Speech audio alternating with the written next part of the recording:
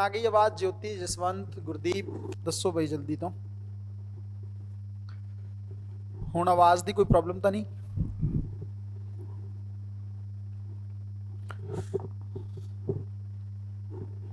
Easily तुसी next year 320 plus score कर पाओ ईजिली।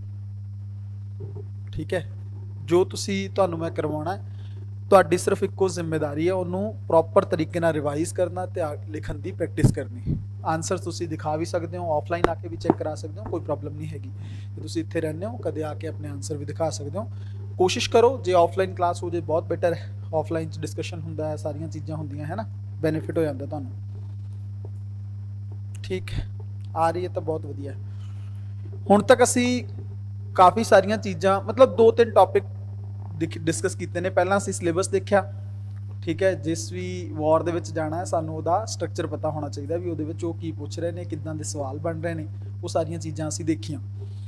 हुण असी शुरू किया होया पेपर फर्स्ट का जिहड़ा सैक्शन बी आ, ठीक है, बहुत इंटरस्टिंग पोर्शन आ, है ना, जिहदे विच सारियां प्रवृत्तियां खास करके आधुनिक काव्य दीयां जिहड़ियां प्रमुख प्रवृत्तियां ने उन्हां बारे, जिवें रहस्यवाद,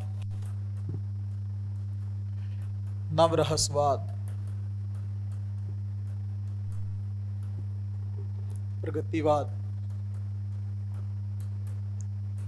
नव प्रगतिवाद, ये सारियां कुछ प्रवृत्तियां ने जिहड़ी पंजाबी काव्य दे विच सानू आधुनिक खेत्र दे विच देखण नूं मिलदियां ने। बट सानू सब तो पहला तो यही पता होना चाहिए भी आधुनिकता आई किवें या इहदी लोड़ की सी। जिवें मॉडर्निटी आपां सोसाइटी च देखते हैं ना, जीएस दे विच भी असीं पढ़ते हैं कि मॉडर्न होया कदों इंडिया, खास करके जदों ब्रिटेन आए, है ना, ब्रिटिश जदों इंडिया दे विच आए, उन्होंने जदों इत्थे आके कब्जा किया, उन्होंने अपनियां चीज़ां नूं लागू किया। उत्थों असीं देखते हैं कि मॉडर्निटी का कॉन्सैप्ट जिहड़ा हैगा, ईवन तुसीं देखोगे यूरोप दे विच बहुत सारे ऑथर जिहड़े सीगे वो फ्रीडम की गल कर रहे सीगे, है ना। यूरोप दे विच फ्रांसीसी क्रांति हुई, फिर रूस दे विच क्रांति हुई। इन्हां सारियां क्रांतियां ने भी एक जदों कोई चीज़ किसी एक लैवल ते हुंदी है ना, ऑथर लिख रहे सी, या फिर जदों असीं अधिकारां की गल करते हैं, वो साहित्य खेत्र च भी देखण नूं मिलदा। फिर उसदा प्रभाव किसी एक जगह ते लिमिटेड नहीं हुंदा भी वो यूरोप च ही रहेगा, नहीं, वो इंडिया दे विच भी आया, इंडिया दे विच भी आया, ते इंडिया दे विच मॉडर्निटी का कॉन्सैप्ट आउण तो बाद वो फिर हौली हौली पंजाबी कविता दे विच भी देखण नूं मिलदा। हुण मॉडर्न आपां किहनूं समझदे हां, कौन मॉडर्न? जे असीं देखीए भी जिहड़ा बंदा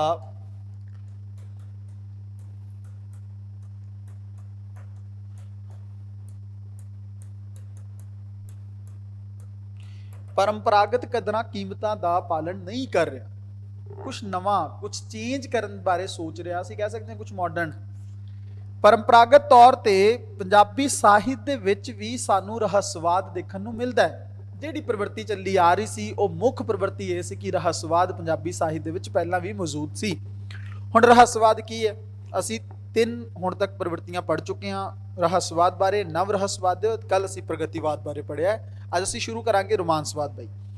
बट तुहानूं थोड़ा जिहा मैं ब्रीफ कर दिना भी ये तीनों प्रवृत्तियां की सी, इन्हां दे विच की वापरिया, तुहानूं एकदम कॉन्सैप्ट भी क्लीयर हो जाएगा।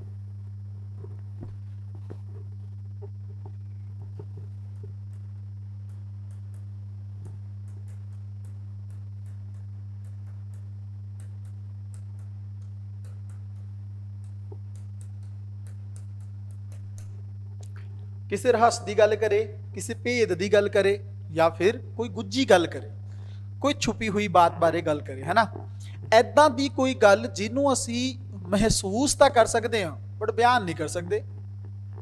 इंद्रियावी पद्धर तो उपर उठ के जिस चीज़ को फील किया जाए, जिवें आपां कहने ना कि कई बार कवि नूं कहा जाता है कि वह रहस्यवादी कवि है, तो आकाश दे विच उडारियां लाउंदा, वो किहदे अधीन? वलवले अधीन। असीं पढ़ांगे प्रीतम सिंह सफीर इदां दा एक कवि सी,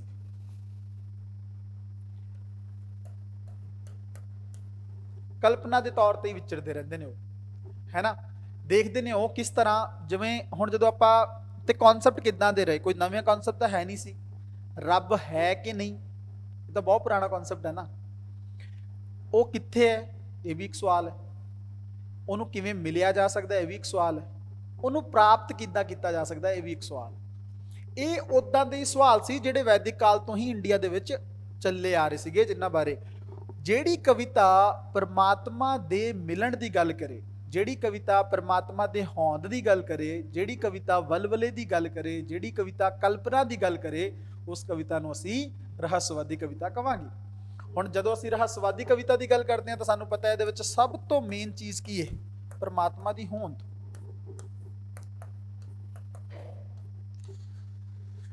ਜਿਹੜਾ ਰਹੱਸਵਾਦੀ ਕਵੀ ਹੈ ਉਹ ਪਰਮਾਤਮਾ ਦੀ ਹੋਂਦ ਨੂੰ ਅਟੱਲ ਸੱਚ ਕਰਕੇ ਮੰਨਦਾ ਹੈ।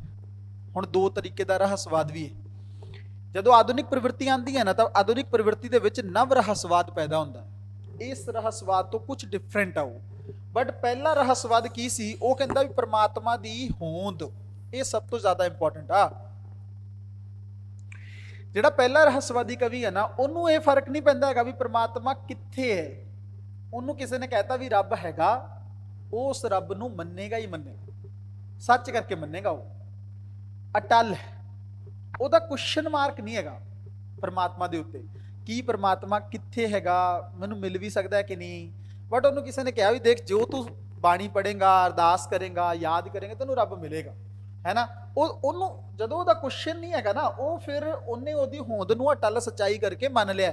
ਹੁਣ ਉਹ ਉਹਨੂੰ ਪਾਉਣ ਦਾ ਯਤਨ ਕਰੇਗਾ, ਉਹ ਲਗਾਤਾਰ ਕੋਸ਼ਿਸ਼ ਕਰੇਗਾ ਕਿ ਕੁਝ ਮੈਨੂੰ ਉਦਾਂ ਦਾ ਫੀਲ ਹੋਵੇ, ਮੈਂ ਆਪਣੀ ਉਹ ਫਿਰ ਜਦੋਂ ਪਰਮਾਤਮਾ ਦੀ ਹੋਂਦ ਮੰਨਦਾ ਨਾ, ਫਿਰ ਉਹ ਇਸ ਗੱਲ ਨੂੰ ਵੀ ਮੰਨਦਾ ਹੈਗਾ ਕਿ ਆ ਜਿਹੜੀ ਦੁਨਿਆਵੀ ਦੁਨੀਆ ਹੈ ਜਾਂ ਦੁਨਿਆਵੀ ਚੀਜ਼ਾਂ ਨੇ, ਇਹ ਨਾਸ਼ਵਾਨ ਨੇ, ਇੱਕ ਨਾ ਇੱਕ ਦਿਨ ਸਭ ਕੁਝ ਖਤਮ ਹੋ ਜਾਣਾ।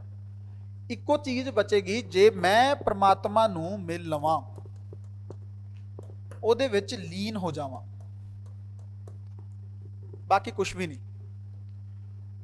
ਉਹ ਦੁਨਿਆਵੀ ਚੀਜ਼ਾਂ ਨੂੰ ਕੁਝ ਮੰਨਦਾ ਹੀ ਨਹੀਂ ਹੈਗਾ। ਉਹਨੂੰ ਪਤਾ ਹੈ ਨਾਸ਼ਵਾਨ ਜਗਤ ਹੈ, ਇਹਨੇ ਅੱਜ ਨਾ ਕੱਲ ਖਤਮ ਹੋ ਜਾਣਾ ਹੈ। ਇਸ ਕਰਕੇ ਮੈਨੂੰ ਜਿਵੇਂ ਆਪਾਂ ਕਹਿੰਦੇ ਹਾਂ ਜਨਮ ਮਰਨ ਦਾ ਗੇੜ, ਹੈ ਨਾ, ਖਾਸ ਕਰਕੇ ਗੁਰਬਾਣੀ ਦੇ ਵਿੱਚ, ਸਿੱਖ ਧਰਮ ਦੇ ਵਿੱਚ ਤਾਂ ਇਹ ਚੀਜ਼ ਹੈਗੀ ਹੈ ਵੀ 84 ਲੱਖ ਜੂਨਾਂ ਤੁਸੀਂ ਭੁਗਤ ਕੇ ਫਿਰ ਤੁਹਾਨੂੰ ਮਨੁੱਖਿਆ ਜਨਮ ਮਿਲਦਾ ਹੈਗਾ। ਤੇ ਆਪਣੀ ਖੋਜ ਕੀ ਰਹਿੰਦੀ, ਗੁਰਬਾਣੀ ਵੀ ਇਹ ਗੱਲ ਕਹਿੰਦੀ ਵੀ ਇਹਨੂੰ ਖਤਮ ਕਰ ਲਓ, ਤੁਹਾਡੇ ਕੋਲ ਇੱਕ ਰਾਹ ਆ। ਜੇ ਤੁਸੀਂ ਉਹਨੂੰ ਯਾਦ ਕਰਦੇ ਹੋ, ਤੁਸੀਂ ਚੰਗੇ ਕੰਮ ਕਰਦੇ ਹੋ, ਪਰਮਾਤਮਾ ਨਾਲ ਜੁੜੇ ਰਹਿੰਦੇ ਹੋ, ਤਾਂ ਤੁਸੀਂ ਆ ਜਿਹੜਾ ਜਨਮ ਮਰਨ ਦਾ ਗੇੜਾ, ਇਹਨੂੰ ਪ੍ਰੋਪਰ ਤਰੀਕੇ ਨਾਲ ਕੰਪਲੀਟ ਕਰਕੇ ਤੁਸੀਂ ਉਹਦੇ ਵਿੱਚ ਲੀਨ ਹੋ ਸਕਦੇ ਹੋ। ਫਿਰ ਤੋਂ ਦੇਖੋ, ਜਿਹੜਾ ਮੁਕਤੀ ਦਾ ਇਹ ਸੰਕਲਪ ਹੈ, ਇਹ ਵੀ ਕੋਈ ਨਵਾਂ ਨਹੀਂ। ਮੁਕਤ ਹੋ ਜਾਣਾ ਹੈਗਾ, ਲੀਨ ਹੋ ਜਾਣਾ ਪਰਮਾਤਮਾ, ਇਹ ਵੀ ਪੂਰਾ ਪਹਿਲਾਂ ਸੀ। ਮੁਕਤੀ ਲਈ ਯਤਨ ਕਰਦੇ ਸੀ ਉਹ ਲੋਕ ਵੀ, ਹੈ ਨਾ। ਸਿੱਖ ਧਰਮ ਤਾਂ ਬਹੁਤ ਬਾਅਦ ਦੇ ਵਿੱਚ ਪੈਦਾ ਹੋਇਆ ਨਾ, ਪਹਿਲਾਂ ਵੀ ਧਰਮਾਂ ਦੇ ਵਿੱਚ ਇਹ ਗੱਲਾਂ ਨਾਰਮਲ ਸੀ। ਤੁਸੀਂ ਬੌਧ ਧਰਮ ਦੇ ਵਿੱਚ ਦੇਖੋ, ਜੈਨ ਧਰਮ 'ਚ ਵੀ ਦੇਖੋ, ਉਹਨਾਂ 'ਚ ਵੀ ਕਿਤੇ ਨਾ ਕਿਤੇ ਆਤਮਾ, ਪਰਮਾਤਮਾ, ਇਹਦੇ ਬਾਰੇ ਗੱਲ ਹੁੰਦੀ ਹੈ। ਜਿਹੜੇ ਜੈਨੀ ਨੇ ਉਹ ਕਹਿੰਦੇ ਨੇ ਵੀ ਰੱਬ ਹੈਗਾ ਤਾਂ ਸਹੀ, ਬਟ ਜਿਹੜੇ ਉਹਨਾਂ ਦੇ ਮਹਾਵੀਰ ਸਵਾਮੀ ਉਹਨਾਂ ਤੋਂ ਥੱਲੇ ਨੇ, ਜਿੰਨ ਤੋਂ ਥੱਲੇ ਆ ਉਹ, ਪਰ ਰੱਬ ਦਾ ਕਨਸੈਪਟ ਉਹ ਵੀ ਮੰਨ ਰਹੇ ਨੇ। ਵੈਦਿਕ ਕਾਲ ਦੇ ਵਿੱਚ ਪ੍ਰਾਕ੍ਰਿਤਿਕ ਸ਼ਕਤੀਆਂ ਨੂੰ ਰੱਬ ਮੰਨ ਲਿਆ। ਜਿਹੜਾ ਰਹੱਸਵਾਦੀ ਕਵੀ ਆ, ਉਹਨੂੰ ਪਰਮਾਤਮਾ, ਇਹ ਦੁਨੀਆ ਕਿਵੇਂ ਬਣ ਗਈ ਆ, ਉਹ ਬਸ ਇਹਨੂੰ ਵੇਖ ਕੇ ਸਰਪ੍ਰਾਈਜ਼ ਹੁੰਦਾ ਰਹਿੰਦਾ ਹੈ ਵੀ ਕਿਆ ਬਾਤ ਹੈ ਜੀ, ਰੱਬ ਨੇ ਕਿੱਦਾਂ ਬਣਾਈ ਹੈ ਨਾ, ਕਿੰਨੀ ਸੋਹਣੀ ਕੁਦਰਤ ਆ, ਕਿੰਨੀ ਸੋਹਣੀ ਪ੍ਰਕਿਰਤੀ ਆ, ਕਿਹਨੇ ਬਣਾਇਆ ਹੋਣਾ ਇਹਨੂੰ, ਹੈ ਨਾ। ਜਿਵੇਂ ਗੁਰਬਾਣੀ ਕਹਿੰਦੀ, ਆਪੀ ਨੇ ਆਪ ਸਾਜਿਓ, ਆਪੀ ਨੇ ਰਚੀਓ ਨਾਓ, ਦੁਈ ਕੁਦਰਤ ਸਾਜੀ ਕਰ ਆਸਣ ਡਿਠੋ ਚਾਓ। ਉਹ ਕਹਿੰਦੇ ਵੀ ਉਹਨੇ ਆਪ ਹੀ ਬਣਾਇਆ ਹੈਗਾ ਤੇ ਆਪ ਹੀ ਬੈਠ ਕੇ ਉਹ ਮਜ਼ੇ, ਉਹਦਾ ਮਨ ਆ, ਜਦੋਂ ਚਾਹੁੰਦਾ ਬਣਾ ਦਿੰਦਾ, ਫਿਰ ਵਿਗਾੜ ਦਿੰਦਾ, ਜਦੋਂ ਚਾਹੁੰਦਾ ਬਣਾ। ਕਿਉਂਕਿ ਅਸੀਂ ਅਰਥ ਦਾ ਇਵੋਲੂਸ਼ਨ ਵੀ ਦੇਖੀ ਹੈ ਨਾ, ਤਾਂ ਵੀ ਤੁਹਾਨੂੰ ਪਤਾ ਲੱਗਦਾ ਵੀ ਬਹੁਤ ਕੁਝ ਹੋਇਆ। ਲੱਖਾਂ ਸਾਲਾਂ ਤੋਂ ਬਾਅਦ ਅੱਜ ਦਾ ਸਿਸਟਮ ਪੈਦਾ ਹੋਇਆ। ਇਹ ਪਹਿਲਾਂ ਇਦਾਂ ਨਹੀਂ ਸੀ। ਅਰਥ ਪਹਿਲਾਂ ਅੱਗ ਦਾ ਗੋਲਾ ਮੰਨੀ ਜਾਂਦੀ ਸੀ, ਉਹ ਹੌਲੀ ਹੌਲੀ ਕਰਕੇ ਸਿਸਟਮ ਚੱਲਿਆ, ਤਾਂ ਜਾ ਕੇ ਕਿਤੇ ਚੀਜ਼ਾਂ ਬਣੀਆਂ। ਫਿਰ ਕਈ ਕਾਲ ਆਏ, ਸਤਯੁਗ ਆਇਆ, ਤ੍ਰੇਤਾ ਯੁਗ, ਇਹ ਸਾਰੇ ਯੁੱਗ ਆਏ, ਅੱਜ ਕਲਯੁਗ ਚੱਲ ਰਿਹਾ। ਇਹਦਾ ਮਤਲਬ ਇਹ ਹੈ ਵੀ ਦੁਨੀਆ ਜਾਂਦੀ ਹੈ, ਦੁਨੀਆ ਆਉਂਦੀ ਹੈ, ਇਹ ਪ੍ਰੋਸੈਸ ਚੱਲਦਾ ਰਹਿੰਦਾ। ਉਹ ਇਸ ਚੀਜ਼ ਨੂੰ ਲੈ ਕੇ ਸਰਪ੍ਰਾਈਜ਼ ਹੁੰਦਾ ਰਹਿੰਦਾ ਜਿਹੜਾ ਰਹੱਸਵਾਦੀ ਕਵੀ।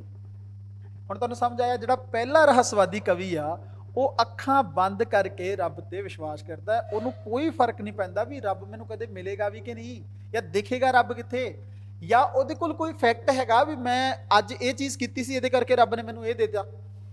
ਫੀਲ ਕਰ ਸਕਦਾ ਉਹ, ਬਿਆਨ ਨਹੀਂ ਕਰ ਸਕਦਾ ਉਹ, ਠੀਕ ਹੈ। ਬਟ ਨਵ ਰਹੱਸਵਾਦ ਦੇ ਵਿੱਚ ਇਹੀ ਚੀਜ਼ ਤੁਹਾਨੂੰ ਡਿਫਰੈਂਟ ਦੇਖਣ ਨੂੰ ਮਿਲੇਗੀ। ਕਿਵੇਂ?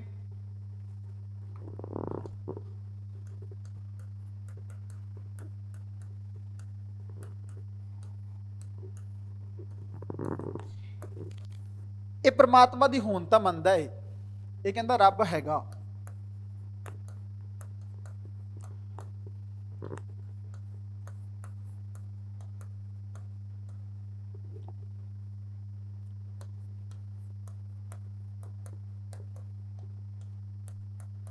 ਪਰ ਮੈਨੂੰ ਅੰਨਾ ਵਿਸ਼ਵਾਸ ਨਹੀਂ ਹੈਗਾ।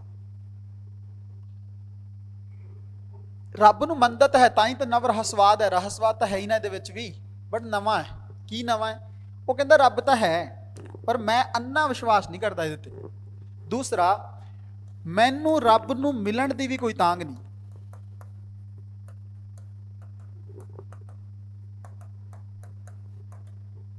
ਨਾ ਹੀ ਰੱਬ ਨੂੰ ਮਿਲਣ ਦਾ ਇਹ ਕੋਈ ਯਤਨ ਕਰਦਾ ਹੈ।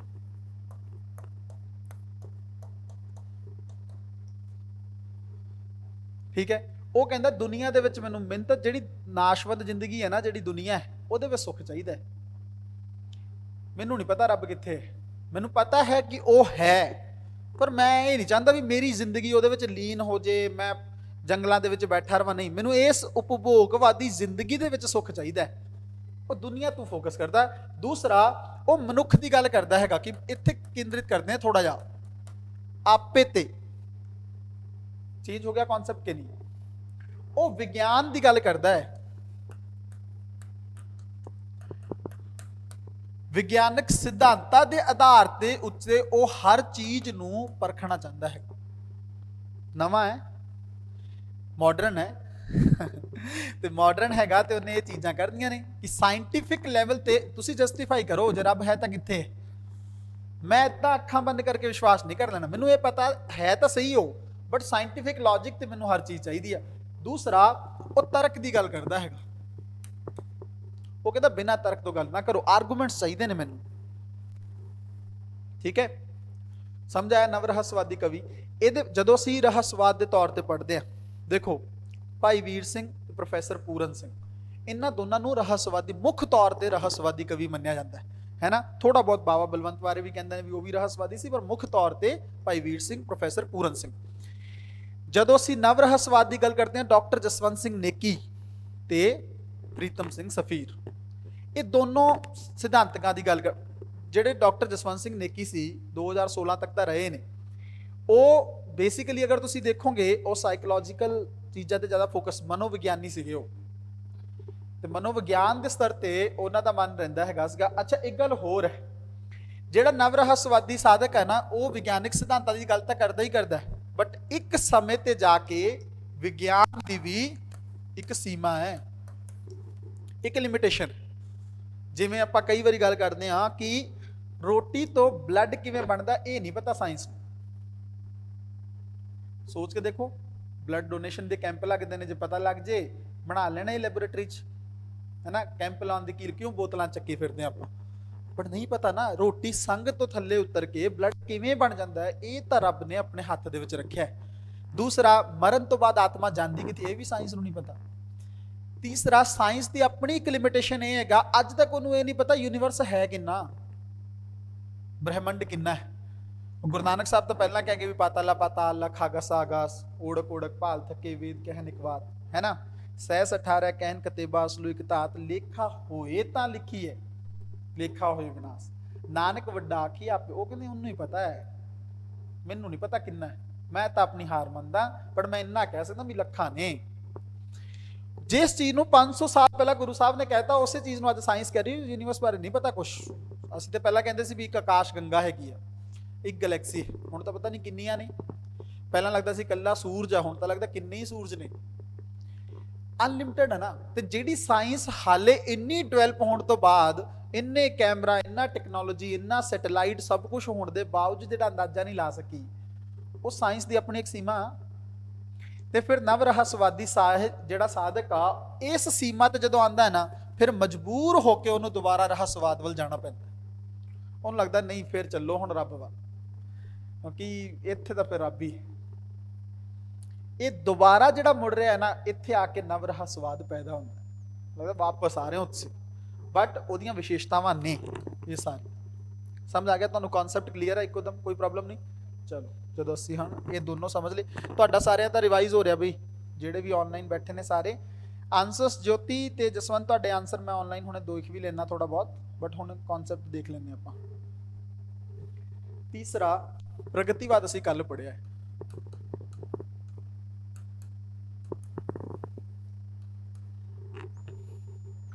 ਪ੍ਰਗਤੀਵਾਦ ਦੇ ਵਿੱਚੋਂ ਪਹਿਲਾ ਵਰਡ ਹੈਗਾ ਪ੍ਰਗਤੀ।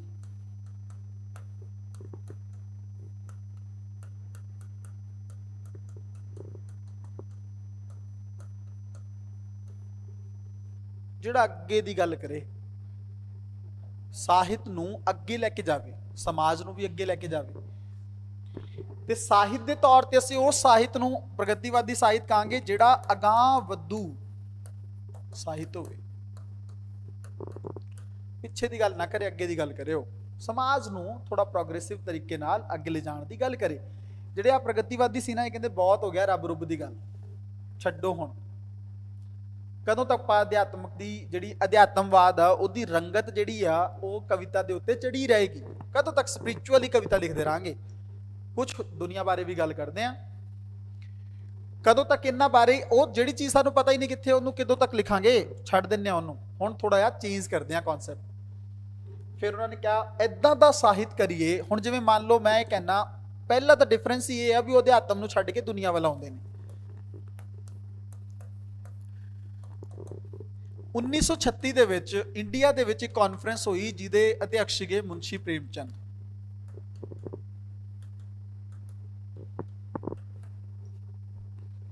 ਤੁਹਾਨੂੰ ਪਤਾ ਹੈ ਮਾਰਕਸਵਾਦ, ਥੋੜਾ ਬਹੁਤ ਜੀਐਸ ਦੇ ਵਿੱਚ ਪੜਿਆ ਹੋਣਾ ਤੁਸੀਂ, ਮਾਰਕਸਿਜ਼ਮ ਪੜਿਆ ਨਾ? ਕੀ ਕਹਿੰਦਾ ਹੈ ਮਾਰਕਸਵਾਦ? ਮਾਰਕਸ ਕੀ ਕਹਿੰਦਾ ਹੈ? ਯਾਦ ਨਹੀਂ? ਮਾਰਕਸ ਦੋ ਗੱਲਾਂ ਕਰਦਾ, ਕਹਿੰਦਾ ਦੋ ਧਿਰਾਂ ਨੇ। ਜੀਐਸ ਕਦੋਂ ਸ਼ੁਰੂ ਕੀਤੀ ਹੈ ਵੈਸੇ? ਹੁਣੇ ਸ਼ੁਰੂ ਹੋਇਆ ਹਾਲੇ। ਚਲੋ ਕੋਈ ਗੱਲ। ਅੱਛਾ, ਮੀਡੀਅਮ ਇੰਗਲਿਸ਼ ਹੈ ਤੁਹਾਡਾ? ਕੋਈ ਗੱਲ ਨਹੀਂ, ਹੋ ਜਾਊਗਾ। ਦੇਖੋ ਮਾਰਕਸ ਕਹਿੰਦਾ ਹੈਗਾ ਇੱਕ ਗੱਲ ਬੜੀ ਸਿੰਪਲ ਜੀ ਗੱਲ ਆ ਉਹਦੀ। ਉਹ ਕਹਿੰਦਾ ਦੋ ਧਿਰਾਂ ਨੇ। ਇੱਕ ਧਿਰ ਟੌਪ ਲੇਅਰ ਜਿਹਨੂੰ ਉਹਨੇ ਪੂੰਜੀਪਤੀ ਵਰਗ ਕਹਿਤਾ। ਜਿਵੇਂ ਆਪਾਂ ਕਹਿੰਦੇ ਨਾ ਸ਼ਾਹੂਕਾਰ। ਤੁਹਾਨੂੰ ਇਹ ਦੱਸੋ ਵੀ ਚਲੋ ਅਮੀਰ ਵਰਗ ਮੰਨ ਲਓ। ਉਹ ਕਹਿੰਦਾ ਇੱਕ ਅਮੀਰ ਵਰਗ ਆ, ਇੱਕ ਗਰੀਬ ਵਰਗ। ਇਹਨੂੰ ਉਹਨੇ ਕਹਿ ਲਿਆ ਵੀ ਆ ਕੈਪੀਟਲਿਸਟ ਨੇ, ਪੂੰਜੀਪਤੀ ਨੇ, ਇਹਨਾਂ ਕੋਲ ਪੈਸਾ ਬਹੁਤ ਜ਼ਿਆਦਾ। ਇੱਕ ਏਦਾਂ ਕਹਿੰਦਾ ਵੀ ਆ ਜਿਹੜੇ ਮਜ਼ਦੂਰ ਨੇ, ਲੇਬਰ ਕਹਿੰਦਾ ਉਹ, ਸ਼੍ਰਮਿਕ ਵਰਗ। ਉਹ ਕਹਿੰਦਾ ਸ਼੍ਰੇਣੀ ਬਣੀ ਹੋਈ ਹੈ, ਇੱਕ ਸ਼੍ਰੇਣੀ ਅਮੀਰਾਂ ਦੀ ਆ, ਇੱਕ ਗਰੀਬਾਂ ਦੀ। ਆ ਜਿਹੜੇ ਗਰੀਬ ਨੇ, ਧਿਆਨ ਨਾਲ ਦੇਖੋ ਇਹਨੂੰ,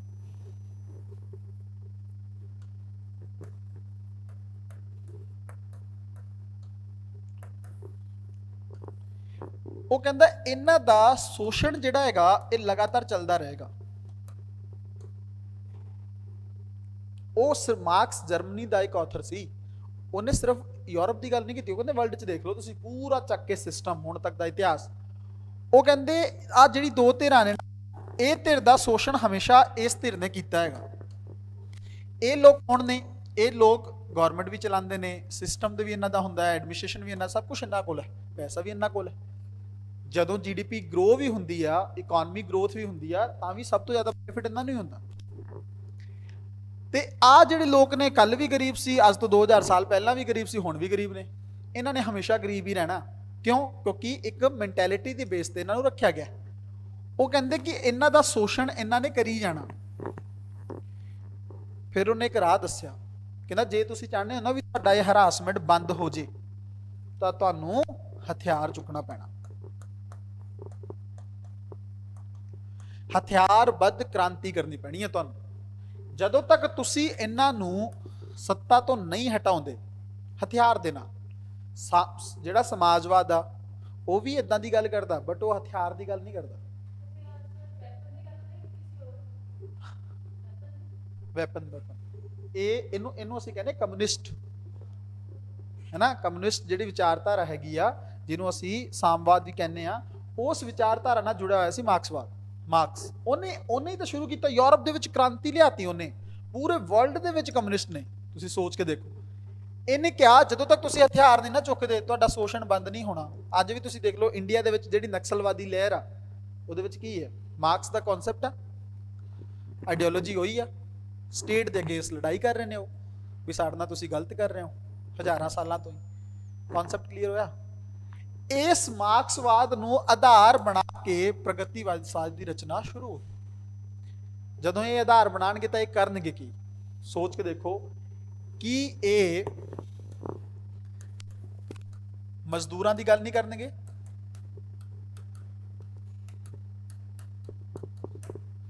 ਕੀ ਇਹ ਜਿਹੜੀ ਕੀਰਤੀ ਸ਼੍ਰੇਣੀ ਆ ਉਹਦੀ ਗੱਲ ਨਹੀਂ ਕਰਨਗੇ। ਜਿਵੇਂ ਕਿਸਾਨ, ਉਹਨਾਂ ਦੇ ਅਧਿਕਾਰਾਂ ਦੀ ਗੱਲ ਕਰਨਗੇ, ਉਹਨਾਂ ਦੇ ਹੱਕਾਂ ਦੀ ਗੱਲ ਕਰਨਗੇ। ਦੂਸਰਾ, ਇਹ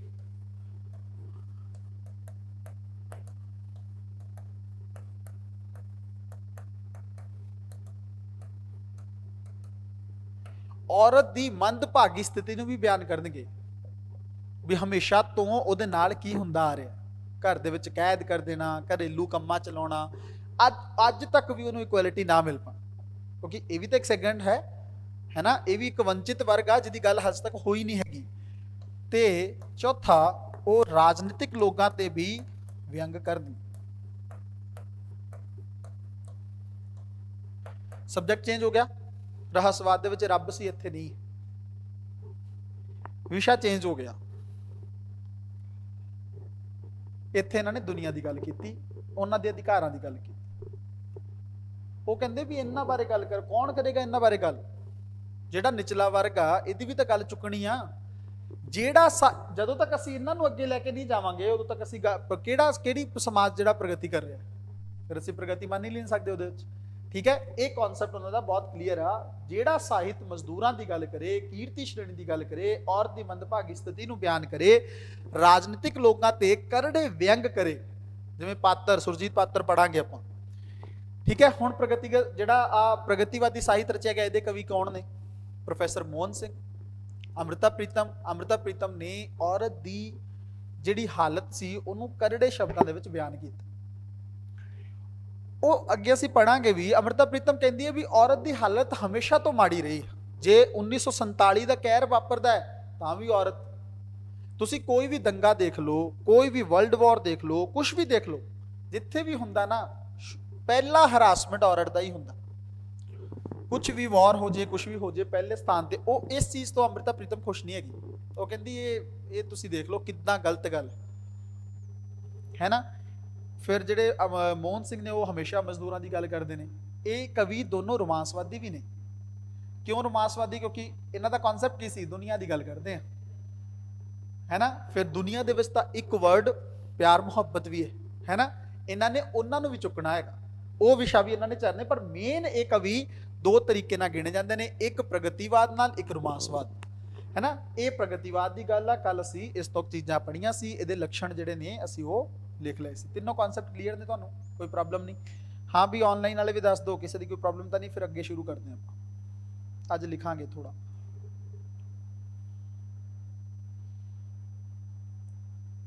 ਇੱਕੋ ਦਮ ਸਪੈਸੀਫਿਕ ਕਰ ਦੇਣਾ ਮੈਂ ਤੁਹਾਨੂੰ। ਇੰਟਰੋਡਕਸ਼ਨ ਕੀ ਕਰਨੀ ਆ, ਕਨਕਲੂਜਨ ਕੀ ਕਰਨਾ, ਵਿੱਚ 3 ਪੈਰਾਗ੍ਰਾਫ ਕਿਹੜੇ ਲਿਖਣੇ ਨੇ, ਬਸ ਉਹਨੂੰ ਲਿਖੋ, ਰੱਟਾ ਮਾਰੋ ਤੇ ਜਾ ਕੇ ਦੇ ਆਓ। ਤੁਸੀਂ ਜਾ ਕੇ ਬਸ ਉੱਥੇ ਲਿਖ ਕੇ ਆਣਾ ਉਹਨਾਂ। ਬਾਕੀ ਮਾਰਕਸ ਤਾਂ 300 ਵੀ ਮੈਂ ਕਹਿ ਰਿਹਾ ਵੀ ਜੇ ਤੁਸੀਂ ਪ੍ਰੋਪਰ ਲਿਖਿਆ ਹੈ ਵਧੀਆ ਰਾਈਟ ਦੇ ਵਿੱਚ, ਰਾਈਟਿੰਗ ਠੀਕ ਹੈ, ਲੈਂਗੁਏਜ ਤੇ ਕਮਾਂਡ ਆ।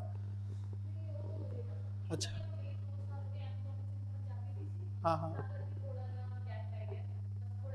ਨਹੀਂ ਉਹ ਕੋਈ ਨਹੀਂ, ਉਹ ਕੋਈ ਚੱਕਰ ਨਹੀਂ। ਰਾਈਟ ਸਪੀਡ ਤਾਂ ਵੱਧ ਜਾਏਗੀ, ਬਟ ਵੈਸੇ ਗ੍ਰਾਮੈਟਿਕਲ ਤਾਂ ਪ੍ਰੋਬਲਮ ਨਹੀਂ ਹੋਏਗੀ ਕੋਈ। ਹਾਂ ਬਸ ਠੀਕ ਹੈ ਚਲੋ ਵਧੀਆ ਗੱਲ। ਪਟਿਆਲਾ ਤੋਂ ਹੈਗੇ ਹੋ ਤਾਂ ਵੈਸੇ ਹੀ ਐਮਕॉम ਯੂਨੀਵਰਸਿਟੀ ਤੋਂ ਕੀਤੀ? ਪੰਜਾਬੀ ਯੂਨੀਵਰਸਿਟੀ? ਅੱਛਾ, ਮੈਂ ਵੀ ਪੰਜਾਬੀ ਯੂਨੀਵਰਸਿਟੀ ਤੋਂ ਹੀ ਕੀਤਾ। ਚਲੋ ਵਧੀਆ ਜੀ, ਠੀਕ ਹੈ ਬਈ। ਸਾਰਿਆਂ ਨੂੰ ਕੋਈ ਪ੍ਰੋਬਲਮ ਤਾਂ ਨਹੀਂ? ਜਲਦੀ ਦੱਸੋ ਫਿਰ ਸ਼ੁਰੂ ਕਰੀਏ ਬਈ। ਅੱਜ ਲਿਖਾਂਗੇ ਥੋੜਾ ਬਹੁਤ।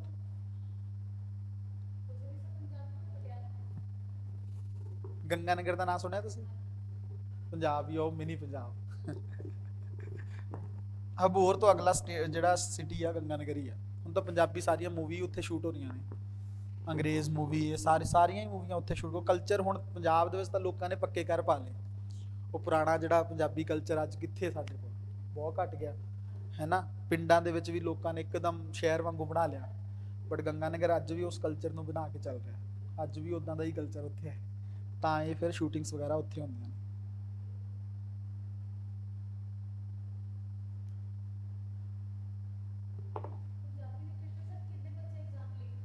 ਇਹ ਵੀ ਦੇਖ ਲਓ ਤੁਸੀਂ, ਤੁਹਾਨੂੰ ਮੈਂ ਦੱਸਿਆ ਸੀ ਵੀ, ਮੈਂ ਇਸ ਕਰਕੇ ਤਾਂ ਕਹਿੰਦਾ ਵੀ ਪੰਜਾਬੀ ਲਿਟਰੇਚਰ ਪਹਿਲੀ ਕਲਾਸ ਦੇ ਵਿੱਚ ਅਸੀਂ ਇਹ ਦੱਸਿਆ ਵੀ ਸੀ ਕਿ ਪੰਜਾਬੀ ਲਿਟਰੇਚਰ ਲੈਣਾ ਹੀ ਕਿਉਂ ਚਾਹੀਦਾ ਹੈਗਾ। ਹਾਂ ਲੈਣ ਦਾ ਕੀ ਮਤਲਬ ਹੈ? ਦੇਖੋ ਪਹਿਲੀ ਗੱਲ ਤਾਂ ਇਹ ਹੈ ਵੀ ਜਿਹੜੇ ਮੇਨ ਸਟਰੀਮ ਆਪਸ਼ਨਲ ਨੇ, ਮੇਨ ਸਟਰੀਮ ਆਪਸ਼ਨ 'ਚ ਕਿਹੜਾ ਹੈ? ਜਿਵੇਂ ਪੋਲੀਟੀਕਲ PSIR ਹੈ, ਹਿਸਟਰੀ ਹੈ, ਜਿਓਗ੍ਰਾਫੀ, ਇਕਨੋਮੀ, ਜੋ ਵੀ ਕੁਛ, ਸੋਸ਼ੋਲੋਜੀ, ਇਹਨਾਂ ਵਿੱਚੋਂ ਤੁਸੀਂ ਆਪ ਸੋਚ ਕੇ ਦੇਖੋ ਵੀ ਇਹਨਾਂ ਦੇ ਘੱਟੋ ਘੱਟ 1000-1500 ਕਾਪੀਜ਼ ਜਾਣੀਆਂ ਮੇਨਸ, ਹੈ ਨਾ।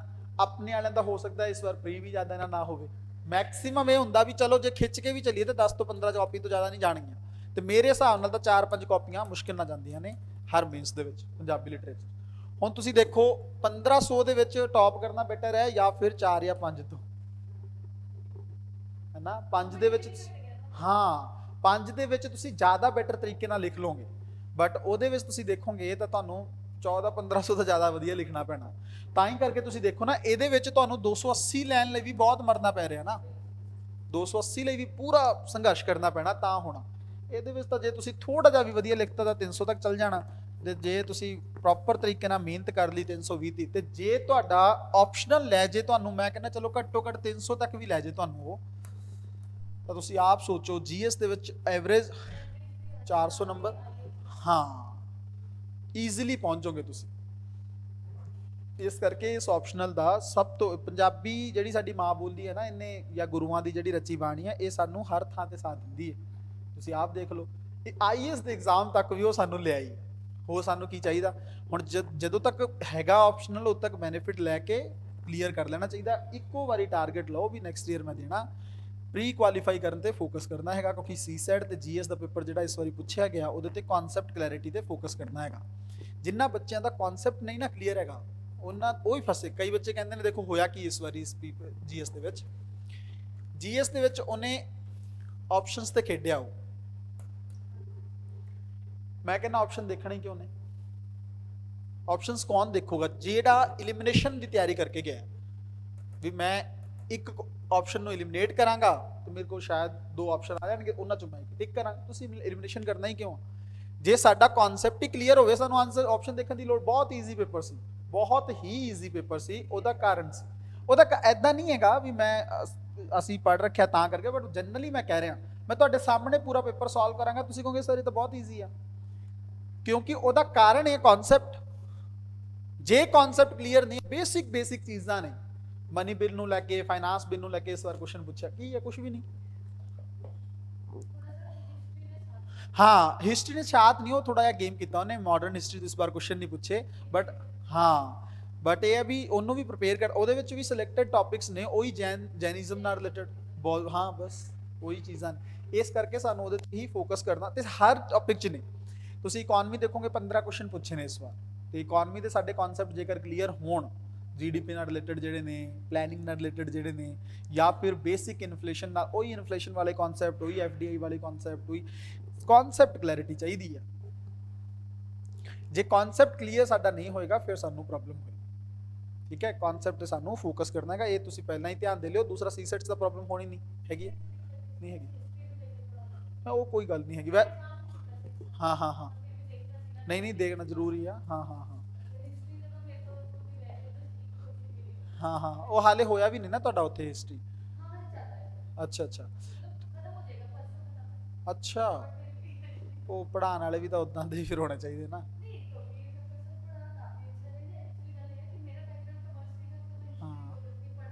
ਹਾਂ ਟਾਈਮ ਲੱਗੂਗਾ ਤੁਹਾਨੂੰ, ਬਟ ਹੋ ਜਾਓਗੇ ਤੁਸੀਂ।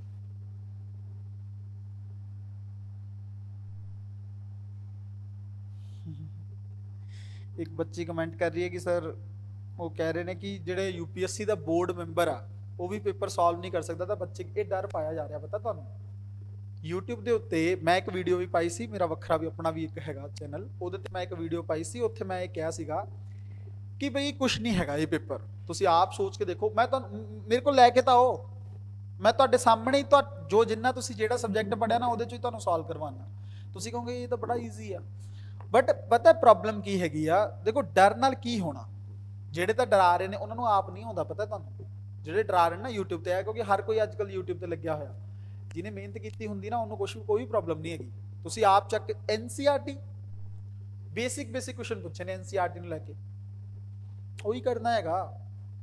ਜਿਵੇਂ ਕੁਐਸਚਨ ਪੁੱਛਿਆ ਗਿਆ ਸੀ ਨਾ, 26 ਨਵੰਬਰ ਨੂੰ ਸੰਵਿਧਾਨ ਦਿਵਸ ਦੇ ਰੂਪ ਦੇ ਵਿੱਚ ਅਸੀਂ ਮਨਾਉਂਦੇ ਹਾਂ, ਹੈ ਸਹੀ ਕਿ ਗਲਤ ਹੈ? 26 ਨਵੰਬਰ ਨੂੰ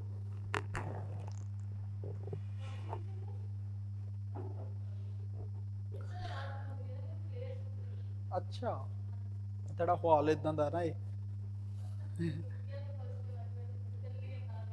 ਨਹੀਂ, ਉਹ ਫਸਟ ਡੇ ਤਾਂ ਆਏ ਸੀ ਕਈ ਬੱਚੇ, ਬਟ ਉਹ ਇੱਕ ਦੂਜੇ ਨੂੰ ਉਹੀ ਹੁੰਦਾ ਨਾ, ਜੇ ਉਦੋਂ ਦੋ ਚਾਰ ਬੱਚੇ ਹੋਰ ਵੀ ਰਹਿੰਦੇ ਤਾਂ ਫਿਰ ਉਹਨਾਂ ਨੇ ਲੱਗਣਾ ਸੀ ਵੀ ਰੁਕਦੇ ਆ। ਹਾਂ ਹਾਂ ਹਾਂ ਹਾਂ। ਤੇ ਉਹ ਇੱਕ ਦੂਜੇ ਨੂੰ ਦੇਖ ਕੇ ਹੀ ਹਰ ਕਿਸੇ ਦਾ ਹੌਸਲਾ ਹੁੰਦਾ ਨਾ ਵੀ ਚਲੋ ਦੋ ਚਾਰ ਹੋਰ ਹੋ ਜਾਣ ਜ਼ਿਆਦਾ ਵਧੀਆ। ਬੱਚੇ ਤਾਂ ਆਣੇ ਨੇ, ਬੱਚੇ ਹਾਲ ਤੱਕ ਕਲਾਸ।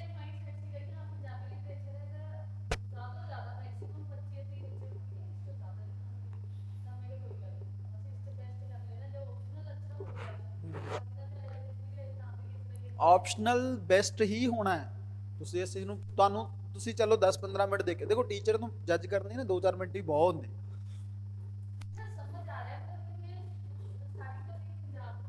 ਹਮ, ਇਹ ਵਧੀਆ ਗੱਲ ਹੈ। ਇਹਨੇ ਇਹ ਜਿਹੜਾ ਹਾਂ ਹਾਂ ਹਾਂ ਹੈ ਹਾਂ ਹਾਂ ਹਾਂ ਹਾਂ ਹਾਂ। ਹੂੰ, ਅਸੀਂ ਕਿਉਂ ਨਹੀਂ ਦੇ, ਜਦ ਕਿ ਇਹਦੇ ਵਿੱਚ ਫਾਇਦਾ ਤੁਹਾਨੂੰ ਕਿੰਨਾ ਇੰਟਰਸਟਿੰਗ ਆ। ਦੇਖੋ ਕੀ ਨਹੀਂ ਪੜੋਗੇ ਤੁਸੀਂ ਇਹਦੇ ਚ, ਨਾਵਲ, ਨਾਟਕ, ਸਫਰਨਾਮੇ, ਕਵਿਤਾਵਾਂ, ਕੀ ਨਹੀਂ। ਇਸ ਸਾਰਾ ਦਿਨ ਜੀਐਸ ਪੜ੍ਹ ਪੜ੍ਹ ਕੇ ਬੋਰ, ਇਹ ਆਪਣੀ ਬੋਲੀ ਆ, ਹੈ ਨਾ। ਉਹੀ ਪੰਜਾਬੀ ਸੱਭਿਆਚਾਰ ਪੜੋਗੇ, ਲੋਕ ਗੀਤ ਪੜੋਗੇ, ਗਿੱਧੇ ਪੜੋਗੇ, ਸਾਰੀਆਂ ਚੀਜ਼ਾਂ ਪੜੋਗੇ ਤੁਸੀਂ। ਜੋਤੀ ਡਰਨ ਦਾ ਵਾਲਾ ਕੁਝ ਵੀ ਨਹੀਂ ਹੈਗਾ ਪੇਪਰ ਦੇ ਵਿੱਚ। ਹੁਣ ਇਹ ਤੁਹਾਡੀ ਹੈ, ਤੁਸੀਂ ਕਿੱਦਾਂ ਤਿਆਰੀ ਕਰ ਰਹੇ ਹੋ। ਤੁਸੀਂ ਜਿਹੜੇ ਨਾਨਕ ਸਿੰਘ ਦੇ 3 ਨਾਵਲ ਨੇ, ਚਿੱਟਾ ਲਹੂ, ਪਵਿੱਤਰ ਪਾਪੀ, ਇੱਕ ਮਿਆਨ ਦੋ ਤਲਵਾਰਾਂ, ਤੁਸੀਂ ਉਹਨੂੰ ਪੜੋਗੇ ਨਾ, ਤੁਹਾਨੂੰ ਸੱਚੀ ਲੱਗਣਾ ਵੀ ਲਿਟਰੇਚਰ ਤੁਹਾਨੂੰ ਕਿੰਨਾ ਕੁਝ ਸਿਖਾਉਂਦਾ। ਸਾਹਿਤ ਤੋਂ ਬੈਸਟ ਨਾ ਇਸ ਦੁਨੀਆ ਦੇ ਵਿੱਚ ਕੁਝ ਵੀ ਨਹੀਂ ਹੈਗਾ। ਮੈਂ ਇਹ ਨਹੀਂ ਕਿ ਮੈਂ ਅਸੀਂ ਲਿਟਰੇਚਰ ਪੜ੍ਹਾਉਂਦੇ ਆ ਤਾਂ ਉਹ that is different matter, but otherwise ਤੁਸੀਂ ਦੇਖੋਗੇ ਲਿਟਰੇਚਰ ਤੁਹਾਨੂੰ ਇੰਨਾ ਕੁਝ ਸਿਖਾਉਂਦਾ ਨਾ, ਕਿਉਂਕਿ ਤੁਹਾਨੂੰ ਤੁਸੀਂ ਜਦੋਂ ਕਹਾਣੀਆਂ ਪੜ੍ਹਦੇ ਹੋ ਵੀ ਉਹ ਇੱਕ ਤਾਂ ਤੁਹਾਨੂੰ ਬੁੱਕਸ ਪੜ੍ਹਨ ਦੀ ਆਦਤ ਪੈ ਜਾਂਦੀ ਹੈ ਨਾ। ਇੱਕ ਵਾਰੀ ਲਿਟਰੇਚਰ ਪੜ੍ਹ ਲਿਆ ਤੇ ਮੈਂ ਤੁਹਾਨੂੰ ਦੱਸਾਂ, ਜਦੋਂ ਅਸੀਂ ਉਹਨਾਂ ਨੂੰ ਪੜ੍ਹ ਲੈਂਦੇ ਨਾ ਉਹ ਕਿਤਾਬਾਂ, ਤੁਹਾਡਾ ਵਾਰ-ਵਾਰ ਪੜ੍ਹਨ ਨੂੰ ਮਨ ਕਰਦਾ ਵੀ ਕਿੰਨਾ ਵਧੀਆ ਇਹਦੇ ਵਿੱਚ ਲਿਖਿਆ। ਕਿਉਂਕਿ ਨਾਨਕ ਸਿੰਘ ਇੰਦਾ ਦਾ ਲਿਖਾਰੀ ਰਿਹਾ ਹੈਗਾ, ਤੁਹਾਨੂੰ ਬੰਨ ਕੇ ਰੱਖ ਦਿੰਦਾ। ਉਹ ਤੁਹਾਡਾ ਮਨ ਨਹੀਂ ਕਰਦਾ ਕਾਪੀ ਛੱਡਣ ਨੂੰ ਵੀ ਆ ਹੀ ਪੜ੍ਹਨਾ। ਵੇਟ ਕਰਦੇ ਹੋ ਤੁਸੀਂ ਉਸ ਅੱਧੇ ਪੌਣੇ ਘੰਟੇ ਦੀ, ਜਿਹੜਾ ਤੁਸੀਂ 1 ਘੰਟਾ ਰੈਗੂਲਰ ਪੜੋਗੇ ਨਾ ਟੈਕਸਟ ਬੁੱਕਸ, ਤੁਹਾਡਾ ਮਨ ਕਰੇਗਾ ਉਹ ਟਾਈਮ ਕਦੋਂ ਆਏਗਾ। ਫਿਰ ਉਸੇ ਚੀਜ਼ ਨੂੰ ਕਰੋ ਜਿਹੜਾ ਇੰਟਰਸਟਿੰਗ ਆ, ਉਸੇ ਚੀਜ਼ ਤੇ ਫੋਕਸ ਕਰਨਾ ਚਾਹੀਦਾ ਨਾ। ਹਾਂ ਹਿਸਟਰੀ ਨੂੰ ਲੈ ਕੇ ਤੁਹਾਡੇ ਮਨ ਦੇ ਵਿੱਚ ਡਰ ਆ, ਬਟ ਹਿਸਟਰੀ ਕੁਝ ਨਹੀਂ ਹੈਗਾ, ਤੁਸੀਂ ਉਹਨੂੰ ਡਰਨਾ ਨਹੀਂ ਹੈਗਾ ਕਿਸੇ ਵੀ ਸਬਜੈਕਟ ਤੋਂ। ਬਟ ਮੇਨਲੀ ਇਹ ਹੈਗਾ ਵੀ ਮੇਨ ਸਟਰੀਮ ਉਹੀ ਪੜੋ, ਉਹ ਵੀ ਇੱਥੇ ਪੜ੍ਹਦੇ ਰਹੋ, ਫਿਰ ਫਾਇਦਾ ਕੀ ਹੈਗਾ।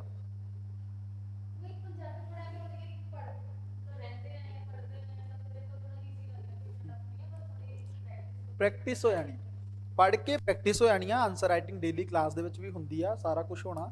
ਤੁਹਾਨੂੰ ਕੁਝ ਵੀ ਉਹ ਪਤਾ ਨਹੀਂ ਲੱਗਣਾ 3-3.5 ਮਹੀਨੇ ਵਿੱਚ ਕਦੋਂ ਤੁਹਾਡਾ ਆਪਸ਼ਨਲ ਕੰਪਲੀਟ ਹੋ ਜਾਣਾ। ਉਹੀ ਜੋ ਬੁੱਕਸ ਦੇ ਜੋ ਸਿਲੇਬਸ ਨੇ ਸਾਡੇ, 3 ਨਾਵਲ ਨੇ, 3 ਨਾਟਕ ਨੇ ਬਲਵੰਤ ਗਾਰਗੀ ਦੇ, ਹੈ ਨਾ। ਸਿਲੇਬਸ ਦੇ ਵਿੱਚ ਹੀ ਮੈਂਸ਼ਨ ਨੇ। ਸਿਲੇਬਸ ਵੈਸੇ ਪਾਇਆ ਵੀ ਹੋਇਆ ਤੁਸੀਂ ਉਹ ਤੇ ਐਪਲੀਕੇਸ਼ਨ। ਹਾਂ ਹਾਂ ਹਾਂ, ਉਹਦੇ ਵਿੱਚ ਸਾਰਾ ਦੇਖਿਆ ਹੋਇਆ। ਉਹ ਚ ਮੈਂ ਉਦੋਂ ਪਹਿਲੀ ਕਲਾਸ ਚ ਦੇਖਿਆ, ਪਹਿਲੀ ਕਲਾਸ ਤਾਂ YouTube ਤੇ ਵੀ ਪਈ ਹੈ, ਵੈਸੇ ਇਹਦੇ ਚ ਐਪ ਚ ਵੀ ਮਿਲ ਜਾਣਗੀਆਂ ਤੁਹਾਨੂੰ। ਤੁਸੀਂ ਉਹ ਕਲਾਸਿਸ ਇੱਕ ਵਾਰੀ ਪ੍ਰੋਪਰ ਦੇਖ ਲੈਣਾ। 2-3 ਕਲਾਸਿਸ ਹੀ ਹੋਈਆਂ ਨੇ ਹਾਲੇ, ਤੇ ਉਹ ਤੁਹਾਡਾ ਰੈਗੂਲਰ ਹੋ ਜਾਏਗਾ। ਨੈਕਸਟ ਵੀਕ ਤੋਂ ਤੁਸੀਂ ਦੇਖ ਲਓ, ਜੇ ਆਫਲਾਈਨ ਕਰ ਸਕਦੇ ਹੋ ਆਫਲਾਈਨ ਕਰੋ, ਨਹੀਂ ਤਾਂ ਆਨਲਾਈਨ ਕਰਨਾ, ਜਿਵੇਂ ਤੁਹਾਨੂੰ ਕੰਫਰਟੇਬਲ। ਹਾਂ ਹਾਂ, ਉਹੀ ਤਾਂ ਮੈਂ ਸੋਚ ਰਿਹਾ ਵੀ ਹਾਂ ਹਾਂ, ਉਹ ਜ਼ਿਆਦਾ ਬੈਟਰ ਤਰੀਕੇ ਨਾਲ ਤੁਸੀਂ ਕੁਐਸਚਨ ਵੀ ਪੁੱਛ ਲੈਂਦੇ ਹੋ, ਜ਼ਿਆਦਾ ਉਹ ਵੀ ਹੋ ਜਾਂਦਾ, ਉਹ ਬੈਨੀਫਿਟ ਹੋ ਜਾਂਦਾ ਉਸ ਚੀਜ਼ ਦਾ।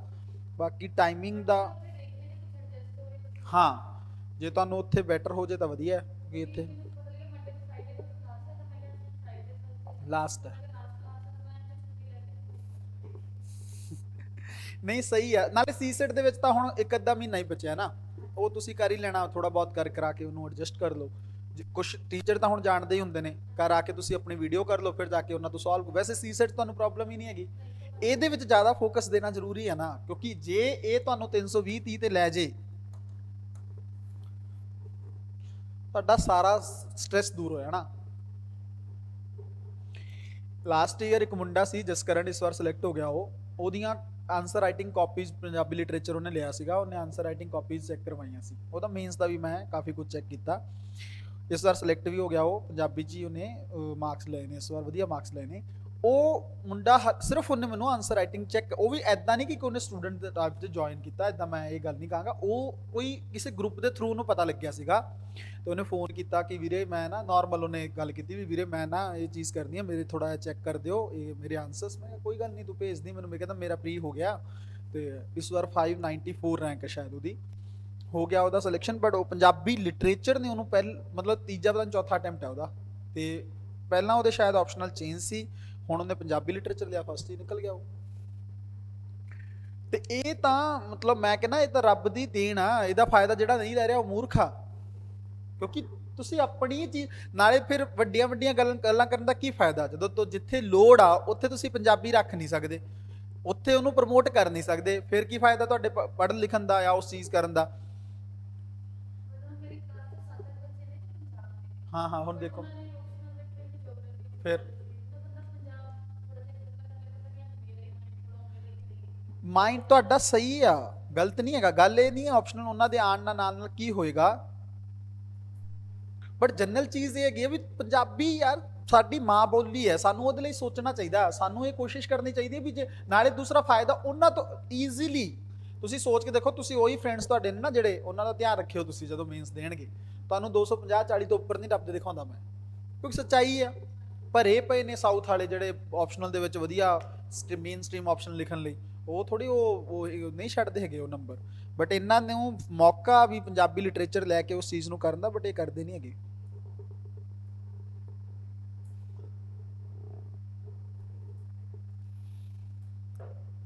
ਪੰਜਾਬੀ ਲਿਟਰੇਚਰ ਦੇ ਵਿੱਚ ਹਾਲੇ ਮੈਨੂੰ ਲੱਗਦਾ ਮੇਰਾ 3rd ਅਟੈਂਪਟ ਸੀ, ਮੈਂ ਬਹੁਤ ਆਪਣੇ ਵੱਲੋਂ ਹੀ ਬਹੁਤ ਵਰਕ ਕੀਤਾ ਇਹਦੇ ਤੇ। ਮੈਂ ਫਿਰ ਵੀ ਕਹਾਂਗਾ ਜੋ ਚੀਜ਼ਾਂ ਮੈਂ ਬਾਅਦ ਦੇ ਵਿੱਚ ਕੀਤੀਆਂ ਉਹ ਬਹੁਤ ਬਹੁਤ ਐਕਸਟ੍ਰੀਮ ਨੇ, ਉਦੋਂ ਹਾਲੇ ਕੁਝ ਵੀ ਨਹੀਂ ਸੀ, ਉਦੋਂ ਮੈਨੂੰ 307 ਨੰਬਰ ਦਿੱਤੇ ਉਹਨਾਂ ਨੇ, ਕੁਝ ਵੀ ਨਹੀਂ ਸੀ, ਮੈਨੂੰ ਲੱਗਦਾ ਮੇਰਾ ਪੰਜਾਬੀ ਹਾਲੇ ਉਨਾ ਪ੍ਰਪੇਅਰ ਨਹੀਂ ਸੀਗਾ। ਪਰ ਮੈਂ ਉਸ ਤੋਂ ਬਾਅਦ ਮੈਂ ਇੰਨਾ ਜ਼ਿਆਦਾ PhD ਇੰਨਾ ਸਭ ਕੁਝ ਕੀਤਾ, ਸਕਾਲਰਸ ਦੀਆਂ ਫਾਈਲਾਂ ਕੀਤੀਆਂ, ਇਹ ਸਾਰੀਆਂ ਚੀਜ਼ਾਂ ਕੀਤਾ, ਉਹਦੇ ਕਰਕੇ ਵੀ। ਬਟ ਗੱਲ ਉਹ ਹੁੰਦੀ ਹੈ ਵੀ ਤੁਹਾਨੂੰ ਤੁਸੀਂ ਇਹ ਸੋਚ ਕੇ ਦੇਖੋ ਪੰਜਾਬੀ ਤੁਹਾਨੂੰ ਕਿੱਥੋਂ ਤੱਕ ਲੈ ਕੇ ਜਾ ਸਕਦੀ ਹੈ, ਹੁਣ ਤੁਹਾਨੂੰ ਕਿੱਥੇ ਲੈ ਜਾਏਗੀ। ਇਸ ਕਰਕੇ ਕੋਈ ਵੀ ਟੀਚਰ ਨਾ, ਜਿਹੜੇ 2 ਟੀਚਰ ਮੇਨ ਸਟ੍ਰੀਮ 'ਚ ਪੜ੍ਹਾ ਰਹੇ ਨੇ ਨਾ, ਉਹਨਾਂ ਦੇ ਟੌਪਰ ਹੀ ਨੇ 200 ਮੈਨੂੰ ਲੱਗਦਾ 65 ਮੋਡ ਪਤਾ ਨਹੀਂ 50 ਗੱਲ ਨਹੀਂ ਕਰਦੇ ਉਹ 300 ਦੀ, ਮੈਂ ਕਰਦਾ, ਮੈਂ ਕਹਿੰਦਾ ਵੀ ਨਹੀਂ ਲੈ ਲਓਗੇ, ਈਜ਼ੀਲੀ ਲੈ ਲਓਗੇ ਤੁਹਾਡੇ, ਕਿਉਂਕਿ ਇੱਕ ਪ੍ਰੋਬਲਮ ਹੋਰ ਵੀ ਆ, ਪਤਾ ਕੀ ਪ੍ਰੋਬਲਮ, ਜਿਵੇਂ ਮੰਨ ਲਓ ਪ੍ਰਿੰਟਡ ਨੋਟਸ ਦਿੰਦੇ ਨੇ, ਹੈ ਨਾ, ਟੌਪਿਕ ਆ ਜਿਵੇਂ ਆਈ ਰਹੱਸਵਾਦੀ ਆ, ਇਹ ਮੰਨ ਲਓ 5-7 ਪੇਜਾਂ ਦੇ ਵਿੱਚ ਉਹਨਾਂ ਨੇ ਤੁਹਾਨੂੰ ਲਿਖ ਕੇ ਦਿੱਤਾ, ਹੁਣ ਪ੍ਰਿੰਟਡ 5-7 ਪੇਜ ਨੇ, ਕਾਪੀ ਦਿੱਤਾ ਹੋ ਗਏ 13-14 ਪੇਜ, ਲਿਖਣਾ ਕਿੰਨਾ 150 250 150 ਵਰਡਸ ਦਾ ਮਤਲਬ 3 ਪੈਰਾਗ੍ਰਾਫ, 250 ਵਰਡਸ ਦਾ ਮਤਲਬ 5 ਪੈਰਾਗ੍ਰਾਫ, ਠੀਕ ਹੈ। ਕਿਵੇਂ ਲਿਖੋਗੇ ਕਨਵਰਟ ਕਰਕੇ? ਗੱਲ ਤਾਂ ਫਿਰ ਤੁਸੀਂ ਬੱਚਿਆਂ ਤੇ ਛੱਡਤੀ ਵੀ ਉਹਨਾਂ ਨੂੰ ਕੀ ਚਾਹੀਦਾ ਸੀਗਾ, ਵੀ ਤੁਸੀਂ ਸਪੈਸੀਫਿਕ ਕਰੋ ਸਰ ਸਾਨੂੰ, ਵੀ ਅਸੀਂ ਇੰਟਰੋਡਕਸ਼ਨ ਕਿਵੇਂ ਲਿਖਣੀ ਆ, ਕਿਵੇਂ ਕਨਕਲੂਜਨ, ਇਹਦੇ ਚ ਕਿੰਨੇ ਪੈਰਾਗ੍ਰਾਫ ਆਣਗੇ ਇਹ ਦੱਸੋ ਸਾਨੂੰ, ਉਹ ਤੁਸੀਂ ਉਹਨਾਂ ਤੇ ਹੀ ਛੱਡਤਾ। ਫਿਰ ਤੁਸੀਂ ਕੀਤਾ ਕੀ?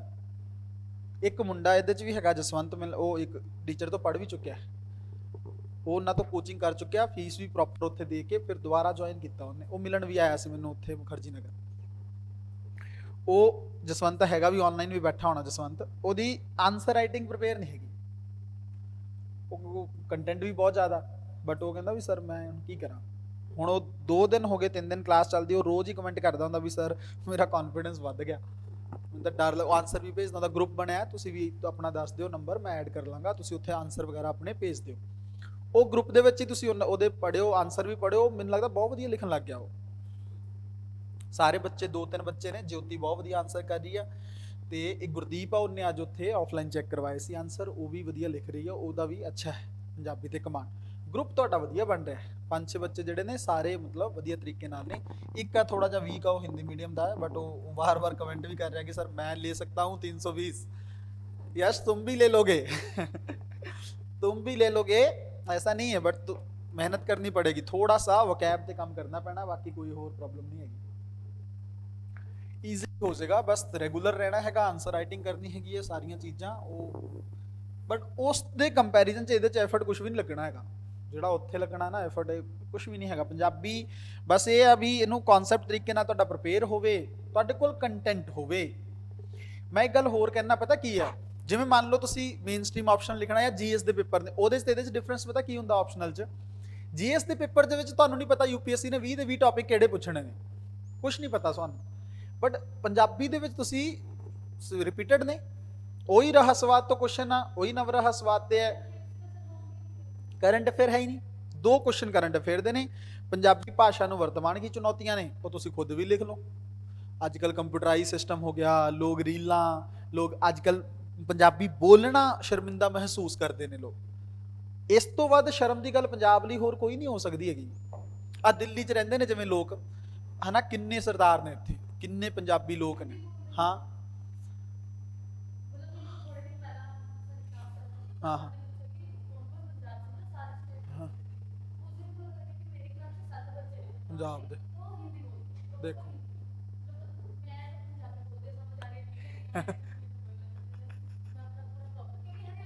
ਹਾਂ ਹਾਂ ਹਾਂ ਹਮ। ਵੀ ਇੱਕ ਗੱਲ ਸੋਚਣ ਵਾਲੀ ਗੱਲ, ਕਈ ਵਾਰੀ ਕੀ ਹੁੰਦਾ ਨਾ, ਉਹ ਪੇਂਡੂ ਜਾਂ ਸਮਝਣ ਲੱਗ ਜਾਂਦੇ ਲੋਕਾਂ ਨੂੰ, ਜਿਹੜੇ ਪੰਜਾਬੀ ਬੋਲਦੇ ਨਾ, ਇਹ ਚੀਜ਼ ਹੈਗੀ ਨਾ, ਇੱਥੋਂ ਵਾਲੇ ਥੋੜੇ ਆਪਣੇ ਆਪ ਨੂੰ ਡਿਵੈਲਪ ਸਮਝਦੇ ਆ। ਉਹ ਕਹਿੰਦੇ ਵੀ ਨਹੀਂ ਪੰਜਾਬੀ ਤਾਂ ਹੁਣ ਕੀ ਹਿੰਦੀ ਬੋਲਣੀ ਆ, ਇੰਗਲਿਸ਼। ਚਲੋ ਠੀਕ ਹੈ, ਕਈ ਵਾਰ ਤੁਹਾਨੂੰ ਕੋਈ ਬੰਦਾ ਸਮਝ ਨਹੀਂ ਪਾ ਰਿਹਾ, ਤੁਸੀਂ ਉਹਦੇ ਨਾਲ ਹਿੰਦੀ ਬੋਲੋ ਤਾਂ ਸਮਝ ਆਉਂਦੀ ਹੈ।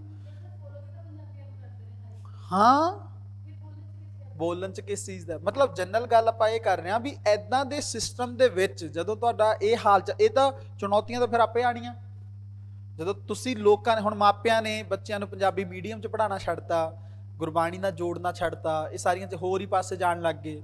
ਆ ਜਾਂਦੇ ਆ ਬਾਹਰਲੇ ਦੇਸ਼ ਵੀ ਕਿ ਵੀ ਤੁਸੀਂ ਇੱਥੇ ਰਹਿ ਕੇ ਕਰ ਲਓ ਕੁਛ, ਉੱਥੇ ਜਾ ਕੇ ਵੀ ਤਾਂ ਚੀਜ਼ਾਂ ਖਰਾਬ ਹੈ। ਉੱਥੇ ਜਾ ਕੇ ਕੀ ਮਿਲ ਜਾਣਾ ਤੁਹਾਨੂੰ? ਚਲ ਪੈਸਾ ਤਾਂ ਤੁਸੀਂ ਟਰੱਕ ਟਰੁੱਕ ਚਲਾ ਕੇ ਕਮਾ ਵੀ ਲਓਗੇ, ਬਟ ਸਰਦਾਰੀ ਤਾਂ ਇੱਥੇ ਹੀ ਆ, ਸਭ ਕੁਛ ਇੱਥੇ ਆ। ਇੱਥੇ ਤੁਸੀਂ ਆ ਤੇ ਇੱਥੇ ਵੀ ਲੈ ਸਕਦੇ ਹੋ ਸਰਦਾਰੀ, ਬਟ ਆਪਣੇ ਵਾਲੇ ਪੜ੍ਹਨ ਨੂੰ ਰਾਜ਼ੀ ਨਹੀਂ ਹੈਗੇ। ਹਾਂ ਦੇਖੋ ਹਾਂ ਹਾਂ ਹਾਂ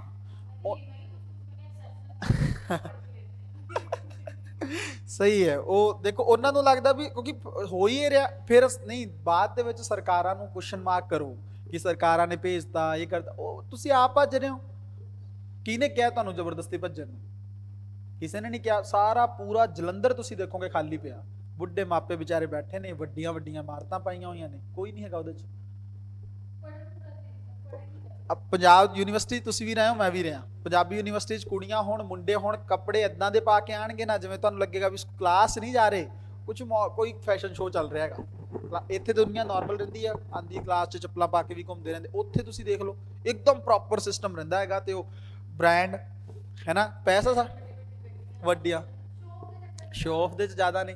ਤੇ ਉਹ ਕਰਕੇ ਉੱਥੇ ਕਰਨ ਤੋਂ ਬਾਅਦ, ਜਦੋਂ ਸ਼ੋਅ ਆਫ ਕਰਨ ਤੋਂ ਬਾਅਦ, ਫਿਰ ਉਹਨਾਂ ਨੂੰ ਇਹ ਲੱਗਦਾ ਹੈਗਾ ਵੀ ਪੜ੍ਹ ਕੇ ਕੀ ਕਰਨਾ, ਕਲਾਸ ਤਾਂ ਕੋਈ ਵੀ ਨਹੀਂ ਰਹਿੰਦਾ, ਕਲਾਸ ਦੇ ਵਿੱਚ ਤਾਂ ਕੋਈ ਵੀ ਨਹੀਂ ਰਹਿੰਦਾ ਨਾ, ਪੜ੍ਹ ਕੇ ਤਾਂ ਕੋਈ ਰਾਜ਼ੀ ਨਹੀਂ ਹੈਗਾ। ਉਹ ਚੀਜ਼ ਜੇ ਤੁਸੀਂ ਪੜ੍ਹੋਗੇ ਨਹੀਂ ਫਿਰ ਤੇ ਕੁਝ ਵੀ ਨਹੀਂ ਹੈਗਾ। ਆਈਐਸ ਦਾ ਤੁਸੀਂ ਦੇਖੋਗੇ ਪੈਟਰਨ ਵੀ, ਜੇ ਥੋੜਾ ਜਿਹਾ 1 ਅੱਧਾ ਸਾਲ 1.5 ਸਾਲ ਰੱਜ ਕੇ ਮਿਹਨਤ ਕਰ ਦਿੱਤੀ ਜਾਵੇ, ਨਿਕਲ ਹੀ ਰਹੇ ਨੇ ਲੋਕ, ਪੰਜਾਬ ਦੇ ਵੀ ਨਿਕਲ ਰਹੇ ਨੇ ਕਿੰਨੇ ਸਾਰੇ। ਤੇ ਫਿਰ ਇੱਥੇ ਰਹਿ ਕੇ ਕਰੋ ਨਾ। ਜਦੋਂ ਤੁਸੀਂ ਸਿਸਟਮ 'ਚ ਹੋਵੋਗੇ ਫਿਰ ਤੁਹਾਨੂੰ ਸਿਸਟਮ ਕਿਵੇਂ ਕੱਢੇਗਾ? ਤੁਸੀਂ ਫਿਰ ਕੰਮ ਕਰ ਸਕਦੇ ਹੋ ਕੌਮ ਲਈ। ਕੀ ਪ੍ਰੋਬਲਮ? ਕੌਮ ਲਈ, ਪੰਜਾਬ ਲਈ ਤੇ ਪੰਜਾਬੀ ਭਾਸ਼ਾ ਲਈ, ਪੰਜਾਬੀ ਸੱਭਿਆਚਾਰ ਲਈ ਜੇ ਐਫਰਟ ਕਰਨਾ ਤਾਂ ਹਰ ਇਸ ਮੌਕੇ ਨੂੰ ਬਣਾਉਣਾ ਚਾਹੀਦਾ ਜਿਹੜਾ ਤੁਹਾਨੂੰ ਪੰਜਾਬੀ ਨਾਲ ਜੋੜਦਾ। ਇਹ ਜ਼ਰੂਰੀ ਹੋਣਾ ਤੇ ਬਾਕੀ ਸਾਰੀਆਂ ਚੀਜ਼ਾਂ ਸੈਕੰਡਰੀ ਨੇ। ਜਿਹੜੇ ਲੋਕੀ ਕਹਿੰਦੇ ਨੇ ਵੀ ਇਹ ਨਹੀਂ ਕਰਨਾ ਚਾਹੀਦਾ, ਲੋਕਾਂ ਦਾ ਵਿਰੋਧ ਕਰੋ, ਉਹਨੇ ਸਾਡੇ ਨਾਲ ਮਾੜਾ ਕਰਤਾ, ਉਹ ਸਟੇਟ ਨੇ ਮਾੜਾ, ਇਦਾਂ ਕੁਝ ਨਹੀਂ ਹੋਣਾ। ਨਾ ਤਾਂ ਅਗਲਿਆਂ ਨੇ ਇੱਕ ਇੰਚ ਜ਼ਮੀਨ ਸਾਨੂੰ ਦੇਣੀ ਆ ਤੇ ਨਾ ਅਸੀਂ ਲੈ ਪਾਣੀ, ਸਿੱਧੀ ਗੱਲ। ਜੇ ਅਸੀਂ ਪਹਿਲਾਂ ਨਹੀਂ ਲੈ ਪਾਏ, ਅਸੀਂ ਹੁਣ ਵੀ ਨਹੀਂ ਲੈ ਪਾ। ਉਹ ਕਨਸੈਪਟ ਹੀ ਡਿਫਰੈਂਟ ਆ। ਉਹਦੇ ਵਿੱਚ ਜਾ ਕੇ ਕਰਾਂਗੇ ਨਾ ਅਸੀਂ, ਥੋੜਾ ਬਹੁਤੇ ਤੋਂ ਵੀ ਜਾਵਾਂਗੇ ਜਿਹੜਾ ਹੈਗਾ ਨਾ ਸਾਨੂੰ। ਤੇ ਮੈਨੂੰ ਇਦਾਂ ਲੱਗਦਾ ਵੀ ਨਹੀਂ ਵੀ ਸਾਡੇ ਨਾਲ ਧੱਕਾ ਹੋਇਆ। ਕਿਉਂ? ਕਿਉਂਕਿ ਸੋਚ ਕੇ ਦੇਖੋ ਵੀ ਬਾਕੀ ਸਟੇਟਾਂ ਨਾਲੋਂ ਆਪਾਂ ਬਹੁਤ ਬੈਟਰ ਆ ਹੈ ਸਭ ਕੁਝ। ਬਾਕੀ ਨਹੀਂ ਜਨਰਲੀ ਵੀ ਦੇਖੋਗੇ ਜਿਹੜਾ ਐਮਐਸਪੀ ਵਗੈਰਾ ਵੀ ਮਿਲਦਾ ਉਹ ਬਾਕੀ ਪੰਜਾਬ 'ਚ ਜ਼ਿਆਦਾ, ਬਿਹਾਰ ਬੂਰ 'ਚ ਤਾਂ ਬਹੁਤ ਥੋੜਾ। ਸਾਡੇ ਨਾਲ ਕੋਈ ਬਹੁਤਾ ਧੱਕਾ ਨਹੀਂ। ਕੁਝ ਕੁਝ ਚੀਜ਼ਾਂ ਨੇ, ਪਾਣੀ ਲੈ ਕੇ, ਹੋਤ ਲੈ ਕੇ, ਪਰ ਸਾਡੀਆਂ ਆਪਣੀਆਂ ਵੀ ਗਲਤੀਆਂ ਨਹੀਂ ਨਾ ਘੱਟ ਹੈਗੀਆਂ। ਸਾਡੇ ਆਪਣੇ ਹੀ ਲੀਡਰ ਕਈ ਵਾਰੀ ਗਲਤ ਹੋ ਜਾਂਦੇ, ਫਿਰ ਕੀ ਕਰੀਏ ਉਹਨਾਂ ਨੂੰ? ਘਰ ਦੇ ਹੀ ਬੰਦਿਆਂ ਨੇ ਪਹਿਲਾਂ ਵੀ ਖਰਾਬ ਕੀਤਾ, ਅੱਜ ਵੀ ਖਰਾਬ ਕੀਤਾ। ਇਸ ਕਰਕੇ ਮੈਨੂੰ ਲੱਗਦਾ ਉਹਨਾਂ ਟੌਪਿਕ ਤੇ ਜਿਹੜਾ ਅੱਛਾ ਇੱਕ ਹੋਵੇ, ਜੇ ਮੰਨ ਲਓ ਸ਼ਹੀਦੀ ਦੇਣ ਨਾਲ ਹੀ ਸਾਨੂੰ ਫਿਰ ਵੀ ਕੋਈ ਕਹਿ ਦੇ ਵੀ ਹਾਂ ਮਿਲ ਜੂਗਾ ਸਾਨੂੰ ਕੁਝ ਵੱਖਰਾ, ਫਿਰ ਤਾਂ ਮਰ ਜਾਈਏ ਸਾਰੇ ਹੀ, ਕੋਈ ਚੱਕਰ ਨਹੀਂ। ਬਟ ਜਦੋਂ ਸਾਨੂੰ ਪਤਾ ਵੀ ਉਹ ਵੇਸਟ ਹੀ ਜਾਣੀ ਆ, ਮਿਲਣਾ ਤਾਂ ਹੈ ਨਹੀਂ ਕੁਛ, ਇਸ ਤੋਂ ਬੈਟਰ ਹੈ ਉਹ ਟੌਪਿਕ ਛੱਡ ਕੇ ਇਹ ਟੌਪਿਕ ਚੱਕੀਏ। ਜ਼ਰੂਰੀ ਨਹੀਂ ਸਿਵਲ ਸਰਵਿਸ ਕੁਛ ਵੀ, ਬਟ ਇਸ ਤੋਂ ਬੈਸਟ ਆਪਸ਼ਨ ਮੈਨੂੰ ਕੋਈ ਲੱਗਦਾ ਨਹੀਂ ਹੈਗਾ। ਕਿਉਂ? ਇੱਕ ਤਾਂ ਸਿਵਲ ਸਰਵਿਸਿਜ਼ ਦੇ ਵਿੱਚ ਤੁਹਾਨੂੰ ਨੌਲੇਜ ਬਹੁਤ ਜ਼ਿਆਦਾ ਹੋ ਜਾਂਦੀ ਆ, ਸਾਰਾ ਤੁਸੀਂ ਪੜ੍ਹ ਲੈਂਦੇ ਹੋ ਕਿੱਥੇ ਕਿਹੜਾ ਕਲਚਰ ਆ ਕੀ ਨਹੀਂ। ਦੂਸਰਾ, ਇੱਕ ਵਾਰੀ ਇਹਦੀ ਪ੍ਰੋਪਰ ਤਿਆਰੀ ਕਰ ਲਈ, ਨਾਨ ਵੀ ਨਿਕਲਿਆ, ਪੰਜਾਬ ਤਾਂ ਹੈ, ਹੋਰ ਸਟੇਟ ਦਾ ਇੱਕ ਅੱਧਾ ਸਿਵਲ ਸਰਵਿਸਿਜ਼ ਐਗਜ਼ਾਮ ਤਾਂ ਦੇ ਸਕਦੇ ਹੋ, ਪੀਸੀਐਸ ਸਰਵਿਸ ਤਾਂ ਆਓ, ਇੱਕ ਵਾਰੀ ਸਿਸਟਮ 'ਚ ਤਾਂ ਆਓ, ਵਧੀਆ ਜ਼ਿੰਦਗੀ ਜਿਉ ਸਕਦੇ ਹੋ। ਤੇ ਫਿਰ ਜਦੋਂ ਉਸ ਚੀਜ਼ ਸਾਨੂੰ ਮਿਲ ਸਕਦੀ, ਉਹ ਸਾਨੂੰ ਕਿਉਂ ਨਹੀਂ ਕਰਨੀ ਚਾਹੀਦੀ? ਇਹ ਸਭ ਚੀਜ਼ਾਂ ਛੱਡ ਕੇ ਇਹਨਾਂ ਨਾਲ ਕੁਝ ਨਹੀਂ ਹੋਣਾ ਹੈਗਾ। ਹੁਣ ਵੀ ਦੇਖੋ ਜੋ ਕੁਝ ਵੀ ਵਾਪਰਿਆ ਪੰਜਾਬ ਦੇ ਵਿੱਚ, ਕੀ ਹੋਇਆ ਫਿਰ? ਕਿੰਨੇ ਕੁ ਲੋਕਾਂ ਨੇ ਵਿਰੋਧ ਕੀਤਾ ਦੱਸੋ? ਨਾਲੇ ਜਿਹੜੇ ਜੁੜੇ ਵੀ ਵਿਚਾਰੇ, ਉਹ ਵੀ ਪਤਾ ਨਹੀਂ ਹੁਣ ਕਿੱਥੇ ਨੇ। ਕੀ ਲੋੜ ਆ?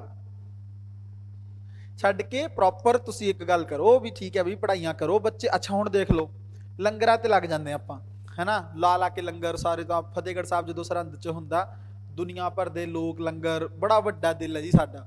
ਤੇ ਕਿਸੇ ਕੋਈ ਵੀ ਗ੍ਰੰਥੀ ਸਿੰਘ ਦਾ ਬੇਟਾ ਹੋਵੇ ਜਾਂ ਕੁਛ ਇੱਦਾਂ ਹੋਵੇ, ਗਰੀਬ ਪਰਿਵਾਰ ਦਾ ਬੇਟਾ, ਉਹਨੇ ਪੜ੍ਹਨਾ ਹੋਵੇ, ਕੁੜੀ ਹੋ, ਉੱਥੇ ਮਰ ਜਾਂਦੇ ਅਸੀਂ। ਐਜੂਕੇਸ਼ਨ ਤੇ ਸਾਡੇ ਕੋਲ ਪੈਸਾ ਨਿਕਲਦਾ ਹੈ, ਆਪਣੇ ਲੋਕਾਂ ਲਈ ਸਾਡੇ ਕੋਲ ਪੈਸਾ ਨਹੀਂ ਨਾ ਹੈਗਾ, ਬਟ ਦਿਖਾਵਾ ਕਰਨ ਲਈ ਬਾਹਰ ਵੀ ਹਾਂ ਅਸੀਂ ਦੇਖੋ ਜੀ ਇਹ ਬਣ ਗਈ, ਇਹ ਏਡ ਬਣ ਗਈ, ਇਹ ਵਾਲੀ ਸੰਸਥਾ ਇੱਧਰ ਹੈਲਪ ਕਰ ਰਹੀ ਹੈ।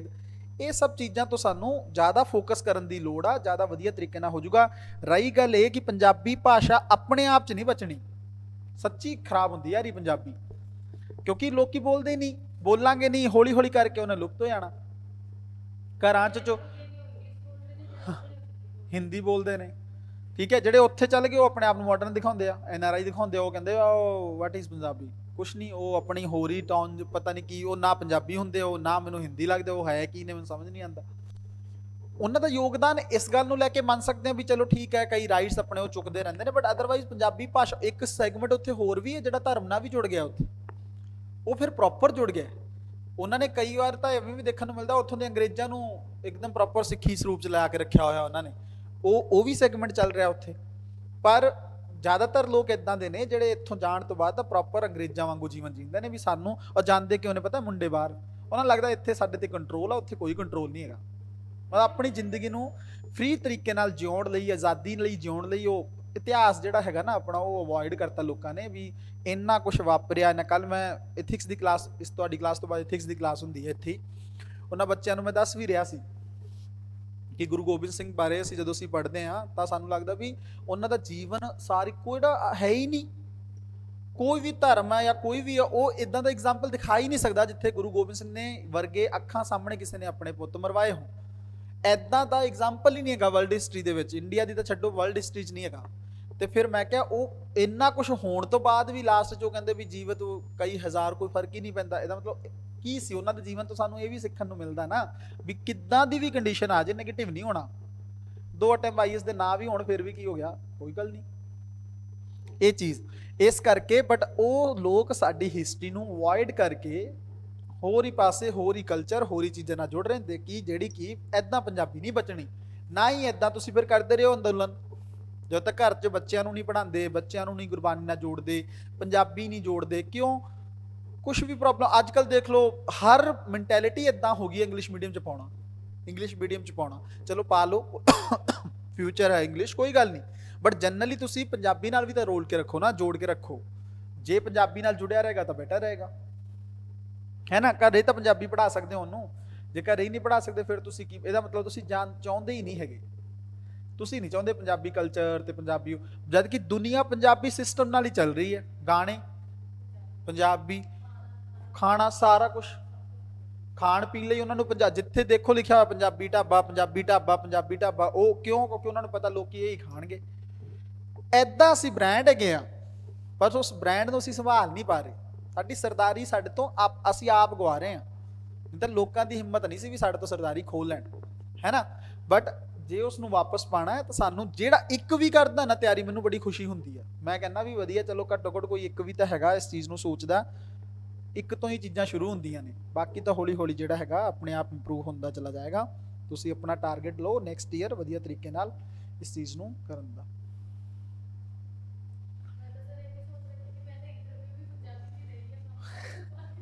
ਹਾਂ ਉਹ ਇੱਕ ਅੱਧਾ ਰੱਖ ਦਿੰਦੇ ਆ, ਟਰਾਂਸਲੇਟਰ ਰੱਖ ਲੈਂਦੇ ਆ ਫਿਰ ਉਹ। ਹਾਂ ਨਹੀਂ ਨਹੀਂ ਨਹੀਂ ਏਦਾਂ ਨਹੀਂ ਹੈਗਾ। ਹਾਂ ਹਾਂ ਹਾਂ ਹਾਂ ਕੋਈ ਵੀ ਲੈਂਗੁਏਜ ਤੁਸੀਂ ਹਾਂ ਦੇ ਸਕਦੇ ਹੋ ਪੰਜਾਬੀ ਚ, ਕੋਈ ਪ੍ਰੋਪਰ ਨਹੀਂ। ਹਾਂ ਹਾਂ ਹਾਂ ਹਾਂ ਹਾਂ ਹਾਂ ਹਾਂ ਹਾਂ।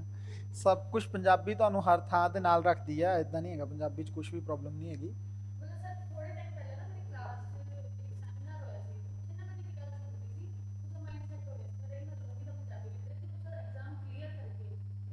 ਹੂੰ ਹਾਂ ਹਾਂ ਹਾਂ ਹੂੰ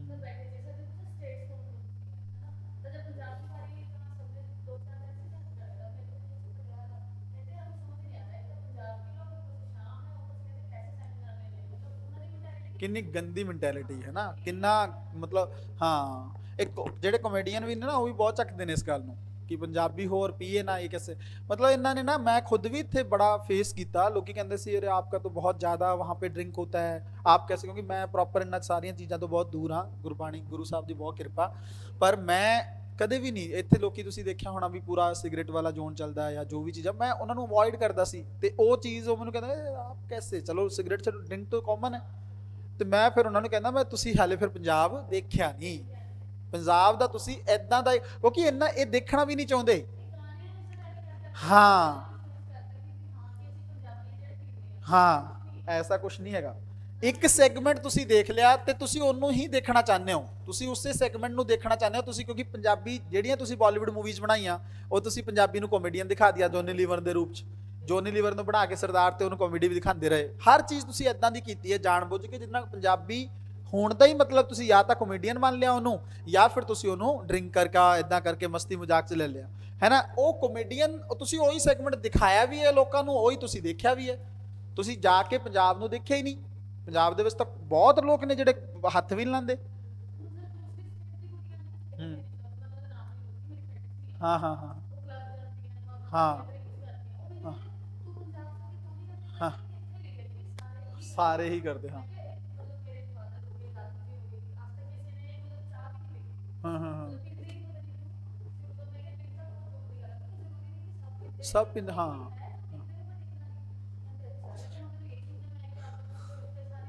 ਦੇਖੋ ਹਾਂ, ਕਿਉਂਕਿ ਉਹ ਫੈਲਾਇਆ ਹੀ ਇਦਾਂ ਜਾ ਰਿਹਾ ਨਾ, ਉਹ ਉਸ ਚੀਜ਼ ਨੂੰ ਇਦਾਂ ਕਰ ਇਸ। ਫਿਰ ਸਾਡੇ ਵਾਲੇ ਘੱਟ ਵੀ ਨਹੀਂ ਹੈਗੇ ਉਸ ਚੀਜ਼ ਤੇ, ਅਸੀਂ ਆਪ ਹੀ ਹੱਸਦੇ ਰਹਿੰਦੇ ਹਾਂ ਉਸ ਚੀਜ਼ ਨੂੰ, ਅਸੀਂ ਦੱਸਦੇ। ਹਾਂ ਨਾਲ ਕਿੰਨਾ, ਹੁਣ ਤੁਸੀਂ ਆਪ ਦੇਖ ਲਓ ਸਿੱਧੂ ਮੂਸੇ ਵਾਲੇ ਵਾਲਾ ਜਿਹੜਾ ਵੀ ਕੇਸ ਹੋਇਆ, ਇਸ ਕੇਸ ਦੇ ਵਿੱਚ ਮੈਂ ਸਾਰੀਆਂ ਗੱਲਾਂ ਠੀਕ ਨੇ ਵੀ ਉਹਨੂੰ ਕਿਉਂ ਮਾਰਿਆ, ਮੈਂ ਵੀ ਇਸ ਗੱਲ ਦੇ ਬਿਲਕੁਲ ਫੇਵਰ ਚ ਨਹੀਂ ਵੀ ਕਿਸੇ ਨੂੰ ਕੋਈ ਹੱਕ ਨਹੀਂ ਕਿਸੇ ਨੂੰ ਮਾਰਨ ਦਾ। ਬਟ ਇੱਕ ਗੱਲ ਇਹ ਵੀ ਹੈ ਨਾ ਵੀ ਉਹ ਉਸ ਬੰਦੇ ਨੂੰ ਪਤਾ ਸੀ ਵੀ ਕੋਈ ਵੀ ਚੀਜ਼ਾਂ ਇਦਾਂ, ਇੱਕ ਤਾਂ ਕੀ ਆਪਣੇ ਆਪ ਨੂੰ ਨਿਮਰਤਾ ਦੇ ਵਿੱਚ ਹੀ ਰੱਖਣਾ ਚਾਹੀਦਾ ਬੰਦਾ, ਚਾਹੇ ਕਿੰਨਾ ਹੀ ਵੱਧ ਜੇ। ਜਦੋਂ ਆਪਾਂ ਜਾਣ ਬੁੱਝ ਕੇ ਕਰਕੇ ਇਦਾਂ ਚੀਜ਼ਾਂ ਕਰਾਂਗੇ, ਆਪਾਂ ਅਗਰੈਸਿਵ ਕਰਾਂਗੇ ਸਾਹਮਣੇ ਵਾਲੇ ਬੰਦੇ ਨੂੰ, ਹੈਨਾ। ਕੱਲੀ ਸਿੱਧੂ ਦੀ ਗੱਲ ਨਹੀਂ ਹੈਗੀ, ਕਿੰਨੇ ਪੰਜਾਬ ਦੇ ਵੱਡੇ ਵੱਡੇ ਸਿੰਗਰ ਆਪਣੇ ਆਪ ਨੂੰ ਜਿਹੜੇ ਕਹਾਉਂਦੇ ਨੇ, ਉਹਨਾਂ ਨੇ ਗਾਣੇ ਹੀ ਇਹਨਾਂ ਚੀਜ਼ਾਂ ਤੇ ਗਾਏ ਨੇ। ਹਥਿਆਰ ਹੋਵੇ, ਡਰਿੰਕ ਹੋਵੇ, ਲੇਡੀ ਹੋ ਕੁੜੀ ਹੋਵੇ, ਇਹੀ ਸਭ ਚੀਜ਼ਾਂ ਨੇ, ਹੋਰ ਤਾਂ ਸਾਰੀਆਂ ਚੀਜ਼ਾਂ ਹੀ ਭੁੱਲ ਗਏ। ਹੁਣ ਗਾਇਕ ਤਬੀਰ ਸਿੰਘ ਵੀ ਆ, ਕਿੰਨੇ ਸੋਹਣੇ ਗਾਣੇ ਲਿਖਦਾ, ਕਿੰਨਾ ਕਲਚਰ ਨਾਲ ਜੁੜੇ ਗਾਣੇ ਲਿਖਦਾ, ਰੱਬ ਨਾਲ ਜੁੜੇ ਗਾਇਆ ਤਾਂ ਉਹ ਵੀ ਜਾਇਆ ਜਾ ਸਕਦਾ ਨਾ। ਘੱਟੋ ਘੱਟ ਤੁਸੀਂ ਨਾ ਚਲੋ ਸਪਿਰਿਚੁਅਲ ਪਾਸੇ ਜਾਓ, ਤੁਸੀਂ ਲੱਗੇ ਵੀ ਨਹੀਂ ਅਸੀਂ ਰੱਬ ਦੀ ਗੱਲ ਨਹੀਂ ਕਰਦੇ, ਤੁਸੀਂ ਘੱਟੋ ਘੱਟ ਕਲਚਰ ਦੀ ਗੱਲ ਕਰ ਲਓ, ਸੱਭਿਆਚਾਰ ਜਿਹੜਾ ਪੰਜਾਬ ਦਾ ਉਹਦੀ ਤਾਂ ਦਿਖਾ ਸਕਦੇ ਹੋ ਗੱਲ।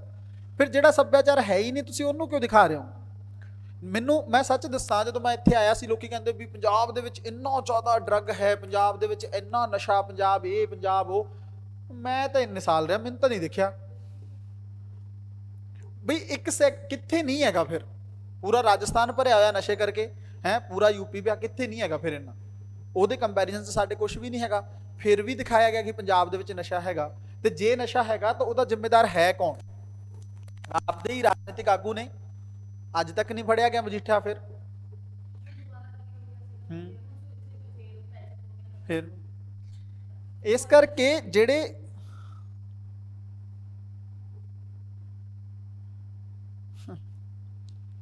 ਬੱਬੂ ਮਾਨ ਬਾਰੇ ਲਿਖ ਰਿਹਾ ਕੋਈ ਬੱਚਾ, ਉਹ ਵੀ ਘੱਟ ਨਹੀਂ ਹੈਗਾ। ਸਾਰੇ ਹੀ ਨੇ, ਹੁਣ ਕੀ ਕਰ ਸਕਦੇ ਹਾਂ। ਹਾਂ ਹਾਂ ਤਿਆਰੀ ਕਰੋ।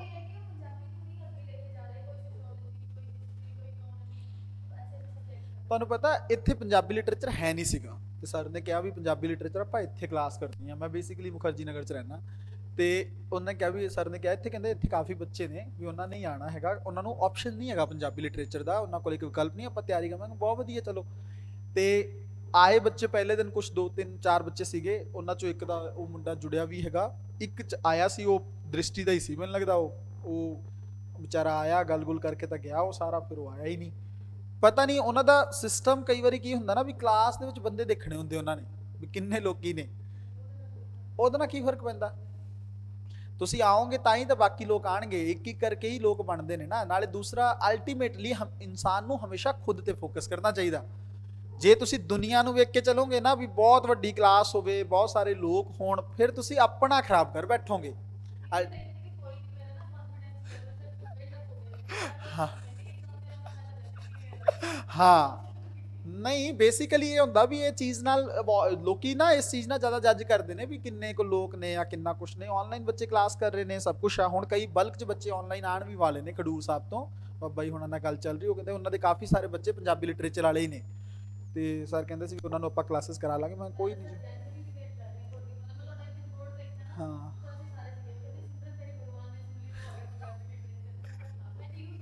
ਹਾਂ ਹਾਂ ਹਾਂ ਹਾਂ ਹਾਂ ਹਾਂ ਹਾਂ ਹਾਂ ਹਾਂ ਹਾਂ ਹਾਂ। ਤੁਹਾਨੂੰ ਨਹੀਂ ਪਤਾ ਰੱਬ ਨੇ ਤੁਹਾਡੇ ਲਈ ਕੀ ਕੀਤਾ ਸੀ ਨਾ। ਤੁਹਾਨੂੰ ਮੈਂ ਮੇਰੀ ਜਰਨੀ ਦੱਸਦਾ। ਜਰਨੀ ਮਤਲਬ ਸਿਰਫ ਆਪਸ਼ਨਲ ਦੀ, ਵੀ ਮੈਂ ਕਿੱਦਾਂ ਚੀਜ਼ਾਂ ਪ੍ਰਪੇਅਰ ਕੀਤੀਆਂ। 6 ਦਿਨ ਸਾਡੀ ਕਲਾਸ ਹੁੰਦੀ ਸੀ ਉੱਥੇ, ਮੈਂ ਮੁਖਰਜੀ ਨਗਰ 'ਚ ਕਰਦਾ ਹੁੰਦਾ ਸੀਗਾ। ਉੱਥੋਂ ਕਰਨ ਤੋਂ ਬਾਅਦ ਰਾਤੀ ਮੈਂ ਸੈਟਰਡੇ ਨਿਕਲਣਾ ਇੱਥੋਂ ਟ੍ਰੇਨ ਦੇ ਵਿੱਚ ਲੁਧਿਆਣੇ ਜਾ ਕੇ ਉੱਥੇ ਇੱਕ ਮੈਡਮ ਸੀ ਉਹਨਾਂ ਤੋਂ ਪੜ੍ਹਦਾ, ਫਿਰ ਇੱਕ ਟੀਚਰ ਸੀ ਉਹਨਾਂ ਤੋਂ ਕਲਾਸ ਕਰਕੇ 3 ਵਜੇ ਕਲਾਸ ਕਰਕੇ ਮੈਂ ਵਾਪਸ ਉੱਥੋਂ ਚੱਲਦਾ 6 ਘੰਟੇ ਬੱਸ ਦਾ ਟਰੈਵਲ ਕਰਕੇ ਮੈਂ 9:30 10 ਵਜੇ ਤੱਕ ਦਿੱਲੀ ਆਉਂਦਾ ਸੀ। ਅਗਲੇ ਦਿਨ ਫਿਰ ਸਵੇਰੇ 7 ਵਜੇ ਮੇਰੀ ਆਪਸ਼ਨਲ ਇੱਥੇ ਕਲਾਸ ਹੁੰਦੀ ਸੀ ਜੀਐਸ ਦੀ। 1.5 ਸਾਲ ਇੱਦਾਂ ਹੀ ਚੱਲਿਆ। ਫਿਰ ਕੁਛ ਤਾਂ ਮੈਂ ਉਹਨਾਂ ਤੋਂ ਪੜ੍ਹਦਾ ਰਿਹਾ, ਫਿਰ ਮੈਂ ਯੂਨੀਵਰਸਿਟੀ ਜਾਂਦਾ ਰਿਹਾ, ਪੰਜਾਬੀ ਯੂਨੀਵਰਸਿਟੀ ਡਿਪਾਰਟਮੈਂਟ 'ਚ ਬਹੁਤ ਵਾਰ ਬੈਠਾ, ਉੱਥੇ ਕਰ ਕਰਾ ਕੇ ਚਾਂਸਲਰ ਸਰ ਨਾਲ, ਵਾਈਸ ਚਾਂਸਲਰ ਸਰ ਨਾਲ ਗੱਲ ਕਰਕੇ ਰਿਕੁਐਸਟ ਲੈ ਕੇ ਲਾਇਬ੍ਰੇਰੀ 'ਚ ਬੈਠਾ। ਫਿਰ ਉੱਥੇ ਰਸਾਲੇ ਬਹੁਤ ਛਾਂਟੇ ਕਿ ਇਹ ਚੀਜ਼ ਇਹਦੇ 'ਚੋਂ ਇਕੱਠੀ ਕਰਨੀ ਹੈ, ਇਹ ਚੀਜ਼। ਫਿਰ ਚੰਡੀਗੜ੍ਹ ਗਿਆ ਪੰਜਾਬ ਯੂਨੀਵਰਸਿਟੀ, ਉੱਥੇ ਫਿਰ ਕਰ ਕਰਾ ਕੇ ਕਿਸੇ ਨਾਲ ਰਿਕੁਐਸਟ ਕੀਤੀ। ਫਿਰ ਅੰਮ੍ਰਿਤਸਰ 'ਚ ਇੱਕ ਪ੍ਰੋਫੈਸਰ ਸੀ ਹਰਚੰਦ ਸਿੰਘ ਬੇਦੀ, ਉਹਨਾਂ ਨਾਲ ਪੜ੍ਹਿਆ। ਫਿਰ ਇੱਕ ਗੁਰਚਰਨ ਸਿੰਘ ਭਾਟੀਆ ਸਰ ਸੀ, ਪਟਿਆਲੇ ਦੇ ਵਿੱਚ ਐਕਸਪਾਇਰ ਹੋ ਗਏ 2 3 ਸਾਲ ਪਹਿਲਾਂ, ਹਾਂ, ਉਹਨਾਂ ਤੋਂ ਫਿਰ ਮੈਂ ਥੋੜਾ ਬਹੁਤ ਲਾਸਟ ਦੇ ਵਿੱਚ ਕੀਤਾ। ਐਦਾਂ ਬਸ ਮੈਨੂੰ ਹੈਲਪ ਇਹ ਹੋ ਗਈ ਸੀ ਕਿਉਂਕਿ ਇੱਕ ਮੇਰੇ ਮੈਂਟੋਰ ਸੀਗੇ, ਹੁਣ ਰਾਜਸਥਾਨ 'ਚ ਡੀਜੀਪੀ ਨੇ ਉਹ, ਉਹਨਾਂ ਨੇ ਮੈਨੂੰ ਥੋੜਾ ਜਿਹਾ ਰਾਹ ਦਿਖਾਉਂਦੇ ਰਹੇ ਹੋ ਵੀ ਹਾਂ ਚੱਲ ਤੂੰ ਮੈਨੂੰ ਦੱਸ ਦੇ, ਪਤਾ ਕਰਕੇ ਮੈਂ ਥੋੜਾ ਜਿਹਾ ਤੈਨੂੰ ਭੇਜ ਦੂੰਗਾ, ਕਰਨਾ ਤੂੰ ਆਪ ਹੀ ਆ। ਤੇ ਐਦਾਂ ਕਰ ਕਰਾ ਕੇ ਮੈਂ ਤੁਹਾਡੇ ਲਈ ਇਹ ਕੰਟੈਂਟ ਪ੍ਰਪੇਅਰ ਕੀਤਾ, ਜਿਹੜਾ ਅੱਜ ਮੈਂ ਗੱਲ ਕਰਕੇ ਕਹਿੰਦਾ ਨਾ, ਛਾਤੀ ਠੋਕ ਕੇ ਕਹਿੰਦਾ ਵੀ 130 ਐਵੇਂ ਹੀ ਲੈ ਜਾਓਗੇ ਹੱਸਦੇ ਖੇਡਦੇ। ਉਹ ਇਸ ਕਰਕੇ ਰੱਬ ਜੋ ਕਰਦਾ ਨਾ, ਕਈ ਵਾਰ ਸਾਨੂੰ ਨਹੀਂ ਪਤਾ ਹੁੰਦਾ ਵੀ ਸਾਡੇ ਲਈ ਕੀ ਬੈਟਰ ਹੁੰਦਾ। ਤੁਹਾਡਾ ਜੇ ਤੁਸੀਂ ਕਿਤੇ ਹੋਰ ਜਾਂਦੇ, ਹੋਪਫੁਲੀ, ਮੈਂ ਨਹੀਂ ਕਹਿੰਦਾ ਵੀ ਕੋਈ ਨਹੀਂ ਤਿਆਰੀ ਕਰਵਾਉਂਦਾ ਜਾਂ ਜੋ ਵੀ ਹੁੰਦਾ, ਜਿਹੜੀਆਂ ਚੀਜ਼ਾਂ ਮੈਂ ਬਹਿ ਕੇ ਉੱਥੇ ਛਾਂਟ ਕੇ ਪੂਰੀ ਰਾਤ ਬਹਿ ਕੇ, ਮੈਂ ਤੁਹਾਨੂੰ ਇੰਨਾ ਮੇਰੇ ਕੋਲ ਕੰਟੈਂਟ ਪਿਆ ਪੰਜਾਬੀ ਲਿਟਰੇਚਰ ਦਾ, ਉਹਨੂੰ ਛਾਂਟ ਕੇ ਮੈਂ ਆਪਣਾ ਕੰਟੈਂਟ ਕੱਢਿਆ। ਉਹ ਤੁਹਾਨੂੰ ਸਾਰਿਆਂ ਨੂੰ ਕੁਝ ਵੀ ਕਰਨ ਦੀ ਲੋੜ ਨਹੀਂ ਪੈਣੀ ਕਿਸੇ ਵੀ ਹੈ। ਹਾਂ, ਦੂਸਰੀ ਗੱਲ ਇਹ ਹੈਗੀ ਆ, ਕਈ ਵਾਰੀ ਕੀ ਹੁੰਦਾ ਨਾ ਵੀ ਟੀਚਰ ਨੂੰ ਜਿਵੇਂ ਮੰਨ ਲਓ ਕੋਈ ਕਵੇ ਵੀ ਫੀਸ ਨਾਲ, ਕਈ ਵਾਰੀ ਕੋਈ ਮੁੱਲ ਇਦਾਂ ਦਾ ਹੁੰਦਾ ਨਾ ਕਿਸੇ ਚੀਜ਼ ਦਾ, ਉਹਦਾ ਪਾਇਆ ਨਹੀਂ ਜਾ ਸਕਦਾ ਹੈਗਾ। ਗਿਆਨ ਦਾ ਕੋਈ ਮੁੱਲ ਨਹੀਂ ਹੁੰਦਾ ਹੈਗਾ, ਉਹ ਤਾਂ ਇੱਕ ਜਨਰਲੀ ਹੈ ਵੀ ਚਲੋ ਤੁਸੀਂ ਇਹ ਚੀਜ਼ ਦੇਤੀ। ਕਈ ਬੱਚੇ, ਹੁਣ ਕੱਲ ਪਰਸੋਂ ਮੈਨੂੰ ਇੱਕ ਬੱਚੇ ਦਾ ਬਹੁਤ ਕਾਲ ਆਉਂਦੇ ਨੇ ਪੰਜਾਬੀ ਲਿਟਰੇਚਰ ਲਈ, ਬਟ ਇੱਕ ਬੱਚਾ ਉਹ, ਬਟ ਦਿਮਾਗ ਨਾਲ ਬਹੁਤ ਚੱਲਦੇ ਨੇ। ਉਹ ਦਿਮਾਗ ਨਾਲ ਕਿਵੇਂ ਚੱਲਦੇ ਨੇ, ਉਹ ਕਹਿੰਦੇ ਨੇ ਸਰ ਸਾਨੂੰ ਨਾ ਤੁਸੀਂ ਆਪਣੇ ਨੋਟਸ ਦਿੱਤੇ ਹੋ, ਠੀਕ ਹੈ, ਸਾਡੇ ਤੋਂ ਜੋ ਤੁਹਾਡੀ ਫੀਸ, ਅਸੀਂ ਨੋਟਸ ਦੇ ਪੈਸੇ ਦੇ ਦਾਂਗੇ ਤੁਹਾਨੂੰ। ਮੈਂ ਕਿਹਾ ਵੀ ਮੈਂ ਪੈਸੇ ਕਰਕੇ ਤਾਂ ਪੰਜਾਬੀ ਲਿਟਰੇਚਰ ਚਲਾ ਹੀ ਨਹੀਂ ਰਿਹਾ। ਦਾ ਕਾਰਨ ਆ ਕਿਉਂਕਿ ਨੋਟਸ ਮੈਨੂੰ ਨਹੀਂ ਵੰਡਣੇ ਹੈਗੇ। ਮੇਰਾ ਮਤਲਬ ਇਹ ਹੈਗਾ ਵੀ ਤੁਸੀਂ ਪਹਿਲਾਂ ਤੇ ਮੇਰੇ ਨੋਟਸ ਲੈ ਕੇ ਕਰ ਵੀ ਕੀ ਲਓਗੇ ਤੁਸੀਂ, ਜਦੋਂ ਕਨਸੈਪਟ ਹੀ ਨਹੀਂ ਕਲੀਅਰ ਹੋਇਆ ਕੀ ਕਰੋ, ਹੈ ਨਾ। ਇਸ ਕਰਕੇ ਉਹ ਤੁਹਾਡੇ ਹੱਥਾਂ ਨਾਲ ਜਿਹੜੇ ਨੋਟਸ ਬਣਨਗੇ ਕਲਾਸ ਦੇ ਵਿੱਚ, ਕਨਸੈਪਟ ਕਲੀਅਰ ਫਿਰ ਨੋਟਸ, ਕਨਸੈਪਟ ਕਲੀਅਰ ਫਿਰ ਨੋਟਸ, ਉਹ ਜ਼ਿਆਦਾ ਬੈਟਰ ਆ। ਤੇ ਉਹ ਮੈਨੂੰ ਕਹਿੰਦਾ ਸਰ ਮੈਂ ਫੀਸ ਤਾਂ ਪੂਰੀ ਨਹੀਂ ਦੇ ਸਕਦਾ, ਮੇਰੇ ਤੋਂ ਤੁਸੀਂ ਇੰਨਾ ਲੈ ਲਓ। ਮੈਂ ਕਿਹਾ ਦਿਮਾਗ ਨਾ ਲਾਓ, ਨਹੀਂ ਲੈ ਸਕਦੇ ਕੋਈ ਗੱਲ ਨਹੀਂ ਹੈਗੀ। ਤੁਸੀਂ ਵੈਸੇ ਹੀ ਕਹਿੰਦੇ ਵੀ ਸਰ ਮੇਰੀ ਹੈਲਪ ਕਰ ਦਿਓ ਤਾਂ ਵੀ ਚਲ ਮੈਂ ਸੋਚ ਲੈਂਦਾ, ਪਰ ਤੁਸੀਂ, ਬਹੁਤ ਸਾਰੇ ਬੱਚੇ ਕਾਲ ਕਰਦੇ ਨੇ। ਕੱਲ ਇੱਕ ਕੁੜੀ ਦਾ ਵੀ ਰਾਤ ਨੂੰ ਕਾਲ ਆਇਆ ਸੀਗਾ, ਉਹ ਕਹਿੰਦੇ ਸਰ ਕੋਰਸ ਬਾਰੇ ਦੱਸ ਦਿਓ। ਇਹ ਮੈਂ ਉਹਨਾਂ ਨੂੰ ਕਿਹਾ ਵੀ ਇੱਦਾਂ ਕਲਾਸ ਚੱਲ ਰਹੀ। ਇਨਕੁਆਇਰੀ ਤਾਂ ਬਹੁਤ ਨੇ ਪੰਜਾਬੀ ਲਿਟਰੇਚਰ ਦੀ, ਕਿਉਂਕਿ ਇੱਕ ਚੈਨਲ ਹੈ ਡਿਲਾਈਟ ਆਈਐਸ, ਉੱਥੇ ਮੈਂ 2 ਵੀਡੀਓਜ਼ ਪਾਈਆਂ ਸੀ ਅੱਜ ਤੋਂ 3 4 ਮਹੀਨੇ ਪਹਿਲਾਂ। ਉਹ ਵੀਡੀਓਜ਼ 2500 ਕੋਈ ਚੱਲ ਗਈ, ਕੋਈ ਇੱਦਾਂ। ਉੱਥੋਂ ਬੱਚੇ ਬਹੁਤ ਕਾਲ ਕਰਦੇ ਨੇ, ਹੈ ਨਾ, ਕਾਲ ਕਰਦੇ ਨੇ ਉਹਨਾਂ ਵੀਡੀਓਜ਼ ਤੋਂ। ਤੇ ਉੱਥੇ ਉਹ ਕਾਲ ਕਰਕੇ ਫਿਰ ਪੁੱਛਦੇ ਨੇ ਪੰਜਾਬੀ ਲਿਟਰੇਚਰ, ਮੈਂ ਕਿਹਾ ਹਾਂ ਇੱਥੇ ਚੱਲ ਰਿਹਾ ਹੈਗਾ, ਸ਼ੁਰੂ ਹੋਣਾ ਪਹਿਲਾਂ। ਕਈ ਤਾਂ ਜਿਹੜੇ ਵੇਟ ਕਰਦੇ ਰਹੇ ਇੱਥੇ, ਜਿਹੜੇ ਹੁਣ ਜੁੜੇ ਨੇ ਇਹ ਤਾਂ 2-3 ਮਹੀਨੇ ਤੋਂ ਵੇਟ ਕਰ ਰਹੇ ਨੇ। ਪਹਿਲਾਂ ਕਿਹਾ ਸੀਗਾ ਵੀ ਮਾਰਚ 'ਚ ਸ਼ੁਰੂ ਹੋਊਗਾ, ਫਿਰ ਲੱਗਿਆ ਅਪ੍ਰੈਲ 'ਚ ਸ਼ੁਰੂ ਹੋਊਗਾ, ਇਦਾਂ ਕਰਾ ਕੇ ਹੁਣ ਜਾ ਕੇ ਪ੍ਰੀ ਤੋਂ ਬਾਅਦ ਚੀਜ਼ਾਂ ਸ਼ੁਰੂ ਹੋਈਆਂ ਨੇ। ਪਰ ਹੁਣ ਰੈਗੂਲਰ ਚੱਲੇਗਾ, ਪ੍ਰੋਪਰ ਤਰੀਕੇ ਨਾਲ ਚੱਲੇਗਾ, ਕੋਈ ਇਸ਼ੂ ਨਹੀਂ ਹੈਗਾ। ਬਟ ਐਵੇਂ ਆ, ਜੋ ਚੀਜ਼ ਸਿਸਟਮੈਟਿਕ ਤਰੀਕੇ ਨਾਲ ਹੁੰਦੀ ਹੈ ਉਦਾਂ ਹੀ ਵਧੀਆ ਹੁੰਦੀ ਹੈ, ਨਹੀਂ ਤਾਂ ਫਿਰ ਉਹਦਾ ਕੋਈ ਫਾਇਦਾ ਨਹੀਂ ਹੈਗਾ। ਨਾਲੇ ਈਵਨ ਇਹ ਪੰਜਾਬੀ ਨਹੀਂ, ਤੁਹਾਨੂੰ ਜੀਐਸ ਦੇ ਵਿੱਚ ਵੀ ਬਹੁਤ ਹੈਲਪ ਹੋ ਜਾਣੀ ਹੈ। ਬਹੁਤ ਸਾਰੀਆਂ ਚੀਜ਼ਾਂ ਮੈਂ ਤੁਹਾਨੂੰ ਦੱਸੀ ਜਾਣੀਆਂ ਜੀਐਸ ਦੇ ਵਿੱਚ, ਵੀ ਤੁਸੀਂ ਇੱਦਾਂ ਕਰ ਲਓ, ਇੱਦਾਂ ਕਰ ਲਓ, ਇਹ ਚੀਜ਼ ਐਵੇਂ ਹੋ ਜਾਣੀ, ਇਹ ਚੀਜ਼ ਐਵੇਂ ਹੋ ਜਾਣੀ। ਜਿਹੜਾ ਟੀਚਰ ਸਿਰਫ ਪੰਜਾਬੀ ਪੜ੍ਹਾਉਂਦਾ ਹੋਵੇ ਨਾ, ਉਹ ਟੀਚਰ ਤੁਹਾਨੂੰ ਹੋ ਸਕਦਾ ਤੁਹਾਨੂੰ ਸਿਰਫ ਪੰਜਾਬੀ 'ਚ ਹੈਲਪ ਕਰ ਦੇ। ਮੈਂ ਤਾਂ ਯੂਪੀਐਸਸੀ ਦਾ ਇੰਟਰਵਿਊ ਦੇਤਾ 2 ਵਾਰ, ਤੇ ਉਹਦੇ ਕਰਕੇ ਤੁਹਾਨੂੰ ਜੀਐਸ ਦੇ ਵਿੱਚ ਵੀ ਬਹੁਤ ਸਾਰੀਆਂ ਜਿਹੜੀਆਂ ਚੀਜ਼ਾਂ ਨੇ ਉਹ ਆਪਣੇ ਆਪ ਪਤਾ ਲੱਗਦੀਆਂ ਰਹਿਣਗੀਆਂ, ਤੁਹਾਨੂੰ ਹੈਲਪ ਮਿਲ ਜਾਣੀ ਹੈ। ਠੀਕ ਹੈ, ਆਨਸਰ ਰਾਈਟਿੰਗ ਵੀ ਤੁਹਾਡੀ ਪ੍ਰਪੇਅਰ ਹੋ ਜਾਏਗੀ। ਚਲੋ ਬਈ, ਅੱਜ ਅਸੀਂ ਸ਼ੁਰੂ ਕਰਦੇ ਹਾਂ ਰੋਮਾਂਸਵਾਦ ਬਾਰੇ ਕਹਾਣੀ।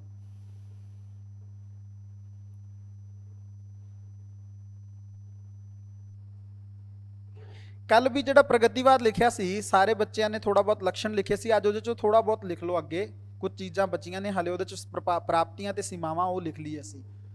ਤੁਸੀਂ ਵੀ ਲਿਖੋ ਪ੍ਰਗਤੀਵਾਦ ਦੀਆਂ ਪ੍ਰਾਪਤੀਆਂ।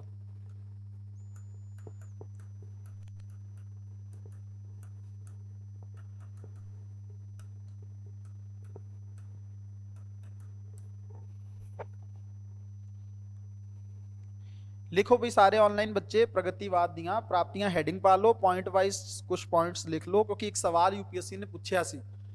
वैसे हुण तक सिर्फ लक्षणां तक फोकस रहा ਉਹਦਾ ਵੀ ਇਹਦੇ ਪ੍ਰਗਤੀਵਾਦ ਦੇ ਮੁੱਖ ਲੱਛਣ ਦੱਸੋ ਜਾਂ ਕਵੀਆਂ ਬਾਰੇ ਦੱਸ ਦਿਓ। ਇਹਨੂੰ ਅਸੀਂ 2 ਤਰੀਕੇ ਨਾਲ ਕਰਾਂਗੇ। ਜਿਹੜੀ ਆ ਪ੍ਰਵਿਰਤੀਆਂ ਪੜ੍ਹ ਰਹੇ ਆ ਨਾ, ਇੱਕ ਸਵਾਲ ਤਾਂ ਪ੍ਰੋਪਰ ਤਰੀਕੇ ਨਾਲ ਪੁੱਛਦਾ ਕਿ ਰਹੱਸਵਾਦੀ ਪ੍ਰਵਿਰਤੀ ਦੇ ਮੁੱਖ ਲੱਛਣਾਂ ਨੂੰ ਬਿਆਨ ਕਰੋ, ਅਸੀਂ ਉਹਨੂੰ ਡੀਲ ਕਰ ਲਾਂਗੇ। ਇੱਕ ਮੈਂ ਤੁਹਾਨੂੰ ਉਦਾਂ ਮਤਲਬ 2 ਤੋਂ 2.5 ਪੇਜ ਦਾ ਕੰਟੈਂਟ ਲਿਖਵਾ ਰਿਹਾ ਵੀ ਉਹ ਸਵਾਲ ਤੁਹਾਡਾ ਸਿੱਧਾ ਡੀਲ ਹੋ ਜੇ।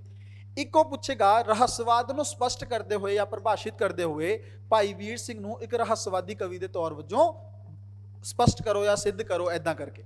ਹੁਣ ਭਾਈ ਫਿਰ ਉਹ ਅਲੱਗ ਤਰੀਕੇ ਨਾਲ ਕਰਾਂਗੇ ਉਹਦੇ ਵਿੱਚ। ਹੁਣ ਜਦੋਂ ਰਹੱਸਵਾਦੀ ਪ੍ਰਵਿਰਤੀ, ਐਦਾਂ ਮੈਂ ਇੱਕ ਵਾਰੀ ਕੀ ਕਰ ਰਿਹਾ ਸੀ, ਪਹਿਲਾਂ ਸਾਰਿਆਂ ਲਿਖ ਰਹੇ ਹਾਂ ਰਹੱਸਵਾਦ, ਨਵ ਰਹੱਸਵਾਦ, ਪ੍ਰਗਤੀਵਾਦ, ਫਿਰ ਅਸੀਂ ਇਹਨਾਂ ਦੇ ਆਥਰ ਵੀ ਲਿਖ ਲਾਂਗੇ ਵੀ ਭਾਈ ਵੀਰ ਸਿੰਘ ਕਿਹੜੀਆਂ ਕਿਹੜੀਆਂ ਚੀਜ਼ਾਂ ਨੇ ਰਹੱਸਵਾਦ ਨੂੰ ਲੈ ਕੇ, ਪ੍ਰੋਫੈਸਰ ਪੂਰਨ ਸਿੰਘ ਦੀਆਂ ਕਿਹੜੀਆਂ ਨੇ। ਫਿਰ ਹੁਣ ਜਿਵੇਂ ਮਰਜ਼ੀ ਘੁਮਾ ਲਵੋ, ਤੁਹਾਨੂੰ ਕੁਐਸਚਨ 'ਚ ਕੋਈ ਪ੍ਰੋਬਲਮ ਨਹੀਂ ਆਣੀ, ਤੁਹਾਡਾ ਦੋਨੋਂ ਤਰੀਕੇ ਨਾਲ ਪ੍ਰਪੇਅਰ ਹੋ ਜਾਣਾ। ਲਿਖੋ ਬਈ ਹੈਡਿੰਗ ਪਾ ਕੇ ਪਹਿਲਾ ਪੁਆਇੰਟ ਲਿਖੋ, ਪ੍ਰਗਤੀਵਾਦ ਨੇ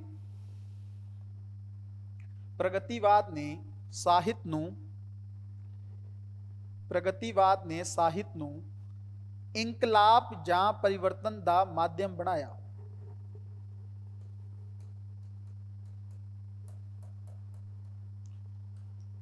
ਇਨਕਲਾਬ ਜਾਂ ਪਰਿਵਰਤਨ ਦਾ ਮਾਧਿਅਮ ਬਣਾਇਆ। ਇਸ ਪ੍ਰਵਿਰਤੀ ਨੇ ਸਾਹਿਤ ਨੂੰ ਕਿਸਾਨਾਂ ਅਤੇ ਮਜ਼ਦੂਰਾਂ ਦੀਆਂ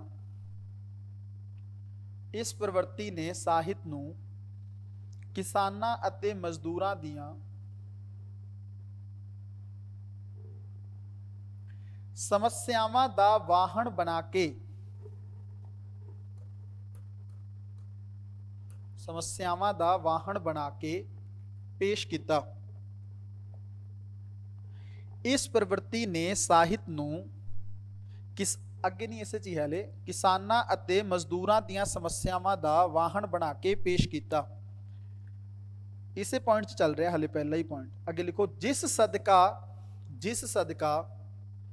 ਪੰਜਾਬੀ ਸਾਹਿਤ ਦਾ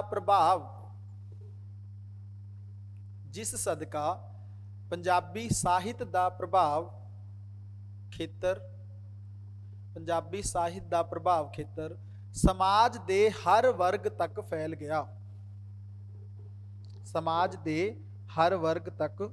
ਗਿਆ।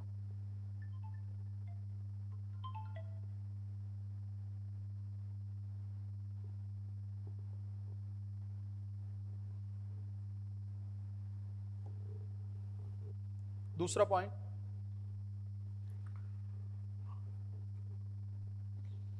स्पीड ठीक है, ज़्यादा तेज तो नहीं। ऑनलाइन बच्चों को कई बार कल भी इन्हों का सी सर थोड़ी तेज आ, आज ठीक है स्पीड भाई, एक बार बता दें आप लोग। यश खास करके तुम बोलो। एक हिंदी वाला हैगा, उन्होंने ना पंजाबी च बहुत प्रॉब्लम आ, बट उन्होंने लगाव बहुत आ, ਉਹ ਹਿੰਦੀ ਮੀਡੀਅਮ ਦਾ ਹੀ ਹੈਗਾ ਮੁੰਡਾ, ਮਤਲਬ ਹਿੰਦੂ ਧਰਮ ਤੋਂ ਹੀ ਹੈ ਸ਼ਾਇਦ, ਬਟ ਉਹ ਕਹਿੰਦਾ ਮੈਨੂੰ ਪੰਜਾਬੀ ਪਸੰਦ ਬਹੁਤ ਆ। ਉਹ ਪੰਜਾਬੀ ਨਾਲ ਉਹ ਕਹਿੰਦਾ ਨਹੀਂ ਮੈਂ ਤਾਂ ਪੰਜਾਬੀ ਲੈਣੀ ਆ, ਬਟ ਭਾਵੇਂ ਮੈਨੂੰ ਲਿਖਣਾ ਆਵੇ, ਭਾਵੇਂ ਮੈਂ ਮਿਹਨਤ ਕਰਾਂ, ਕਰ ਵੀ ਰਿਹਾ ਉਹ, ਤੇ ਉਹਦਾ ਠੀਕ ਆ। दूसरा पॉइंट लिखो, प्रगतिवादी प्रवृत्ति ने सुधारवाद की बजाय, ठीक है यश, प्रगतिवादी प्रवृत्ति ने सुधारवाद की बजाय सामाजिक राजनीतिक क्रांति नूं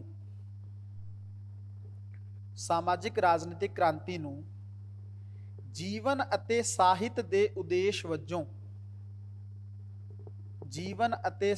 ਦੇ ਉਦੇਸ਼ ਵਜੋਂ ਪ੍ਰਸਤੁਤ ਕੀਤਾ।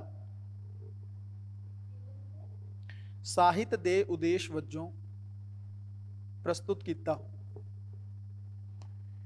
ਇਸ ਤਰ੍ਹਾਂ ਪੰਜਾਬੀ ਸਾਹਿਤ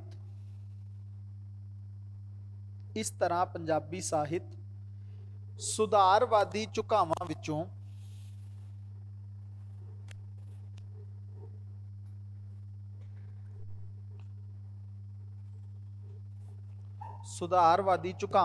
ਨਿਕਲ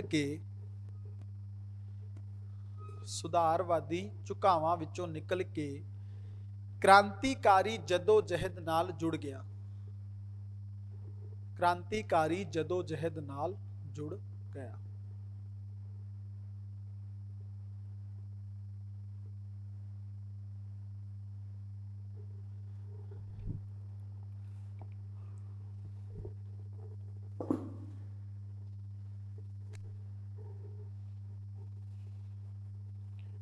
तीसरा पॉइंट लिखो, इस प्रवृत्ति ने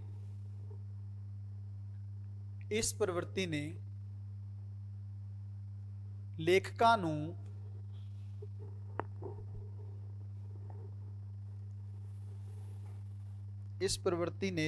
नूं सौंदर्य दे नवें प्रतिमान सिरजण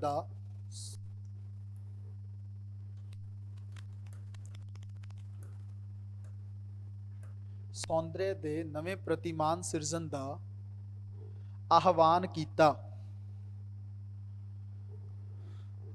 ਕੀਤਾ ਅਤੇ ਦਰਸਾਇਆ ਕਿ ਸਾਹਿਤ ਸਾਮਗਰੀ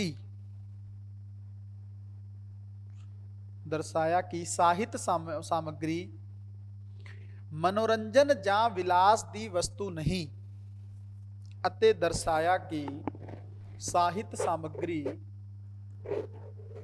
ਮਨੋਰੰਜਨ ਜਾਂ ਵਿਲਾਸ ਦੀ ਵਸਤੂ ਨਹੀਂ, ਬਲਕਿ ਇਹ ਆਮ ਆਦਮੀ ਦੇ ਅਧਿਕਾਰਾਂ ਲਈ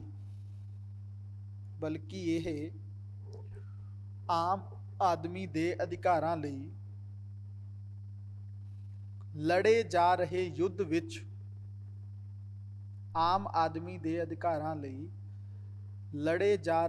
ਵਿੱਚ ਇੱਕ ਹਥਿਆਰ ਵਜੋਂ ਇਸਤੇਮਾਲ ਕੀਤਾ ਜਾ ਸਕਦਾ ਹੈ। ਆਮ ਆਦਮੀ ਦੇ ਅਧਿਕਾਰਾਂ ਲਈ ਲੜੇ ਜਾ ਰਹੇ ਯੁੱਧ ਵਿੱਚ ਇੱਕ ਹਥਿਆਰ ਵਜੋਂ ਇਸਤੇਮਾਲ ਕੀਤਾ ਜਾ ਸਕਦਾ ਹੈ।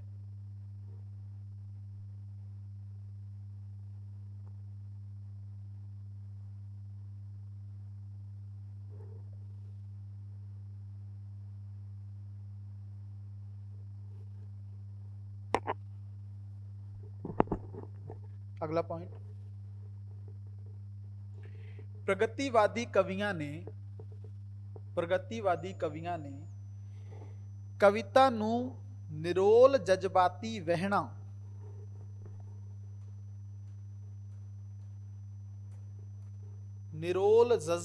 वहणा विचों कढ के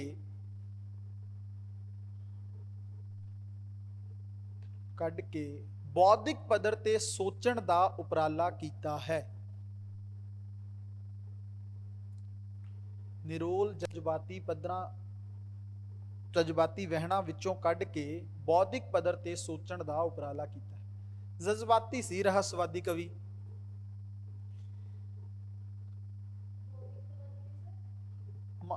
थोड़ा सोचना, ਮੈਂਟੈਲਿਟੀ ਜਿਵੇਂ ਆਪਾਂ ਕਹਿੰਦੇ ਇੰਟੈਲੈਕਚੁਅਲ ਹੋਣਾ ਚਾਹੀਦਾ ਪਰਸਨ, ਬੌਧਿਕ ਹੋਣਾ ਚਾਹੀਦਾ। ਉਹ ਸੋਚੇ ਵੀ ਸਿਰਫ ਇਸ ਗੱਲ ਤੇ ਅੱਖਾਂ ਬੰਦ ਕਰਕੇ ਯਕੀਨ ਕਰ ਰਹੇ ਆ ਰੱਬ ਹੈਗਾ, ਰੱਬ ਨੂੰ ਹਾਸਿਲ ਕਰਨਾ ਹੈਗਾ, ਜਿਹੜੇ ਇਹ ਸੋਚਦੇ ਨੇ, ਹੈ ਨਾ।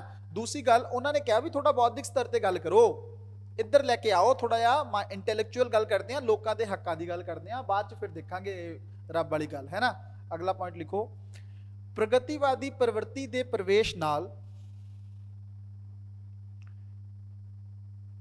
ਤੁਸੀਂ ਪਹਿਲੇ ਪੇਜ ਤੋਂ ਲਿਖ ਲਿਆ, 3-4 पेज छड़ने, मतलब कुछ पेज छड़ने से अच्छा एडजस्ट हो जाएगा।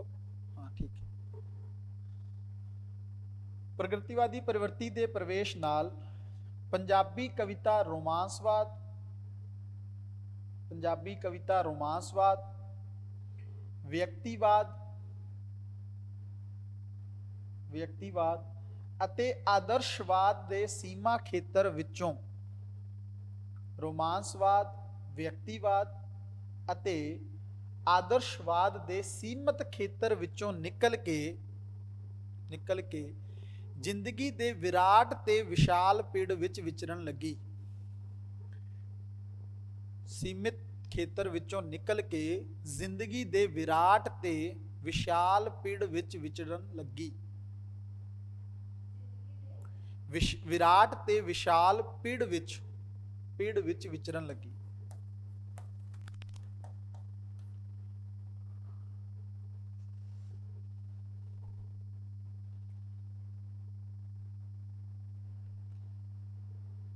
ਤੁਹਾਨੂੰ ਸ਼ਬਦਾਵਲੀ ਇਦਾਂ ਦੀ ਦੇਣੀ ਹੈ ਨਾ, ਇੱਕ ਸ਼ਬਦ ਭੰਡਾਰ ਪੜ੍ਹ ਕੇ ਹੀ ਐਗਜ਼ਾਮੀਨਰ ਕਵੇ ਵੀ ਕਿੱਥੋਂ ਪੜ੍ਹ ਕੇ ਲਿਆਈ ਹੈ ਇਹ ਕੁੜੀ। ਲੈਂਗੁਏਜ ਅਸੀਂ, ਕਿਉਂਕਿ ਕਰਨਾ ਉਹੀ ਆ, ਜੋ ਲਿਖਾਤਾ ਉਹਨੂੰ ਰੱਟਾ ਮਾਰਨਾ, ਪ੍ਰੋਪਰ ਤਰੀਕੇ ਨਾਲ ਉਹਨੂੰ ਆਨਸਰ ਰਾਈਟਿੰਗ ਪ੍ਰੈਕਟਿਸ ਕਰਨੀ, ਬਸ। ਇਹ ਸਾਡੇ ਜਿਵੇਂ ਰੱਟ ਜੇ ਸਾਨੂੰ, ਹੈ ਨਾ। ਭਾਸ਼ਾ ਦੇ ਕਮਾਂਡ ਤਾਂ ਦੇਖੋ ਕੀ ਹੁੰਦਾ ਨਾ, ਵਰਡਸ, ਜਿਹੜਾ ਸ਼ਬਦ ਭੰਡਾਰ ਹੈ ਨਾ, UPSC ਐਸਪੀਰੈਂਟ ਕੋਲ ਘੱਟ ਨਹੀਂ ਹੋਣਾ ਚਾਹੀਦਾ। ਕਈ ਵਾਰ ਅਸੀਂ ਕੀ ਕਰਦੇ ਹਾਂ, ਇੱਕੋ ਵਰਡ ਨੂੰ ਰਿਪੀਟ ਕਰਦੇ ਰਹਿੰਦੇ ਵਾਰ-ਵਾਰ, ਉਹ ਐਗਜ਼ਾਮੀਨਰ ਇਰੀਟੇਟ ਹੁੰਦਾ ਉਹਦੇ ਨਾਲ। ਕੁਛ ਨਾ ਕੁਛ ਖੂਬਸੂਰਤ ਵਰਡ ਸਾਨੂੰ ਐਡ ਕਰਨੇ ਚਾਹੀਦੇ ਨੇ। ਪੰਜਾਬੀ 'ਚ ਵੀ ਬਹੁਤ ਵਰਡ ਭੰਡਾਰ ਆ, ਅਸੀਂ ਦੇਖਾਂਗੇ ਕਿਵੇਂ ਕਿਵੇਂ ਲਿਖਣਾ। ਕਈ ਨਵੇਂ ਵਰਡ ਤੁਹਾਨੂੰ ਦੇਖਣ ਨੂੰ ਮਿਲੇਗਾ ਵੀ ਇਹ ਤਾਂ ਮੈਂ ਸੁਣਿਆ ਹੀ ਨਹੀਂ ਪਹਿਲਾਂ ਕਦੇ, ਹੈ ਨਾ। ਚਲੋ ਅਗਲਾ ਪੁਆਇੰਟ ਲਿਖੋ,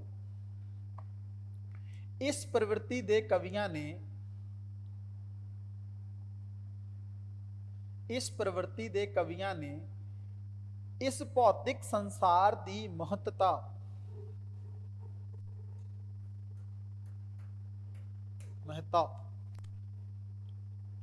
ਭੌਤਿਕ ਸੰਸਾਰ ਦੀ ਮਹੱਤਤਾ ਤੇ ਜ਼ੋਰ ਦੇ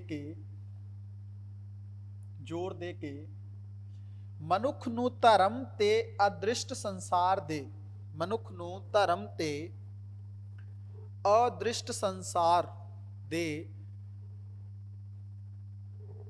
ਅਣਜਾਣ ਹਨੇਰਿਆਂ ਵਿੱਚ ਭਟਕਣ ਤੋਂ ਰੋਕਿਆ।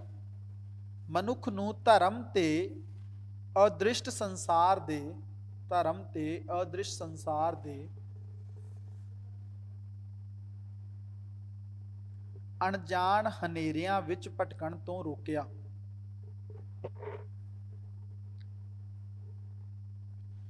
ਅਣਜਾਣ ਹਨੇਰਿਆਂ ਵਿੱਚ ਭਟਕਣ ਤੋਂ ਰੋਕਿਆ।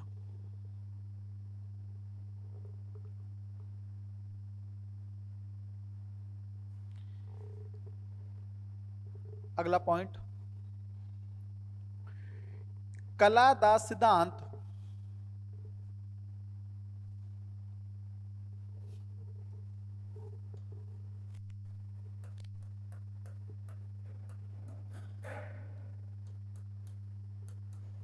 ਇਹਨੂੰ ਇਨਵਰਟਡ ਕੋਮਾ ਚ ਰੱਖ ਕੇ ਨਾ ਇਹਦਾ ਅੰਡਰਲਾਈਨ ਕਰ ਲਿਓ। ਕਲਾ ਦਾ ਸਿਧਾਂਤ ਕਲਾ ਲਈ ਤੋਂ ਬਦਲ ਕੇ, ਕਲਾ ਲਈ ਤੋਂ ਬਦਲ ਕੇ ਕਲਾ ਜ਼ਿੰਦਗੀ ਲਈ ਬਣ ਗਿਆ।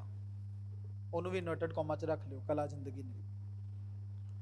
ਕਲਾ ਲਈ ਤੋਂ ਬਦਲ ਕੇ ਕਲਾ ਜ਼ਿੰਦਗੀ ਲਈ ਬਣ ਗਿਆ।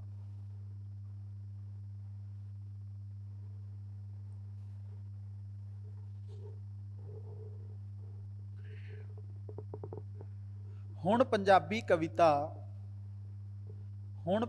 ਕਵਿਤਾ ਆਕਾਸ਼ੀ ਤੇ ਖਿਆਲੀ ਉਡਾਰੀਆਂ ਦੇ, ਹੁਣ ਪੰਜਾਬੀ ਕਵਿਤਾ ਆਕਾਸ਼ੀ ਤੇ ਖਿਆਲੀ ਉਡਾਰੀਆਂ ਦੇ ਧੁੰਦਲੇ ਮੰਡਲ ਵਿੱਚੋਂ ਨਿਕਲ ਕੇ, ਧੁੰਦਲੇ ਮੰਡਲ ਵਿੱਚੋਂ ਨਿਕਲ ਕੇ ਧਰਤੀ ਦੇ ਲੋਕਾਂ ਦੇ ਦੁੱਖਾਂ ਦਾ, ਧੁੰਦਲੇ ਮੰਡਲ ਵਿੱਚੋਂ ਨਿਕਲ ਕੇ ਧਰਤੀ ਦੇ ਲੋਕਾਂ ਦੇ ਦੁੱਖਾਂ ਦਾ ਹੁੰਗਾਰਾ ਭਰਨ ਲੱਗੀ।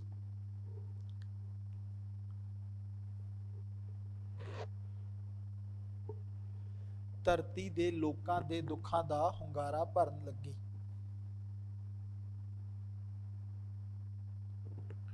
ਲਾਸਟ ਪੁਆਇੰਟ ਲਿਖੋ,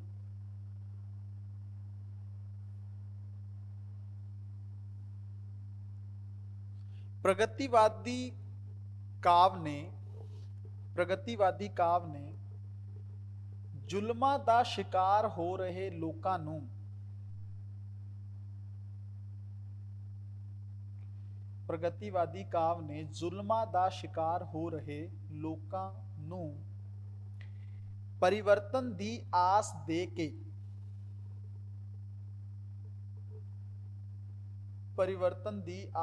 ਕੇ ਉਹਨਾਂ ਦੇ ਹੌਸਲੇ ਬੁਲੰਦ ਕੀਤੇ। ਪਰਿਵਰਤਨ ਦੀ ਆਸ ਦੇ ਕੇ ਉਹਨਾਂ ਦੇ ਹੌਸਲੇ ਬੁਲੰਦ ਕੀਤੇ ਅਤੇ ਜਨਤਾ ਨੂੰ ਨਿਰਾਸ਼ਾ ਦੇ ਹਨੇਰੇ ਵਿੱਚੋਂ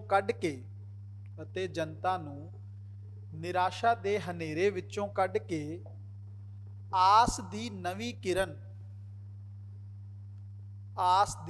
ਕਿਰਨ ਉਹਨਾਂ ਦੇ ਦਿਲਾਂ ਵਿੱਚ ਚਮਕਾਈ। ਆਸ ਦੀ ਨਵੀਂ ਕਿਰਨ ਉਹਨਾਂ ਦੇ ਦਿਲਾਂ ਵਿੱਚ ਚਮਕਾਈ।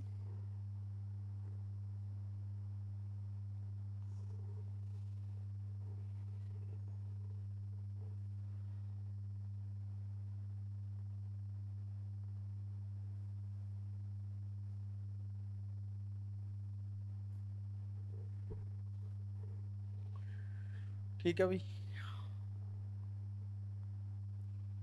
ਕੱਲ ਅਸੀਂ ਲੱਛਣ ਲਿਖ ਲਏ ਸੀਗੇ ਜਿਹੜੀਆਂ ਤੁਹਾਨੂੰ ਅੱਜ ਪੜ੍ਹਾਇਆ ਸੀ ਨਾ, ਕਿ ਇਹਨਾਂ ਨੇ ਲੋਕਾਂ ਦੀ ਗੱਲ ਚੁੱਕੀ, ਮਾਰਕਸਵਾਦ ਦੀ ਗੱਲ ਕੀਤੀ, ਉਹ ਸਭ ਅਸੀਂ ਕੱਲ ਲਿਖ ਲਿਆ ਸੀ। ਠੀਕ ਹੈ, ਤੁਸੀਂ ਵੀਡੀਓਜ਼ ਦੇਖੋਗੇ ਤੁਹਾਨੂੰ ਕੰਟੈਂਟ ਮਿਲ ਜਾਏਗਾ ਉਹ, ਤੇ ਫਿਰ ਵੀ ਕੋਈ ਪ੍ਰੋਬਲਮ ਹੋਵੇ ਮੈਨੂੰ ਦੱਸ ਦਿਓ। ਠੀਕ ਹੈ, ਦੁਬਾਰਾ ਤੁਹਾਨੂੰ ਮੈਂ ਪ੍ਰੋਵਾਈਡ ਕਰ ਦਾਂਗਾ। ਦੂਸਰਾ, ਅੱਜ ਅਸੀਂ ਇਹਨਾਂ ਦਾ ਥੋੜਾ ਜਿਹਾ ਇੱਕ ਉਹ ਦੇਖ ਲਿਆ ਕਿ ਇਹਦਾ ਪ੍ਰਾਪਤੀਆਂ ਕਿੱਦਾਂ ਨੇ। ਹੁਣ ਅਸੀਂ ਦੇਖਦੇ ਹਾਂ ਜਦੋਂ ਕਿਸੇ ਚੀਜ਼ ਦੀ ਪ੍ਰਾਪਤੀ ਹੁੰਦੀ ਹੈ ਨਾ, ਉਸ ਚੀਜ਼ ਦੇ ਦੋਸ਼ ਵੀ ਹੁੰਦੇ ਨੇ, ਕਿਉਂਕਿ ਦੋਨੋਂ ਚੀਜ਼ਾਂ ਨਾਲ ਚੱਲਦੀਆਂ ਨੇ। ਜਿਵੇਂ ਸੁੱਖ ਦੁੱਖ ਚੱਲਦਾ ਨਾ ਨਾਲ, ਉਵੇਂ ਇਹ ਵੀ ਚੱਲਦੇ ਨੇ। ਨੈਗੇਟਿਵ ਐਸਪੈਕਟ ਕੀ ਸੀ? ਪੋਜ਼ਿਟਿਵ ਤਾਂ ਅਸੀਂ ਦੇਖ ਲਿਆ ਵੀ ਇਹਨਾਂ ਨੇ ਲੋਕਾਂ ਦੇ ਹੱਕਾਂ ਦੀ ਗੱਲ ਕੀਤੀ, ਇਹਨਾਂ ਨੇ ਕਵਿਤਾ ਨੂੰ ਅਧਿਆਤਮਕ ਖੇਤਰ ਤੋਂ ਕੱਢ ਕੇ ਦੁਨਿਆਵੀ ਖੇਤਰ ਦੇ ਵਿੱਚ ਲੈ ਕੇ ਆਂਦਾ। ਇਹਨਾਂ ਨੇ ਜਿਹੜਾ ਇੱਕਦਮ ਨਿਚਲਾ ਵਰਗ ਸੀ, ਜਿਹਦੇ ਅਧਿਕਾਰਾਂ ਦੀ ਕੋਈ ਗੱਲ ਹੀ ਨਹੀਂ ਕਰਦਾ ਸੀ, ਉਹਨਾਂ ਦੀ ਗੱਲਾਂ ਨੂੰ ਲੋਕਾਂ ਦੇ ਸਾਹਮਣੇ ਰੱਖਿਆ, ਦੁਨੀਆ ਦੀ ਗੱਲ ਕੀਤੀ, ਦ੍ਰਿਸ਼ਮਾਨ ਸੰਸਾਰ ਦੀ ਗੱਲ ਕੀਤੀ। ਇਹ ਸਭ ਚੀਜ਼ਾਂ ਨੇ। ਮਾਰਕਸਵਾਦੀ ਵਿਚਾਰਧਾਰਾ ਨੂੰ ਇਹਨਾਂ ਨੇ ਫੈਲਾਇਆ। ਦੂਸਰਾ, ਔਰਤ ਦੀ ਗੱਲ ਕੀਤੀ। ਇਹ ਸਾਰੀਆਂ ਗੱਲਾਂ ਪੋਜ਼ਿਟਿਵ। ਦੋਸ਼ ਕੀ ਨੇ? ਦੇਖੋ, ਇਹਦੇ ਵਿੱਚ ਸਾਨੂੰ ਕੁਝ ਚੀਜ਼ਾਂ ਦੱਸਣੀਆਂ ਹੁੰਦੀਆਂ ਨੇ। ਬਹੁਤ ਜ਼ਿਆਦਾ ਅਸੀਂ ਇਹਦੇ ਤੇ ਵਰਕ ਨਹੀਂ ਕਰਨਾ, ਬਟ ਸਾਨੂੰ ਮੰਨ ਲਓ UPSC ਪੁੱਛ ਲੇ ਕਿ ਪ੍ਰਗਤੀਵਾਦੀ ਕਾਵਿ ਦਾ, ਕਿਉਂਕਿ ਸਵਾਲ ਤਾਂ ਬਣ ਸਕਦਾ ਇਹਦੇ ਤੇ ਕਿ ਕੁਝ ਤਾਂ ਕਮੀ ਰਹੀ ਹੋਣੀ ਨਾ ਇਹਦੀ, ਉਹ ਵੀ ਦੱਸੋ ਕਮੀ ਕੀ ਆ। ਇੱਕ ਕਮੀ ਤਾਂ ਇਹ ਹੈ ਕਿ ਕਲਾ ਦੇ ਖੇਤਰ ਦੇ ਵਿੱਚ ਉਹਨਾਂ ਵਧੀਆ ਨਹੀਂ ਕਰ ਪਾਏ। ਕਲਾਤਮਕ ਸਿਧਾਂਤ ਜਿਹੜੇ ਨੇ ਉਹਨਾਂ ਵਧੀਆ ਤਰੀਕੇ ਨਾਲ ਇਹ ਆਥਰ ਯੂਜ਼ ਨਹੀਂ ਕਰ ਪਾਏ, ਪਹਿਲੀ ਗੱਲ। ਦੂਸਰਾ, ਪ੍ਰਗਤੀਵਾਦੀ ਕਵੀਆਂ ਨੇ ਮਾਰਕਸਵਾਦ ਇੱਕ ਵਿਸ਼ੇਸ਼ ਵਿਚਾਰਧਾਰਾ ਜਿਹੜੀ ਸੀ ਉਸ ਤੇ ਜ਼ਿਆਦਾ ਫੋਕਸ ਕੀਤਾ। ਇਹਦਾ ਮਤਲਬ ਇਹ ਲੱਗਦਾ ਕਿਸੇ ਆਈਡੀਓਲੋਜੀ ਨਾਲ ਜੁੜ ਗਏ ਤੁਸੀਂ ਗੱਲ ਤਾਂ ਸਾਰੀ ਕਰਨੀ ਸੀ ਨਾ। ਅੱਛਾ, ਕੱਲ ਅਸੀਂ ਇੱਕ ਸਵਾਲ ਹੋਰ ਦੇਖਿਆ ਸੀਗਾ, ਜਿਹਦੇ ਵਿੱਚ ਅਸੀਂ ਦੇਖਿਆ ਸੀਗਾ ਵੀ ਕੀ ਪ੍ਰਗਤੀਵਾਦ ਦਾ ਇੱਕੋ ਇੱਕ ਆਧਾਰ ਮਾਰਕਸਵਾਦ ਹੈ? ਇਹ ਸਵਾਲ UPSC ਮੇਨਸ ਦੇ ਵਿੱਚ ਪੁੱਛ ਚੁੱਕਿਆ, ਉਹਦਾ ਮੈਂ ਕੰਟੈਂਟ ਲਿਖਵਾਤਾ ਕੱਲ। ਕੱਲਾ ਮਾਰਕਸਵਾਦ ਨਹੀਂ ਹੈਗਾ, ਕਿਉਂਕਿ ਮਾਰਕਸਵਾਦ ਕੀ ਕਹਿੰਦਾ ਹੈ? ਦੋ ਧਿਰਾਂ ਨੇ, ਤੇ ਫਿਰ ਉਹੀ ਗੱਲ ਥੋੜੀ ਨਾ ਕਰਦਾ। ਇਹ ਤਾਂ ਬਹੁਤ ਸਾਰੇ ਨਵੇਂ ਟੌਪਿਕਸ ਨੇ ਇਹਦੇ ਵਿੱਚ। ਮਜ਼ਦੂਰਾਂ ਦੀ ਗੱਲ ਕਰਦਾ, ਗਰੀਬਾਂ ਦੀ, ਸਭ ਕੁਝ ਕਰਦਾ, ਤੇ ਬਹੁਤ ਸਾਰੀਆਂ ਗੱਲਾਂ ਨੇ। ਤੇ ਮਾਰਕਸਵਾਦ ਕੱਲਾ ਆਧਾਰ ਨਹੀਂ ਹੈਗਾ, ਇਹ ਇੱਕਦਮ ਕਲੀਅਰ ਰਹਿਣਾ ਚਾਹੀਦਾ। ਬਟ ਅਸੀਂ ਕਿਉਂਕਿ ਨੈਗੇਟਿਵ ਦਿਖਾਣਾ, ਪੁਆਇੰਟ ਤਾਂ ਕੱਢਦੇ ਨੇ, ਹੈ ਨਾ। ਹਰ ਕਵਿਤਾ ਦੀ ਆਲੋਚਨਾ ਲਈ ਪੁਆਇੰਟ ਤਾਂ ਕੱਢਦੇ, ਉਸੇ ਚੀਜ਼ ਨੂੰ ਪੋਜ਼ਿਟਿਵ ਨੂੰ ਨੈਗੇਟਿਵ ਬਣਾ ਦੇਣਾ ਵੀ ਇਹਨਾਂ ਨੇ ਮਾਰਕਸਵਾਦ ਇੱਕ ਸਪੈਸੀਫਿਕ ਚੀਜ਼ ਦੇ ਉੱਤੇ ਜ਼ਿਆਦਾ ਫੋਕਸ ਕੀਤਾ ਹੈਗਾ, ਜਦਕਿ ਇਹਨਾਂ ਨੂੰ ਚਾਹੀਦਾ ਸੀਗਾ ਵੀ ਇਹ ਸਾਰੀਆਂ ਗੱਲਾਂ ਤੇ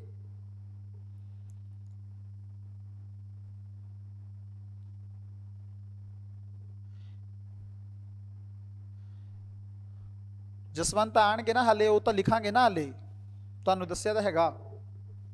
ਰਹੱਸਵਾਦ ਪਹਿਲਾਂ ਨਾਰਮਲ ਲਿਖਾਂਗੇ, ਫਿਰ ਉਹਦੇ ਕਵੀ ਲਿਖਾਂਗੇ, ਉਹ ਪ੍ਰਵਰਤੀਆਂ ਚਾਹਣਗੇ। ਠੀਕ ਹੈ।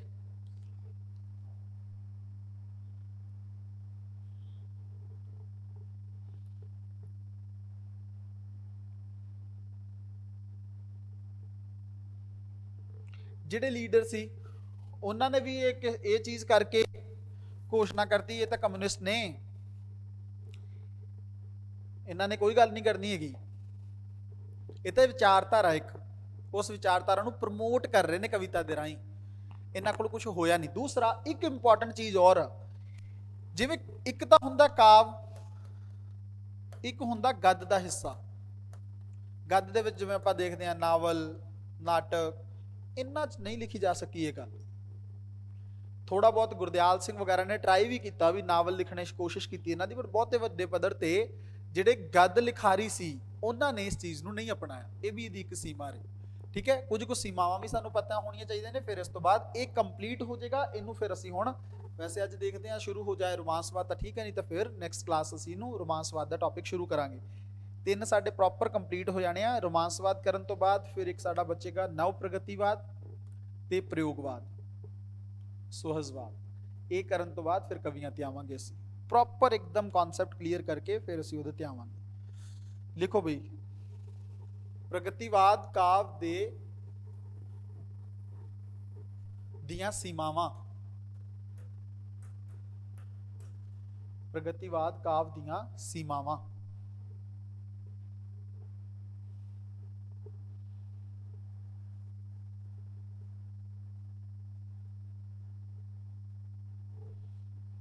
देखो इन्हों पैराग्राफ फॉर्म च लिखियो। प्रगतिवाद कावधारा, प्रगतिवाद कावधारा आधुनिक पंजाबी काव दी, आधुनिक पंजाबी काव दी सब तो वध, आधुनिक पंजाबी काव दी सब तो वध गौरवमयी ते लोकप्रिय कावधारा है।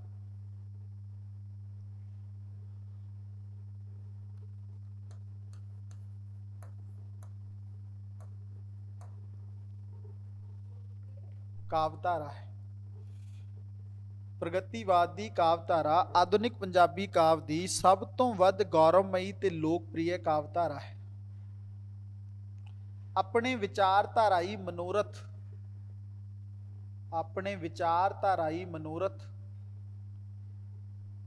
ਦੀ ਸਾਧਨਾ ਹਿਤ, ਵਿਚਾਰਧਾਰਾਈ ਮਨੋਰਥ ਦੀ ਸਾਧਨਾ ਹਿਤ इसने वर्ग समाज दी असंतुलित जिंदगी, वर्ग समाज दी असंतुलित जिंदगी ते शोषण प्रति तिखे रोस नूं, ते शोषण प्रति तिखे रोस नूं अपना रचनात्मक सूत्र बनाया, अपना रचनात्मक सूत्र बनाया।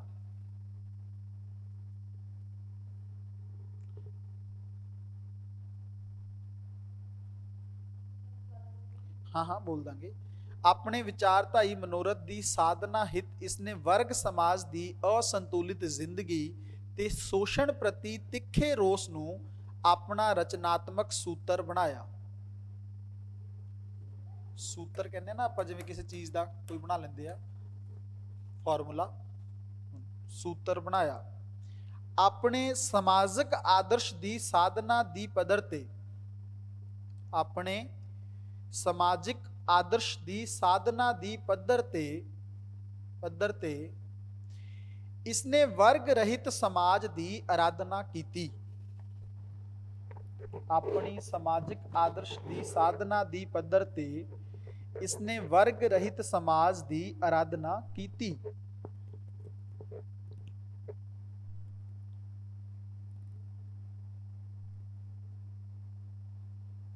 स्पीड ठीक है तुहाडी?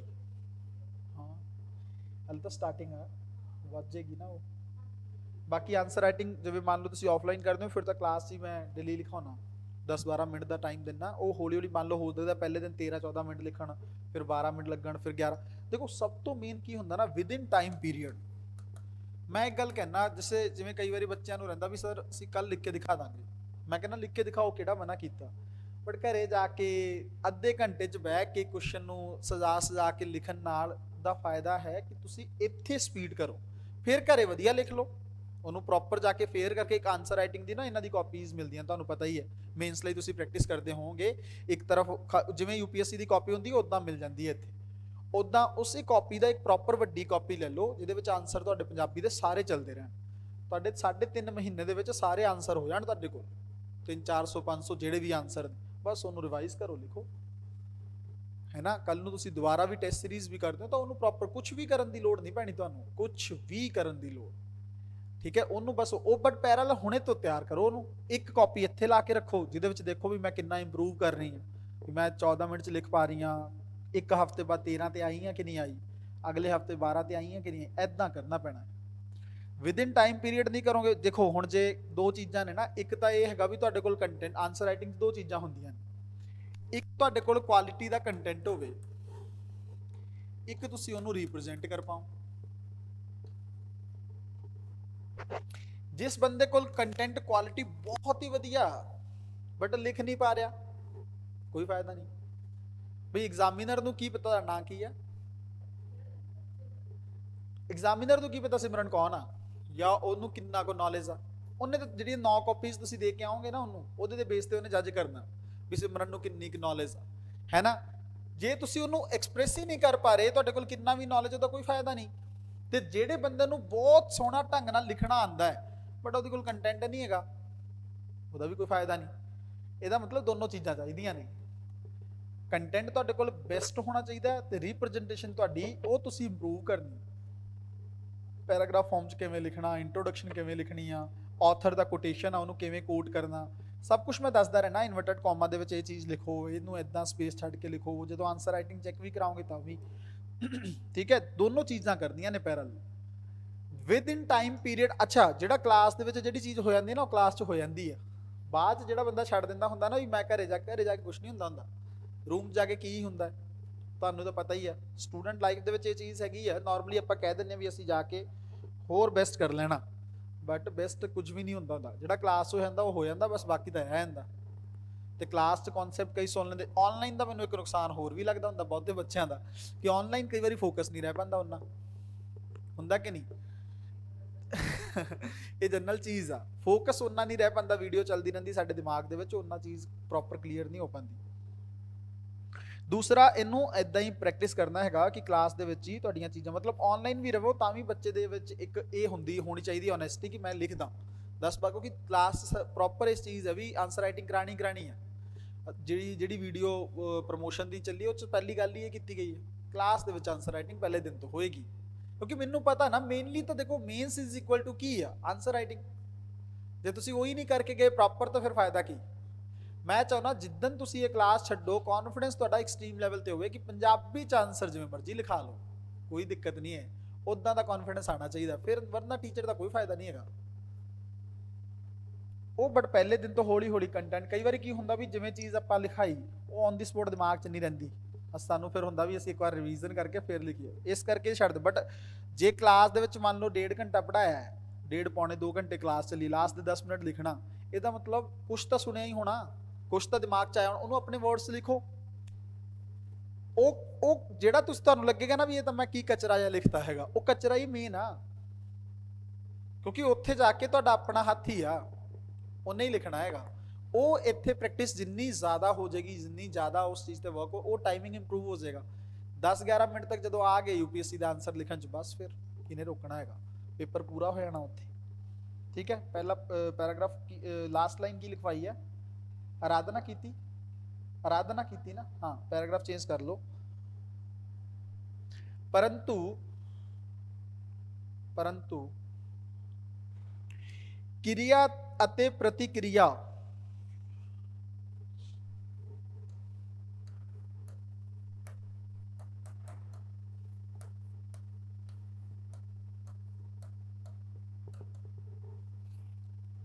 ਕਿਰਿਆ ਅਤੇ ਪ੍ਰਤੀਕਿਰਿਆ, ਇਹਨਾਂ ਦੋਨਾਂ ਪੱਧਰਾਂ ਤੇ ਇਸ ਧਾਰਾ ਦੀ ਰਚਨਾਤਮਕ ਸਾਧਨਾ ਸਚੇਤ ਰਹੀ। ਰਚਨਾਤਮਕ ਸਾਧਨਾ ਸਚੇਤ ਰਹੀ।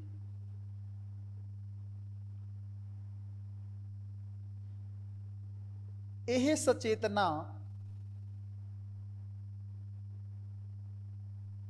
ਸਚੇਤ ਰਹੀ। ਇਹ ਸਚੇਤਨਾ ਜੋ ਕਵਿਤਾ ਦੇ ਸਮਾਜਿਕ ਧਰਮ ਦੀ ਪਛਾਣ ਲਈ, ਇਹ ਸਚੇਤਨਾ ਜੋ ਕਵਿਤਾ ਦੇ ਸਮਾਜਿਕ ਪੱਧਰ ਦੀ, ਸਮਾਜਿਕ ਧਰਮ ਦੀ ਪਛਾਣ ਲਈ ਇਸ ਦੀ ਸ਼ਕਤੀ ਬਣੀ। ਇਹ ਸਚੇਤਨਾ ਜੋ ਕਵਿਤਾ ਦੇ ਸਮਾਜਿਕ ਧਰਮ ਦੀ ਪਛਾਣ ਲਈ ਇਸ ਦੀ ਸ਼ਕਤੀ ਬਣੀ, ਇਸ ਦੀ ਸ਼ਕਤੀ ਬਣੀ, ਕਲਾਤਮਕ ਪੱਖ ਤੋਂ ਇਸ ਦੀ ਸੀਮਾ ਬਣ ਨਿਬੜੀ। ਕਲਾਤਮਕ ਪੱਖ ਤੋਂ ਇਸ ਦੀ ਸੀਮਾ ਬਣ ਨਿਬੜੀ।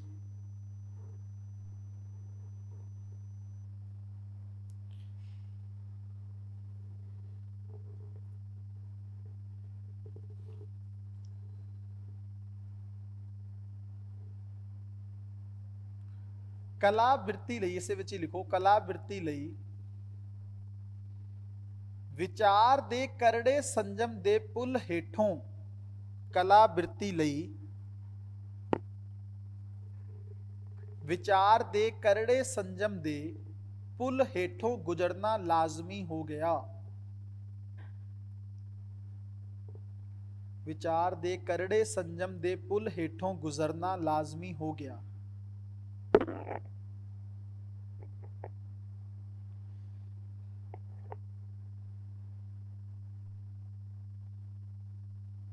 ਸਿੱਟੇ ਵਜੋਂ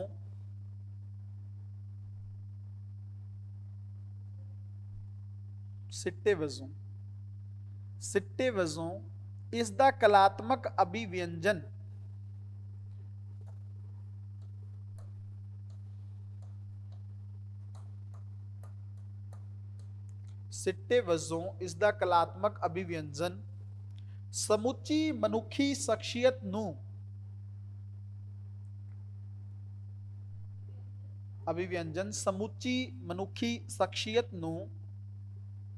ਸਮੁੱਚੀ ਮਨੁੱਖੀ ਸ਼ਖਸੀਅਤ ਨੂੰ ਸੰਬੋਧਿਤ ਹੋਣ ਦੇ ਸਮਰੱਥ ਨਾ ਹੋ ਸਕਿਆ। ਸਮੁੱਚੀ ਮਨੁੱਖੀ ਸ਼ਖਸੀਅਤ ਨੂੰ ਸੰਬੋਧਿਤ ਹੋਣ ਦੇ ਸਮਰੱਥ ਨਾ ਹੋ ਸਕਿਆ।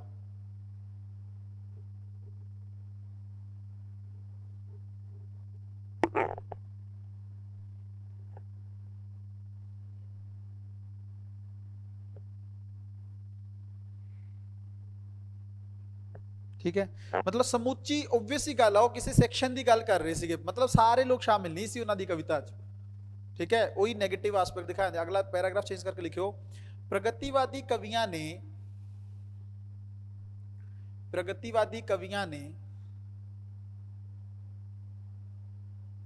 कविता नूं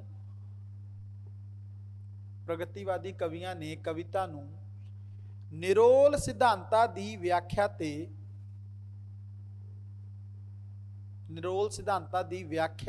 ते प्रचार दे पद्धर तक सीमित रखिया है।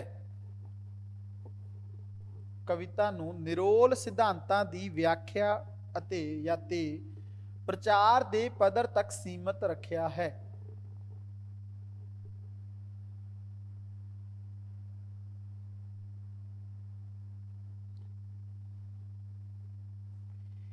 यह काव सिद्धे शब्दां विच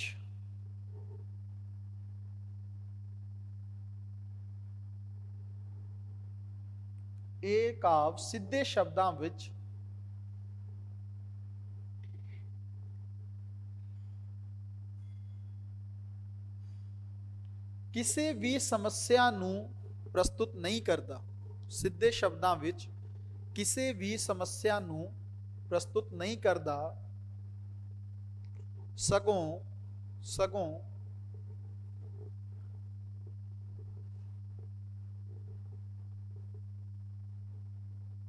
ਸਗੋਂ ਪਾਠਕਾਂ ਨੂੰ ਅਨੁਭਵ ਦੇ ਪੱਧਰ ਤੇ ਲਿਆ ਕੇ ਪਾਠਕਾਂ ਨੂੰ ਅਨੁਭਵ ਦੇ ਪੱਧਰ ਤੇ ਲਿਆ ਕੇ ਸੋਚਣ ਲਈ ਤਿਆਰ ਕਰਦਾ ਹੈ। ਅਨੁਭਵ ਦੇ ਪੱਧਰ ਤੇ ਲਿਆ ਕੇ ਸੋਚਣ ਲਈ ਤਿਆਰ ਕਰਦਾ ਹੈ। ਪ੍ਰਗਤੀਵਾਦੀ ਕਵਿਤਾ ਵਿੱਚ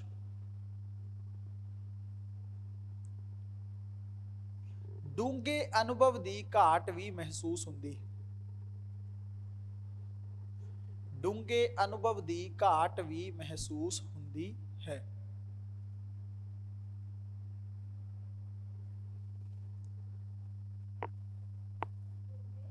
ਅਨੁਭਵ ਐਕਸਪੀਰੀਅੰਸ ਦੀ ਘਾਟ ਵੀ ਮਹਿਸੂਸ ਹੁੰਦੀ ਹੈ।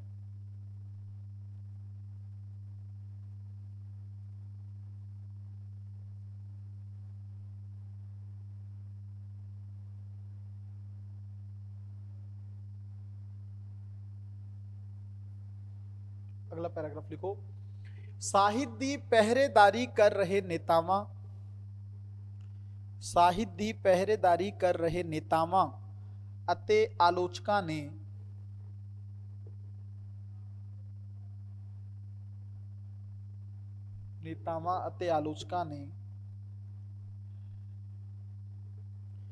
ਪ੍ਰਗਤੀਵਾਦ ਨੂੰ ਇੱਕ ਫਾਰਮੂਲੇ ਵਾਂਗ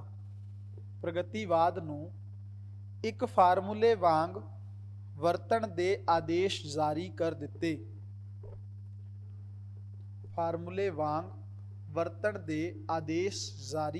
ਦਿੱਤੇ।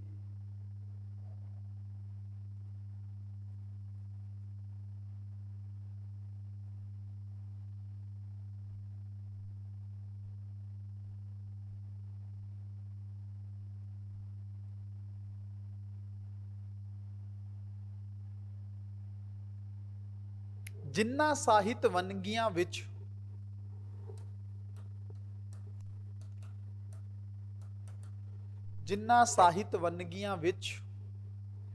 ਕ੍ਰਾਂਤੀ ਅਤੇ ਸਮਾਜਵਾਦ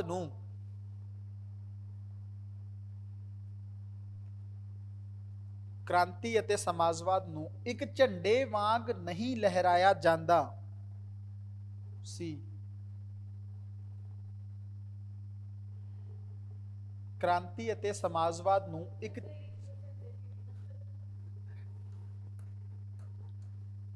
ਇੱਕ ਝੰਡੇ ਵਾਂਗ ਨਹੀਂ ਲਹਿਰਾਇਆ ਜਾਂਦਾ ਸੀ। ਉਹਨਾਂ ਨੂੰ ਪ੍ਰਤੀਗਾਮੀ ਘੋਸ਼ਿਤ ਕਰਕੇ, ਜਿਸ ਵਰਡ 'ਚ ਪ੍ਰੋਬਲਮ ਹੋਵੇ ਮੈਨੂੰ ਦੱਸ ਦੇਣਾ ਹੈਗਾ। ਪ੍ਰਤੀਗਾਮੀ, ਇੱਕ ਉਹ ਹਿੰਦੀ ਵਾਲਾ ਵੀ ਹੈ ਨਾ, ਉਹਨੂੰ ਵੀ ਨਹੀਂ ਆਉਂਦੇ, ਇਸ ਕਰਕੇ ਫਿਰ ਉਹਨੂੰ ਲਿਖਣਾ ਹੀ, ਮੈਕਸਿਮਮ ਤਾਂ ਮੈਂ ਵਰਡ ਲਿਖ ਹੀ ਲੈਣਾ ਹੁੰਦਾ, ਵਰਡ ਕੋਈ ਰਹਿ ਜਾਂਦਾ। ਪ੍ਰਤੀਗਾਮੀ ਘੋਸ਼ਿਤ ਕਰਕੇ ਉਹਨਾਂ ਨੂੰ ਪ੍ਰਤੀਗਾਮੀ ਘੋਸ਼ਿਤ ਕਰਕੇ ਉਹਨਾਂ ਦੇ ਰਚਣਹਾਰਿਆਂ ਨੂੰ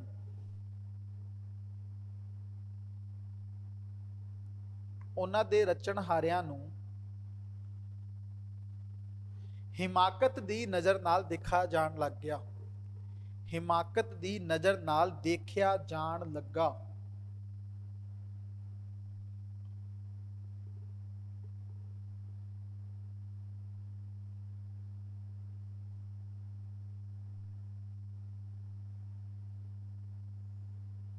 ਜਿਸ ਦੇ ਸਿੱਟੇ ਵਜੋਂ ਸਾਹਿਤਕਾਰ ਦੀ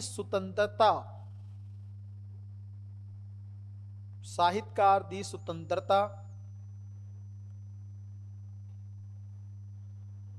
ਦੀ ਅਣਹੋਂਦ ਕਰਕੇ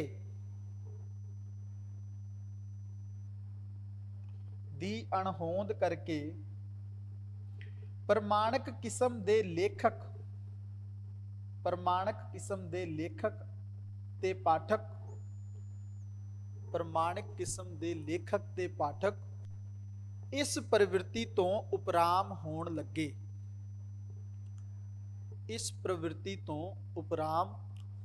ਲੱਗੇ।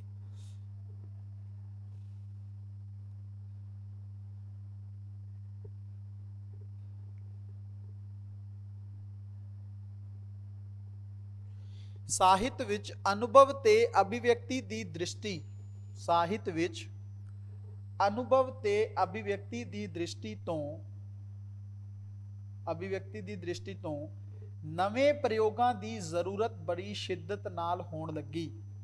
ਸਾਹਿਤ ਵਿੱਚ ਅਨੁਭਵ ਤੇ ਅਭਿਵਿਅਕਤੀ ਦੀ ਦ੍ਰਿਸ਼ਟੀ ਤੋਂ ਨਵੇਂ ਪ੍ਰਯੋਗਾਂ ਦੀ ਜ਼ਰੂਰਤ ਬੜੀ ਸ਼ਿੱਦਤ ਨਾਲ ਹੋਣ ਲੱਗੀ।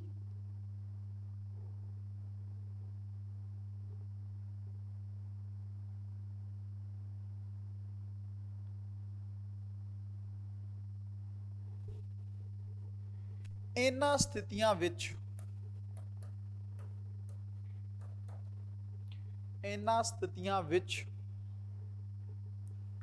ਪੰਜਾਬੀ ਸਾਹਿਤ ਵਿੱਚੋਂ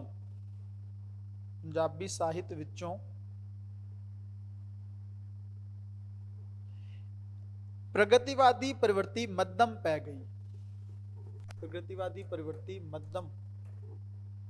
ਗਈ। ਅਤੇ ਇਸ ਦੀ ਜਗ੍ਹਾ ਜਾਂ ਇਸ ਦੀ ਥਾਂ ਪ੍ਰਯੋਗਸ਼ੀਲ ਪ੍ਰਵਿਰਤੀ ਨੇ ਲੈ ਲਈ।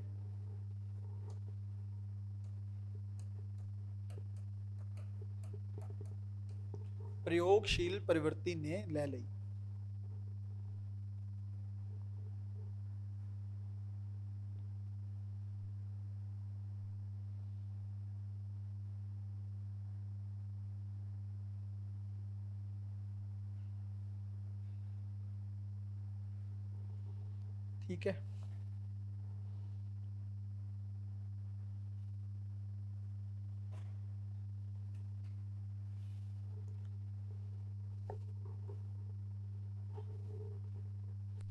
ਇੱਥੇ ਸਾਡਾ ਪ੍ਰਗਤੀਵਾਦ ਬਾਰੇ ਕਹਾਣੀ ਥੋੜੀ ਜੀ ਖਤਮ ਹੁੰਦੀ ਹੈ। ਹੁਣ ਅਸੀਂ ਰੋਮਾਂਸਵਾਦ ਬਾਰੇ ਸ਼ੁਰੂ ਕਰਾਂਗੇ। ਅਗਲੀ ਪ੍ਰਵਿਰਤੀ ਸ਼ੁਰੂ ਹੋਣੀ ਹੈ ਰੋਮਾਂਸਵਾਦ। ਬਟ ਤੁਸੀਂ ਪਹਿਲਾਂ ਉਹ ਵਾਲੀਆਂ ਕਲਾਸਿਸ ਦੇਖ ਲਿਓ, ਕਿਉਂਕਿ ਕੱਲ ਤਾਂ ਆਫ ਹੈ, ਪਰਸੋਂ ਵੀ ਆਫ।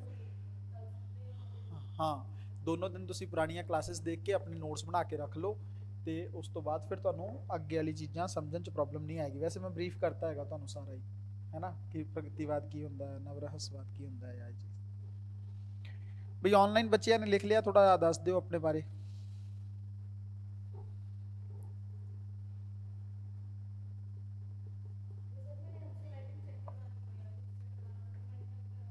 ਹਾਂ ਕਲਾਸ ਟਾਈਮਿੰਗ ਦੇ ਵਿੱਚ ਤੁਸੀਂ ਆ ਜਾਓ, ਮਤਲਬ ਜਿਵੇਂ ਕਈ ਵਾਰੀ 15 ਮਿੰਟ ਪਹਿਲਾਂ, ਵੈਸੇ 1 ਵਜੇ ਤੋਂ ਲੈ ਕੇ ਸ਼ਾਮ ਤੱਕ ਉਹਨੇ, ਬਟ ਇਹ ਆ ਵੀ ਹੁਣ 3 ਤੋਂ 3:30 ਦੇ ਵਿੱਚ ਵੀ ਫ੍ਰੀ ਹੋਈਦੇ ਆ। 3:30 ਵਜੇ ਕਲਾਸ ਸ਼ੁਰੂ ਹੋਣੀ ਆ ਉਹਨੇ ਥਿਕਸ ਦੀ, ਤੇ ਉਹਨੇ ਚੱਲਣਾ ਫਿਰ 6 ਵਜੇ ਤੱਕ। 6 ਤੋਂ 7 NCERT ਚੱਲਦੀ ਹੁੰਦੀ ਲਾਈਵ, ਉਹਦੇ 'ਚ 7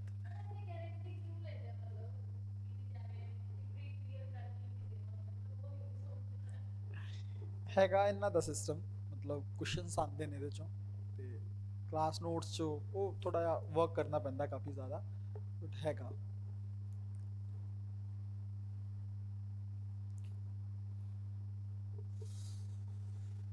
ਹਾਂ ਜਸਵੰਤ, 5 ਦਿਨ ਕਲਾਸ ਰਹੇਗੀ ਵੀਕ ਦੇ ਵਿੱਚ, ਫਰਾਈਡੇ ਤੱਕ, ਕੱਲ ਆਫ। ਮੰਡੇ ਜਸਵੰਤ ਪੁੱਛ ਰਿਹਾ ਕਦੋਂ ਆ ਜੀ Monday class. Next class Monday ਨੂੰ ਹੋਏਗੀ, ਨੈਕਸਟ ਕਲਾਸ।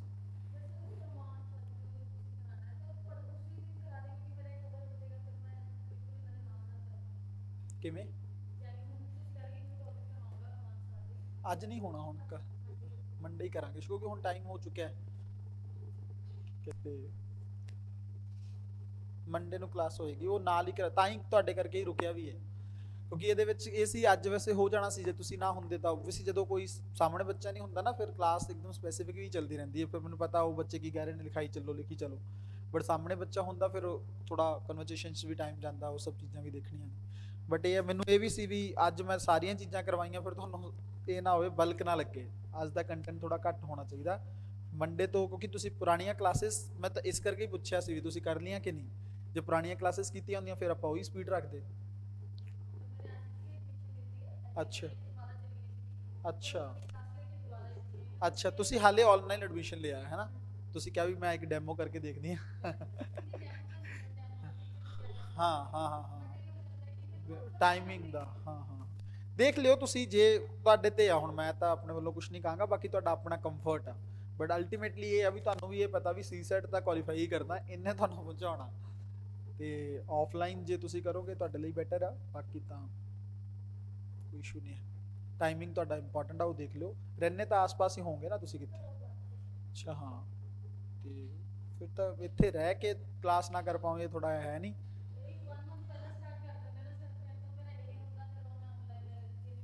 ਉਹ ਸੀਸੈਟ ਕਦੋਂ ਤੋਂ ਚੱਲ ਰਿਹਾ ਵੈਸੇ? ਤੇ ਟੋਟਲ ਕਿੰਨੀਆਂ? ਅੱਛਾ, ਫੀਸ ਆਫਲਾਈਨ ਭਰੀ ਹੋਈ ਹੈ। ਅੱਛਾ ਅੱਛਾ ਅੱਛਾ। ਆ ਉਹ ਕੰਪਲੀਟ ਫਾਊਂਡੇਸ਼ਨ ਦਾ ਲੈਂਦੇ ਨੇ ਉਹ। ਕੋਈ ਗੱਲ ਨਹੀਂ, ਤੁਸੀਂ ਦੇਖ ਲਿਓ ਜਿਵੇਂ ਤੁਹਾਨੂੰ ਕੰਫਰਟ ਲੱਗੇ। ਤੁਹਾਡਾ ਆਪ ਦਾ ਕੰਫਰਟ ਜ਼ਰੂਰੀ ਹੈ ਨਾ। ਉਹ- ਹੂੰ ਹੂੰ। ਸੀ ਸੈਟ ਤਾਂ ਮੈਨੂੰ ਲੱਗਦਾ ਇਹਨਾਂ ਨੇ ਦੁਬਾਰਾ ਵੀ ਕਰਾ ਦੇਣਾ ਕਿ ਨਹੀਂ? ਅੱਛਾ, ਤੁਹਾਡੇ ਕੋਲ ਰਹਿਣਗੀਆਂ ਰਿਕਾਰਡਡ? ਹਾਂ। ਅੱਛਾ, ਕਿੰਨੇ ਟੌਪਿਕਸ ਹੋ ਗਏ ਨੇ ਸੀ ਸੈਟ ਦੇ ਉੱਤੇ? ਹਾਂ। ਮਤਲਬ ਰੀਜ਼ਨਿੰਗ ਚੱਲ ਰਹੀ ਹੈ, ਹਾਲੇ ਮੈਥ ਪਿਆ ਪੂਰਾ?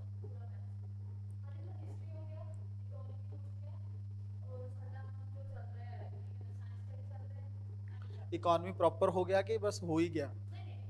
ਹੋ ਗਿਆ।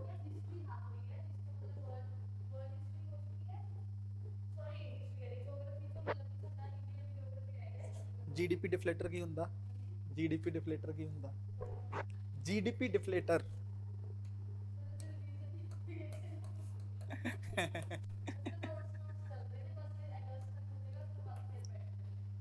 ਪਹਿਲਾਂ ਹਾਲੇ ਤੁਸੀਂ ਉੱਥੇ ਪੜ੍ਹ ਰਹੇ ਹੋ, ਫਿਰ ਘਰੇ ਖੁਦ ਪੜੋਗੇ ਹੈ? ਅੱਛਾ, ਵੈਸੇ ਪੜਾਇਆ ਟੀਚਰ ਨੇ ਕਿ ਨਹੀਂ? ਨਹੀਂ, ਜੀਡੀਪੀ ਡਿਫਲੇਟਰ ਪੜਾਇਆ ਕਿ ਨਹੀਂ? ਠੀਕ ਹੈ, ਕॉन्सेप्ट प्रॉपर करके चलना हैगा, नहीं तो फिर प्रॉब्लम होनी है।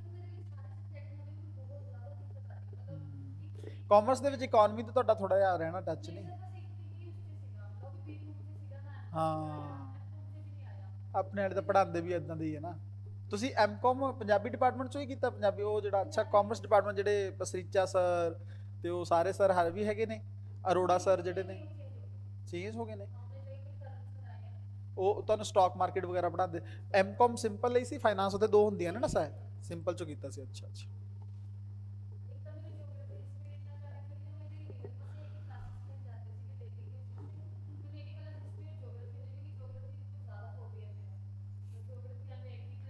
ਉਹ ਕੁਛ ਨਹੀਂ ਹੈਗਾ, ਇਸ ਵਾਰ ਸਵਾਲ ਥੋੜੇ ਜ਼ਿਆਦਾ ਪੁੱਛੇ ਨੇ, ਅਦਰਵਾਈਜ਼ ਜੀਓਗ੍ਰਾਫੀ 'ਚ ਸਵਾਲ ਨਹੀਂ, ਮੈਪਿੰਗ ਜ਼ਿਆਦਾ ਇੰਪੋਰਟੈਂਟ ਆ। ਜੀਓਗ੍ਰਾਫੀ 'ਚ ਤੁਸੀਂ ਦੇਖੋਗੇ ਐਵਰੇਜ ਹੁਣ ਤੱਕ ਦਾ ਇਹ ਰਿਹਾ 4 ਤੋਂ 5 ਸਵਾਲ ਜਿਹੜੇ ਨੇ ਫਿਜ਼ੀਕਲ ਜੀਓਗ੍ਰਾਫੀ, ਇਹ ਵੀ ਮੈਂ ਜ਼ਿਆਦਾ ਕਹਿ ਰਿਹਾ, ਕਈ ਵਾਰ 3-4 ਵੀ ਪੁੱਛੇ ਗਏ ਨੇ। ਤੇ ਜਿਹੜੇ 3 ਤੋਂ 4 ਸਵਾਲ ਨੇ ਉਹ ਵਰਲਡ ਮੈਪਿੰਗ ਚੋਂ ਨੇ। ਵਰਲਡ ਮੈਪਿੰਗ ਮਤਲਬ ਜਿਹੜੇ ਪਲੇਸਿਸ ਨਿਊ 'ਚ ਰਹਿੰਦੇ ਨੇ, ਤੇ ਫਿਰ ਅੱਧਾ ਕਹਾਣੀ ਤਾਂ ਮੈਪਿੰਗ ਦੀ ਹੋ ਗਈ। ਫਿਜ਼ੀਕਲ ਜੀਓਗ੍ਰਾਫੀ ਸਿਲੈਕਟਿਵ ਟੌਪਿਕ ਨੇ, ਤੁਸੀਂ ਦੇਖ ਲਓ ਸਾਈਕਲੋਨ, ਅਰਥਕੁਏਕ, ਹੋਈ ਫਲੱਡ, ਇਹ ਸਾਰੀਆਂ ਚੀਜ਼ਾਂ ਪੁੱਛ ਰਹੇ ਨੇ ਉਹ, ਸੁਨਾਮੀ। ਨਹੀਂ ਨਹੀਂ ਨਹੀਂ, ਡਰਨਾ ਨਹੀਂ ਨਾ ਹੈਗਾ, ਡਰ ਕਿਸੇ ਚੀਜ਼ 'ਚ ਰੱਖਣਾ ਹੀ ਨਹੀਂ ਹੈਗਾ। ਪਹਿਲਾਂ ਤੁਸੀਂ ਆਪਣੇ ਮਾਈਂਡ 'ਚ ਫੋਬੀਆ ਕ੍ਰੀਏਟ ਨਹੀਂ ਕਰਨਾ ਹੈਗਾ। ਜਿਵੇਂ ਤੁਸੀਂ ਮੈਨੂੰ ਲੱਗ ਰਿਹਾ ਵੀ ਹਿਸਟਰੀ ਤੇ ਜੀਓਗ੍ਰਾਫੀ ਨੂੰ ਲੈ ਕੇ ਤੁਹਾਡੇ ਮਾਈਂਡ 'ਚ ਇੱਕ ਹੈਗਾ ਵੀ ਇਹ ਮੇਰੇ ਤੋਂ। ਹਾਂ ਹਾਂ। ਕਿੰਨੇ ਬੱਚੇ ਨੇ ਉੱਥੇ ਕਲਾਸ 'ਚ? ਕੁਐਸਚਨ ਤਾਂ ਤੁਸੀਂ ਪੁੱਛ ਹੀ ਨਹੀਂ ਪਾਉਂਦੇ ਹੋਣਗੇ, ਫਿਰ ਪੁੱਛ ਲੈਂਦੇ? ਅੱਛਾ, ਬਟ ਇੰਨੇ ਬੱਚਿਆਂ 'ਚ ਪੁੱਛਣਾ, ਪੁੱਛ ਲੈਂਦੇ? ਅੱਛਾ, ਤੁਸੀਂ ਪੁੱਛਿਆ ਕੋਈ ਕਿ ਨਹੀਂ ਅੱਜ ਤੱਕ? ਹਾਂ ਹਾਂ, ਬਾਅਦ ਜਾ ਕੇ? ਅੱਛਾ ਅੱਛਾ।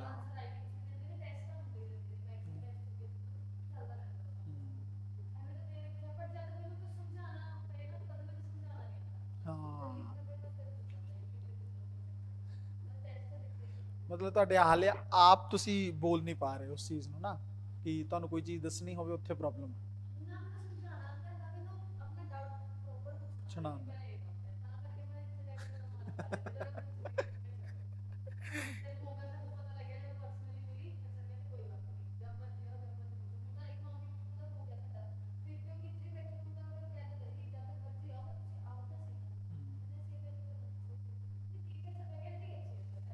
ਹੂੰ।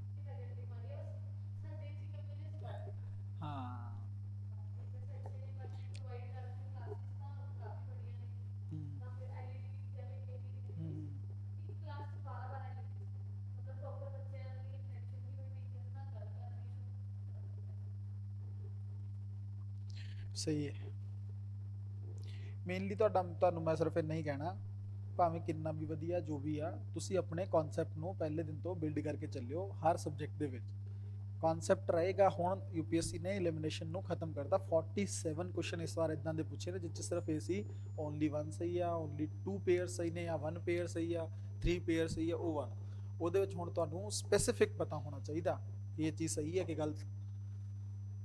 ਤਾਂ ਕਨਸੈਪਟ ਕਲੀਅਰ ਹੋਏਗਾ ਤਾਂ ਸਿਲੈਕਸ਼ਨ ਜਲਦੀ ਹੋਏਗੀ, ਨਹੀਂ ਤਾਂ ਪ੍ਰੀਲਿਮਸ ਤਾਂ ਹੁਣ ਗਲੇ ਦੀ ਹੱਡੀ ਬਣ ਗਿਆ, ਉਹ ਨਿਕਲ ਨਹੀਂ ਰਿਹਾ। ਚੰਗੇ ਚੰਗੇ ਬੱਚੇ ਪ੍ਰੀਲਿਮਸ ਤੋਂ ਬਾਹਰ ਹੋ ਰਹੇ ਨੇ, ਹੈ ਨਾ। ਇਸ ਕਰਕੇ ਪ੍ਰੀਲਿਮਸ ਬਾਰੇ ਥੋੜਾ ਜਿਹਾ ਫੋਕਸ ਕਰਨਾ ਹੈਗਾ। ਸੀਸੈਟ ਕਰ ਲਓ, ਵੈਸੇ ਜੇ ਸੀਸੈਟ ਤੇ ਕਮਾਂਡ ਹੈਗੀ ਫਿਰ ਦੇਖ ਲਿਓ।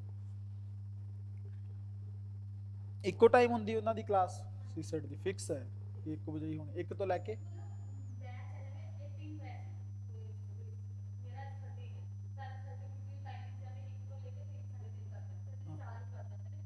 ਹਾਂ।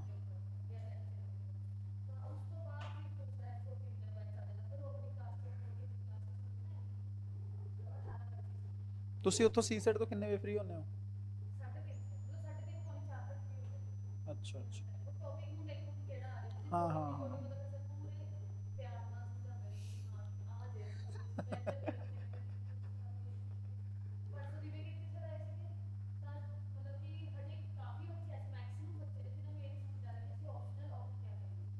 ਉਹ ਤਾਂ ਹਿੰਦੀ ਲਿਟਰੇਚਰ ਲਈ ਕਹਿ ਰਹੇ ਹੋਣਗੇ, ਉਹ ਤਾਂ ਹਿੰਦੀ ਲਿਟਰੇਚਰ ਲਈ ਕਹਿ ਰਹੇ ਹੋਣਗੇ।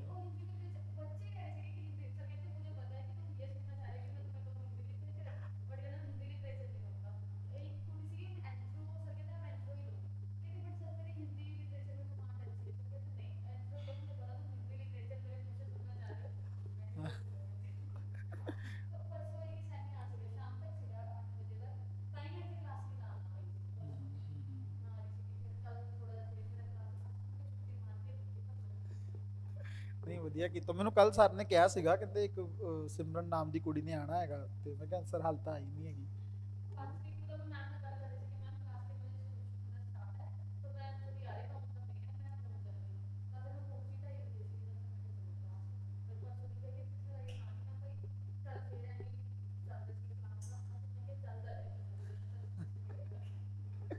ਨਹੀਂ ਚਲੋ ਵਧੀਆ ਕੀਤਾ। ਕਿੰਨਾ ਰਿਹਾ ਤੁਹਾਡਾ ਅੱਜ ਦਾ ਐਕਸਪੀਰੀਅੰਸ? ਠੀਕ ਆ। ਹਾਂ ਹਾਂ, ਉਹ ਤਿੰਨ ਚਾਰ ਕਲਾਸਿਸ ਜਿਹੜੀਆਂ ਹੋਈਆਂ ਨੇ, 4 ਕਲਾਸ ਹੋ ਗਈਆਂ ਅੱਜ ਨੂੰ ਮਿਲਾ ਕੇ 5। ਅੱਜ ਦਾ ਤੁਸੀਂ ਕਰ ਹੀ ਲਿਆ। ਪਿਛਲੀ ਜਿਹੜੀਆਂ 4 ਕਲਾਸਿਸ ਨੇ ਉਹ ਤੁਸੀਂ ਪ੍ਰੋਪਰ ਤਰੀਕੇ ਨਾਲ ਕਰ ਲਓ, ਫਿਰ ਤੁਹਾਨੂੰ ਕੋਈ ਪ੍ਰੋਬਲਮ ਨਹੀਂ ਆਣੀ। ਨਾਲੇ ਮੈਂ ਤੁਹਾਨੂੰ ਜਿਹੜਾ ਦੱਸਤਾ ਨਾ ਬਰੀਫ, ਉਹੀ ਤੁਹਾਨੂੰ ਨੋਟਸ ਦਿਖਣਾ ਉੱਥੇ, ਤੇ ਉਹ ਕਲਾਸ ਦੇ ਵਿੱਚ ਪ੍ਰੋਪਰ ਦੱਸਿਆ ਵੀ ਹੋਇਆ, ਉਹ ਤੁਸੀਂ ਪੜ੍ਹ ਲਓ। ਫਿਰ ਤੁਸੀਂ ਦੇਖ ਲਿਓ, ਜਿਵੇਂ ਵੀ ਹੋਵੇ ਤੁਹਾਨੂੰ ਕੰਫਰਟ ਲੱਗੇ ਉਵੇਂ ਤੁਸੀਂ ਆਪਣਾ ਡਿਸੀਜ਼ਨ ਲੈ ਲਿਓ। ਠੀਕ ਹੈ, ਓਕੇ ਜੀ। ਆਨਲਾਈਨ ਵੀ ਥੈਂਕ ਯੂ ਸਾਰੇ। ਜਿਹੜੇ ਪੁਰਾਣੇ ਆਨਸਰਸ ਨੇ ਉਹ ਰਿਵਾਈਜ਼ ਕਰ ਲਿਓ, ਫਿਰ ਆਪਾਂ ਅੱਗੇ ਕਰਦੇ ਹਾਂ ਆਨਸਰ ਰਾਈਟਿੰਗ। Thank you.